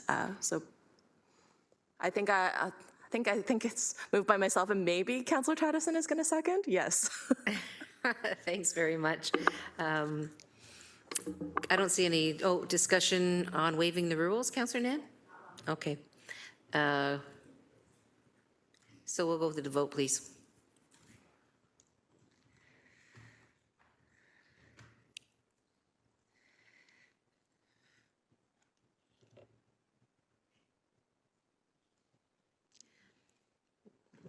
Passes 16-0. Now on to your motion then, Councillor Wang.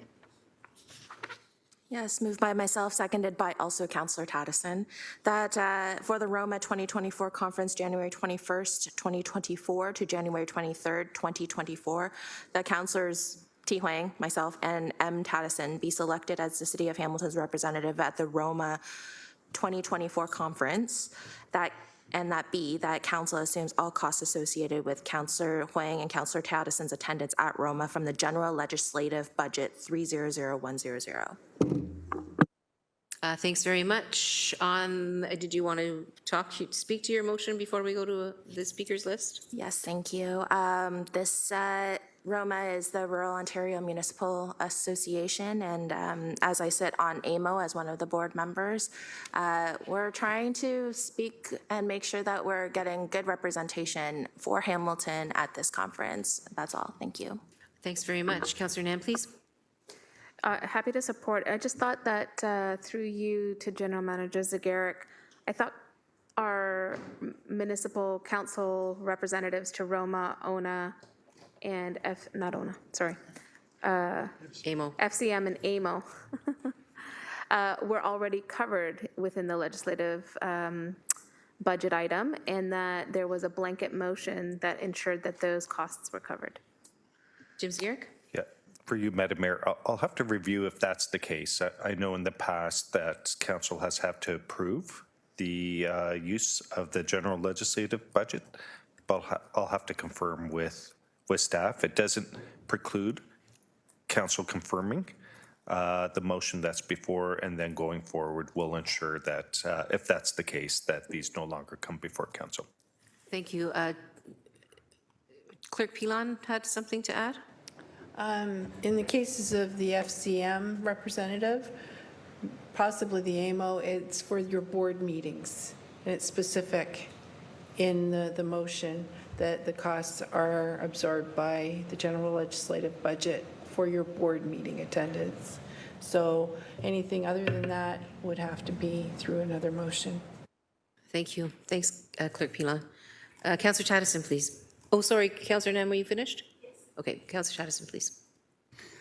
Just for councillors' oversight, I will be traveling each day on the GO train, returning to my family at night. There's no mileage, no parking fees, no hotel fees, and I'll bring my own bag lunch. I think this council needs to be, or I think our council in their city needs to be represented at Roma. Most people see us as an urban center, and in fact, we have 80% of our land is rural.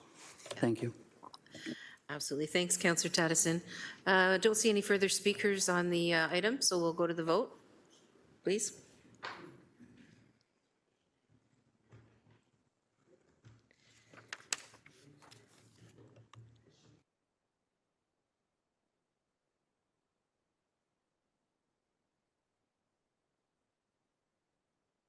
That carries 16-0. Thanks very much. Now, my understanding is we had another request to waive the rules by Councillor Clark and a subsequent motion as well. So please go ahead, Councillor Clark. Thank you very much, Mayor. So let me explain what's happening here. So I have a motion for 198 First Road West Subdivision Phase 1 Picardy Parkland Restoration Works. This park has been promised to this community for 8 years. In the last 6 years that I've been back on council, I have been pushing and pushing. The developer has ceded the property twice, and in both occasions, the park was taken over by thistles. So the city has not assumed ownership of the park. This was the best outcome that we could see to ensure that the park would be sodded this year.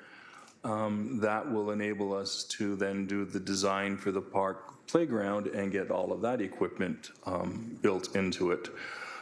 So this motion is really urgent because, quite frankly, the sod farms are running out of sod. And if we don't get this done and get the sod ordered, we're not going to have this park open next year. And that will be year 9 without a park, which is unacceptable. So that's why I'm asking you to support the waiver of the rules. And I guess I need someone to second that waiver. It's moved by myself and seconded by Councillor Danko. Thanks very much. We'll go to the vote on that. I don't see any speakers on the waiving of the rules.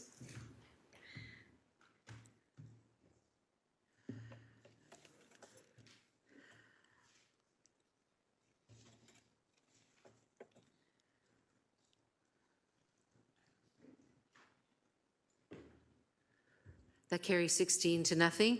Can you then put your motion forward, please, Councillor Clark?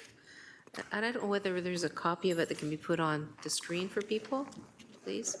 Go ahead, Councillor Clark, sorry. Whereas Paletta International 2000 Inc. is the developer of 198 First Road West Subdivision Phase 1, which includes an important new community amenity known as Picardy Park. Whereas to advance the construction of Picardy Park, restoration works are required, including the removal of excess soil, then grading and placing number 1 nursery sod. Whereas an opportunity may exist for the city to work with the developer to expedite the restoration works and the delivery of the work, through which the developer would undertake the restoration works and the city would contribute a city cost. Whereas the growth management, construction sector, and public works landscape architectural service will perform an inspection after the completion of all works to determine and confirm that all works have been completed to the satisfaction of the Director of Growth Management and the Chief Development Engineer and the Director of Environmental Services. Therefore, be it resolved that Council authorize staff to single source Paletta International 2000 Inc. pursuant to the procurement policy number 11, a non-competitive procurement to complete the city share of the restoration, that staff be directed to endorse and oversee the restoration works for Picardy Park located within 198 First Road West Subdivision Phase 1, and further that the city share costs up to a maximum of $130,000 as related to the works being authorized to be paid to the developer, Paletta International 2000, to be funded through the Stony Creek Compensation Royalties GFL Landfill Reserve 117036. I think my opening comments probably covered it. The developer, as I said, graded it, seeded it, the thistles came, they graded it again, the thistles came back. We were pushing to the developer to resod the property, but they were objecting because the agreement that they signed indicated that it would be seeding and not sodding. And so with a back and forth discussion with the developer, we came to this arrangement that would ensure that the park gets rebuilt this year or restored this year, and then next year we can start working on what needs to be done for the playground equipment. Thank you. Thank you, Councillor Clark. Is there any discussion on this matter? I see none, so then we'll go straight to the vote.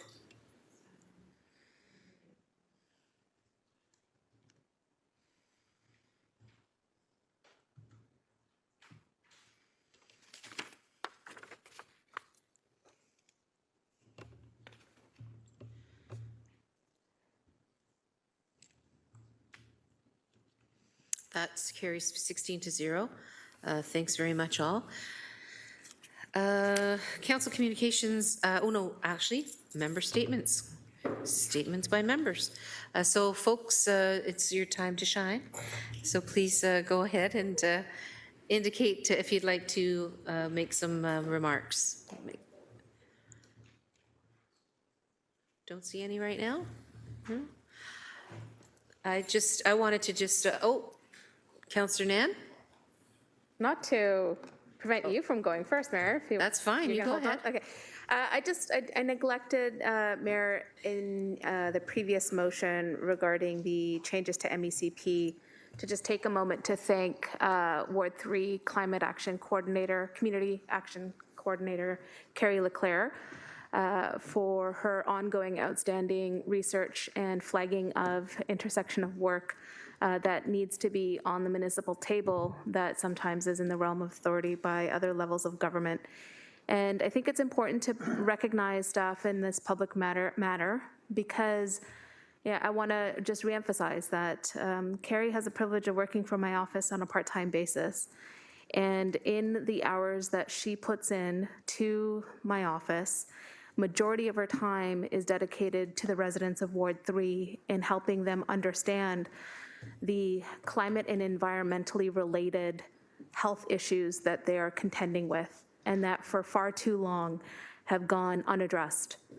And I just have to say over and over again, the importance of the accommodations that were made for staff budgeting enables this kind of work to go forward.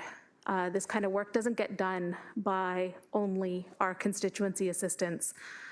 You do need to bring in some folks that can provide the research and rigor and subject matter expertise, especially when we don't have the capacity within our corporate services to do this work. So I just wanted to take a moment to say, Carrie, thank you so much. And your work in the Ward 3 community, as well as the impact of it citywide, is worth recognizing and acknowledging. Thank you. Thanks, Councillor Nan. Councillor Spatafora, please. Thank you, Mayor. Just a couple comments from me. First, I was pleased to attend the 20th Annual Senior of the Year Awards and was happy to be able to present the award with you that night. It was a great evening, and looking forward to attend future events as well. Tomorrow I'll be attending the 40 Under 40 Business Achievement Awards, where I'll bring greetings on behalf of the city and Mayor Horvath again. So I'm looking forward to doing that and congratulating the award winners from this year. And lastly, just wish to the residents of Ward 14 and members of our community a happy Halloween as we take our kids out trick-or-treating, or at least I will be. Wish everyone to stay safe and have fun, dress warm by the looks of it, eats lots of candy, and hopefully share with your parents, especially this one. Yes, chocolates, yes. Oh, Henry, Kit Kat, if anybody's taking notes and would like to provide some. Oh, Henry and Kit Kat, good for me. Thank you, Mayor. Thanks, Councillor Spatafora. Councillor Beatty, please go ahead. Thank you, Mayor, and through you. You may detect a little bit of gravel in my voice today. It's a result of a very busy week or so here in the ward, beginning, of course, last Thursday at the Hamilton Seniors Award, as was noted by my colleague, Councillor Spatafora. I had the good pleasure to sit with Councillor Spatafora and Councillor Jackson at this year's event, and yourself, Mayor. And we had the great honor of presenting a 97-year-old volunteer who's still contributing to the betterment of our city with an award. And it was just a fantastic event, and looking forward to attending again in 2024. On Saturday, had the opportunity to attend the 95th Annual Croatian National Home Gala in Stony Creek with Councillor Francis. We were joined by the Croatian Ambassador and Consular General, along with Croatian food, music, and culture as they work towards opening their new facility, hopefully shortly, breaking ground here in Ward 10. Monday was a very robust public open house for the McIntosh neighborhood as we discussed some parking options at Old Stony Creek City Hall, and looking forward to seeing the incredible feedback that we'll get from that community. Last night, Mayor, our Stony Creek Ward 10 Youth Council engaged in some robust conversation with our local public and Catholic school board trustees and some in-school issues that we've been trying to work through for the past several months. So my thanks, of course, to the almost 20 young people that we had in attendance, along with trustees Aldo Dentino and Todd White from the HWCDSB and HWDSB for attending. And of course, our next youth council meeting will be on the 28th of October. Also, very quickly, Mayor, Winona Halloween Bash celebrated its 14th anniversary about 2 weeks ago, and about 1,000 families in attendance and 1,300 pounds of food collected for the Stony Creek Food Bank, timely in our conversation just a few moments ago with regards to donations. So thank you to the Winona community for that. There will be an upcoming food drive taking place with our local scout troop and our local volunteer firefighters over at the Winona Metro, and that's taking place in early November. We'll have details up for it soon. And lastly, Mayor, this past weekend, to join members of the Orchard Park Robotics Team, Team 2056. Council will recall that I've been supporting the team for a good long time. This weekend, the team recycled responsibly over 5,000 pounds of scrap metal, e-waste, electronics, batteries, and more as part of their annual recycle drive. And quite an accomplishment for that world-renowned team. So with that, Mayor, that's the Ward 10 report for Wednesday, October 25th. Thank you. Thanks very much, Councillor Beatty. Councillor McMeekin. Yes, thanks, Your Worship. On a personal note, I want to wish everyone around the Horseshoe a happy anniversary. It was a year ago yesterday that we all had the privilege of being elected to serve our beloved city.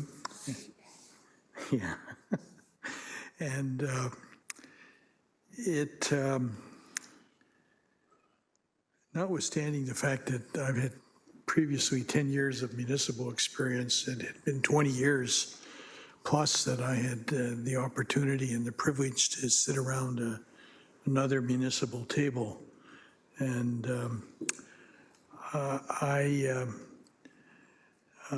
have developed a fondness and a new respect following on my last municipal engagement as the Minister of Municipal Affairs and Housing, both for municipalities in general and for this municipal council, and the response that we're challenged to provide related to the opportunities and challenges every day. So I have a gratitude attitude. I really appreciate the fact that people have put their trust in all of us.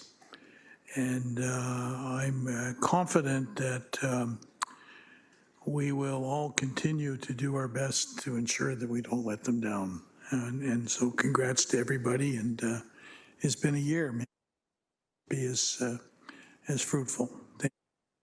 Thanks, Councillor McMeekin. Councillor Jackson, please. Thanks, Mayor Horvath. Just 2 or 3 PSAs, public service announcements. I'm really pleased yesterday at the City Housing Hamilton Board meeting, chaired by President Nan, for the unanimous support that's going to provide some wonderful upgrades to 801 Upper Gage. So my staff is working with the management of City Housing Hamilton. We're looking at a tentative date of December 1st. My staff's scheduling it and coordinating it with the appropriate management of City Housing Hamilton and, of course, the Tenants Association of 801 Upper Gage to provide some good news on issues like security cameras, floor replacements, and electrical mechanical systems. So stay tuned, but tentatively the 240 plus seniors that reside at 801 Upper Gage circled December 1st at this time, but we'll confirm that later on. And as well, either between now and Christmas, Mayor Horvath going to have either newsletters sent out or town halls regarding updates to communities about the acquisition of Broughton East Park, of the 2 phases of Mountain Drive Park. The washroom building currently under construction should be completed by Christmas of this year, with phase 2 of the splash pad, new playground, new canopy, all scheduled for 2024. Money's all approved. And the Mountain Brow Concession Street reconstruction phase 2 from Oakcrest Upper Gage. We were hoping to get underway this past summer and this fall through contractual issues and working with management and director Jackie Kennedy and the community. It was best thought that we'll hold off on the project to get it done in one entire calendar year of next year, and hopefully the reconstruction and multi-use pathway to be constructed from Oakcrest Upper Gage will be started in February, March of next year and will be completed by the end of 2024. And lastly, public information centers have been held for feedback on expanding the 5-lane proposal of Rymal Road from Dartnall all the way to Upper James, with the next phase to be in my ward from Upper Sherman to Dartnall. And so to the community along Rymal Road and the neighborhoods on both the north and south side, stay tuned. Thank you, Mayor Horvath. Thank you so much, Councillor Jackson. Councillor Alex Wilson, please. Thank you. Through you, Mayor, lots has been going on in Ward 13 recently. We were able to have one of the first 2 public consultations on the Dr. Bob Kemp Hospice proposal for the Wentworth Lodge lands open space. We got to find a better way to talk about that because it's not related to Wentworth Lodge anymore, but that's the address. And so we had our first public consultation there. Thank you to all the area residents who came out, expressed concerns, their comments, what they're excited about, and especially being able to kind of be part of that journey as we head towards the second public consultation in Q1 or sooner but probably Q1 of 2024. And so we're excited to keep that journey going on. And thanks to staff from various departments, housing, real estate, our EMS services, for all their support and for coming out to have those conversations in community with residents in Dundana Elementary.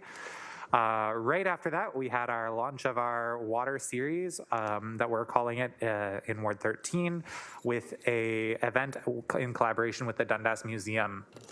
it was really exciting to launch a public consultation or a public event with a community partner, as opposed to saying, hey, come on everyone out, we're having a town hall meeting, doing this type of formal thing. It was much easier to say, hey, we're going to be on a consultation journey over the next several years when it comes to this piece of infrastructure, the Dundas Wastewater Treatment Plant.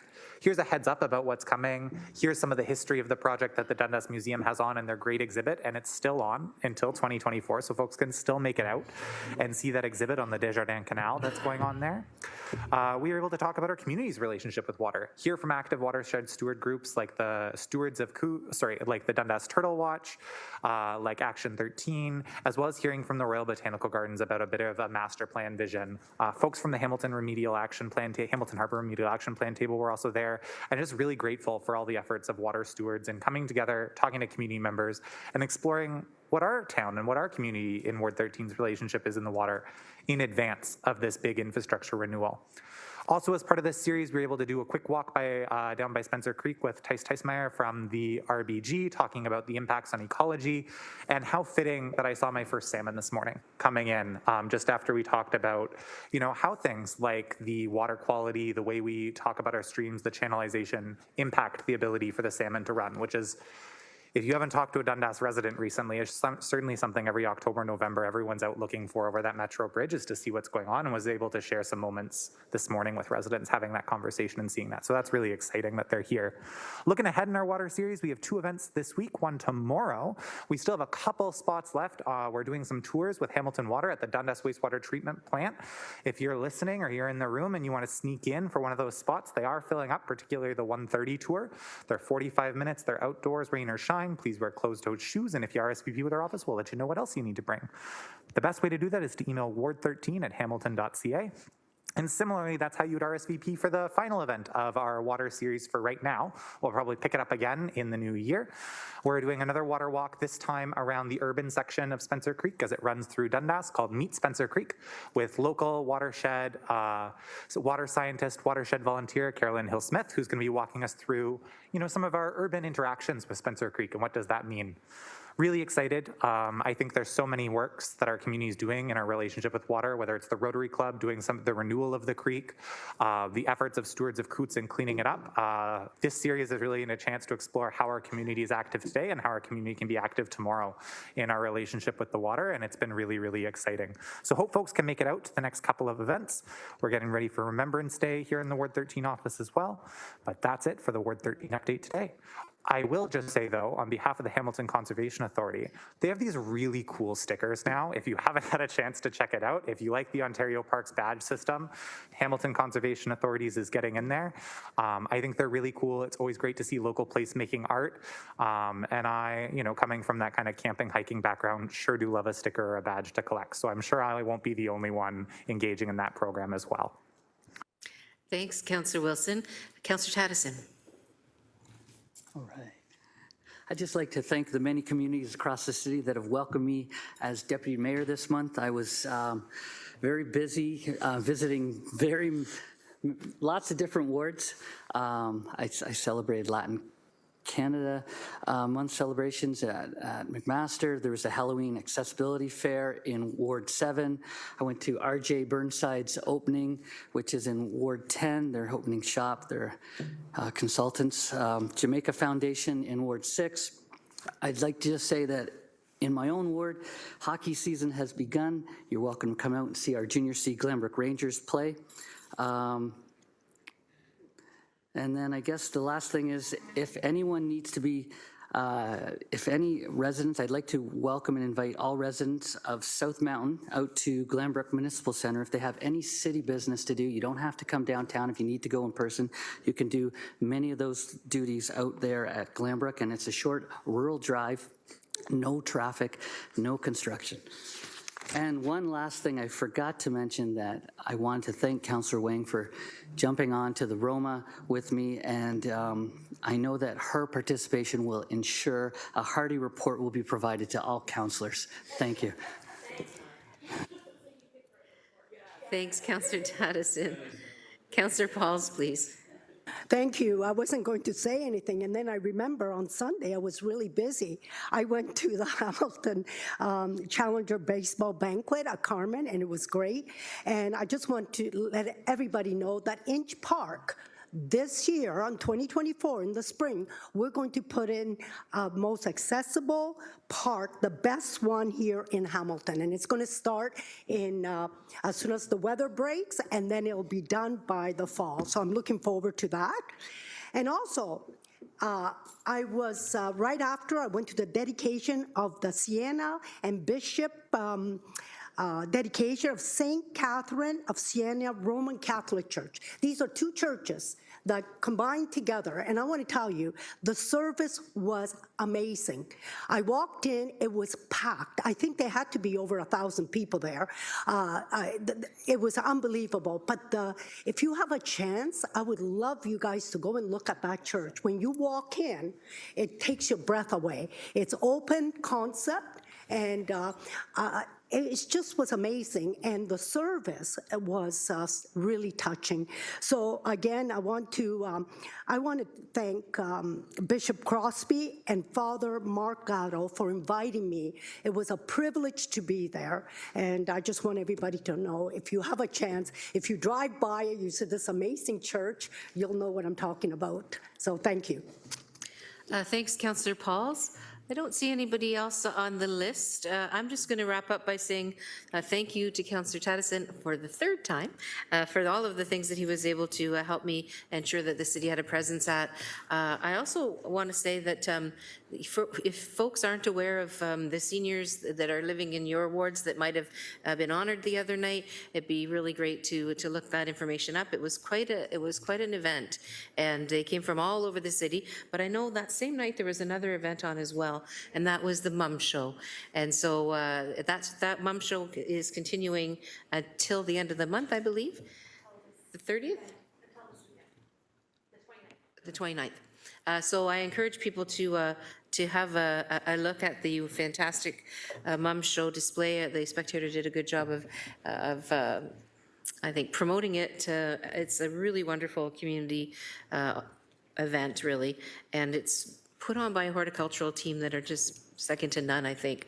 As mayor, I can tell you, I hear constantly from people about the beautification efforts that are made by our staff, and it's very much appreciated by Hamiltonians, just in terms of their what they say to me. So I just want to offer my appreciation and thanks for that great work, and I do want to say thank you to all of the well wishes I had yesterday. I appreciate that. I was also going to take note of the fact that it was 1 year anniversary of the election yesterday, and I think we've done some good work. We have certainly a lot of good work ahead, and all of those folks that sent me those well wishes and little gifts right up until today when I got some green tea from Councillor Wang. I want to say thanks very much appreciated. So on that note, seeing no further speakers, we were going to go to the next item on the agenda. Councillor Pauls?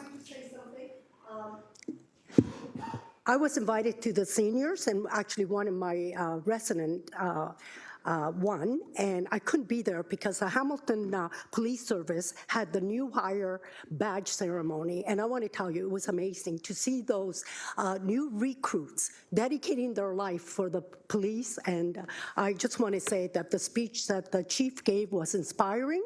So I just wanted everybody to know that's where I was, but I agree with you, the seniors are very important, and I wish I could have been there. Thank you. Yeah, no, I know that there are so many things on everybody's plates. There's a lot of great things happening in our city, and we have councillors who are very, very engaged in their local communities, in their wards, and so and the other boards and agencies that they participate on. So on that note, thanks all very much, and we'll go to council communication updates. October 6, 2023 to October 19th, 2023. Councillor Tattison, may I please have a motion to receive the council communications updates? Moved by myself, seconded by Councillor Alex Wilson, that council communication updates from October 6, 2023 to October 19th, 2023 be received. Okay, thanks very much. Those items are now before you. Is there anything within the council communication update listing that members would like to have referred to a standing committee? Not seeing any? Okay. Oh, Councillor Pauls. No, that was from before. Thank you. So I don't see anything being identified, and so we'll then go to the vote on the communications updates.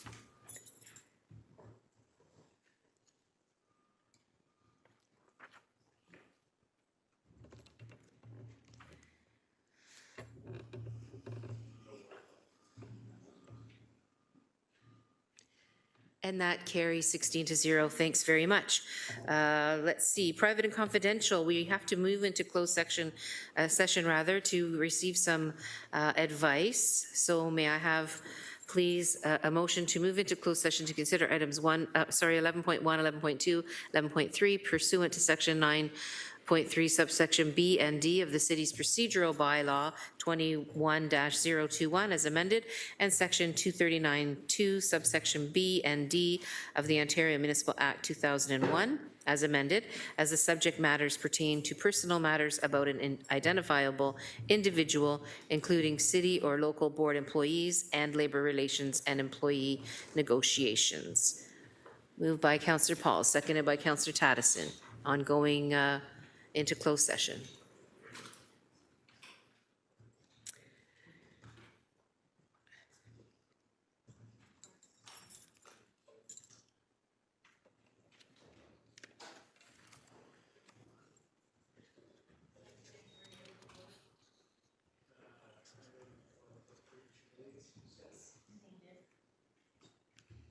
That carries 16 to 0.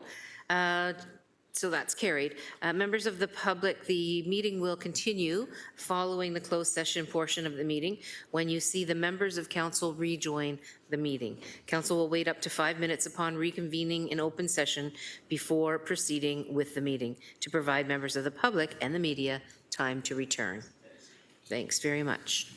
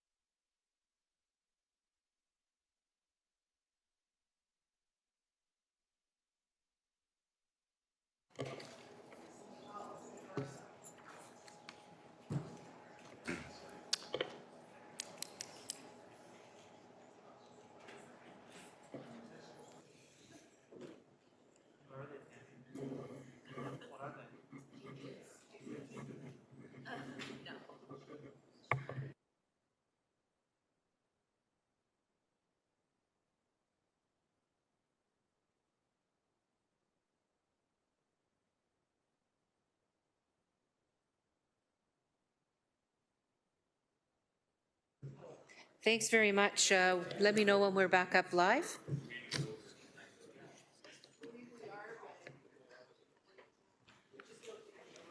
Yeah, we're just opening doors, making sure that people have access to the chamber. And we're back up online. So.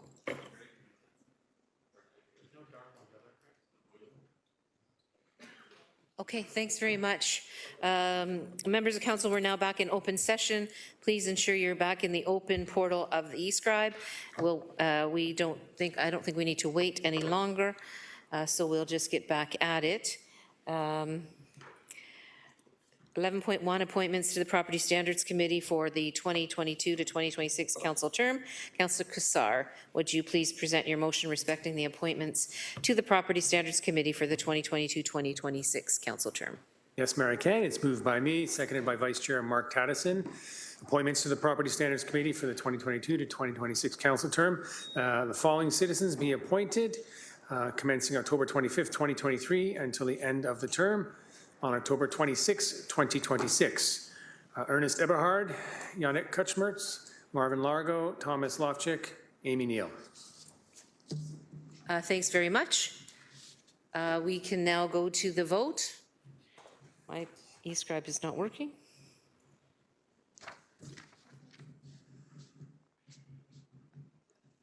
I am in favor. I have no computer. Finally throw it out the window. I'm done. Won't connect through the internet. That carries 16 to 0. Thanks very much. Appointments to various agencies, boards, and subcommittees for the 2022-2026 council term. Councillor Cassar, would you please present your motion respecting the appointments to various agencies, boards, and subcommittees for the 2022-2026 council term? Yes, I can, Mayor Horvath. It's moved by me, seconded by Vice Chair Mark Tattison. That the following citizens be appointed to the following agencies, boards, and subcommittees for the 2022-2026 council term commencing October 25th, 2023 until the end of that term on October 26th, 2026. So bear with me, there are 6. First of all, City Housing Hamilton Corporation Board of Directors, Alice Plug-Bust, Carl Andrus, Christine Griffith, Adriana Harris. Secondly, the Noel Bequest Trust, Michelle Chin, Stan Noack, Doug Edwards, Jeff Saunders. C, Glanbrook Landfill Coordinating Committee, Chinomso Akpara, Alan Freeman, Sherry O'Connor, Brian Smith. D, the Cleanliness and Security in the Downtown Task Force, Helen Caplet, Karen Rowe, Elizabeth Wakeford. E, Hamilton Municipal Heritage Committee, Karen Burke, Graham Carroll, Alyssa Denham Robinson, Andrew Douglas, Lynn Lundstead, Andy McLaren, Stefan Spolnick. And F, the Heritage Permit Review Subcommittee, Karen Burke, Graham Carroll, Andrew Douglas, Matthew LaRose, Andy McLaren, Katie McGear, Carol Priamo, and Steve Wiegand. Okay, thanks very much. Can we have the vote up, please?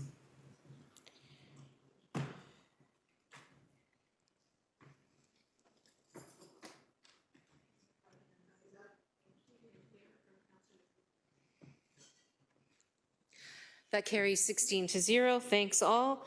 The item 11.3 ATU Local 107 collective bargaining update. May I please have a motion to receive the update and maintain the confidentiality of the update? Moved by Councillor Spadafora, seconded by Councillor McMeekin. Please indicate your votes now.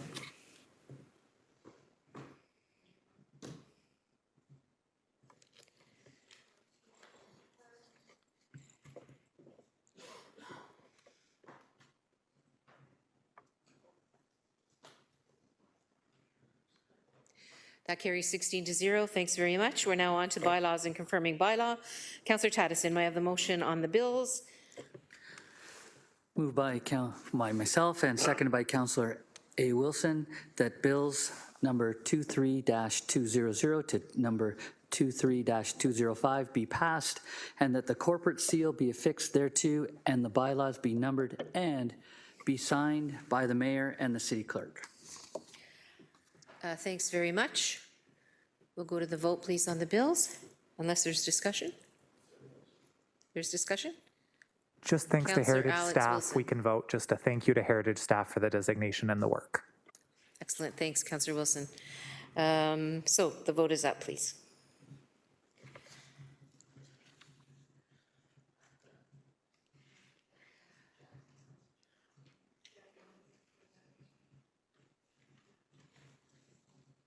That carries 16-0. Thanks very much. May I now have a motion, please, to adjourn? Moved by Councillor Pauls with two hands, seconded by Councillor Tattison. Can we have the vote, please? Carried. Oh, sorry.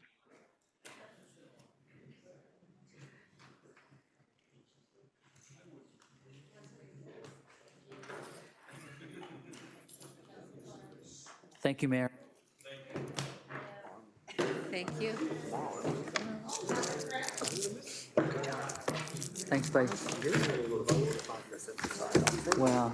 That carries 16-0. Thanks very much. She's a little more mature with Thanks. her internal dialogue. As well. Yes, you're fun.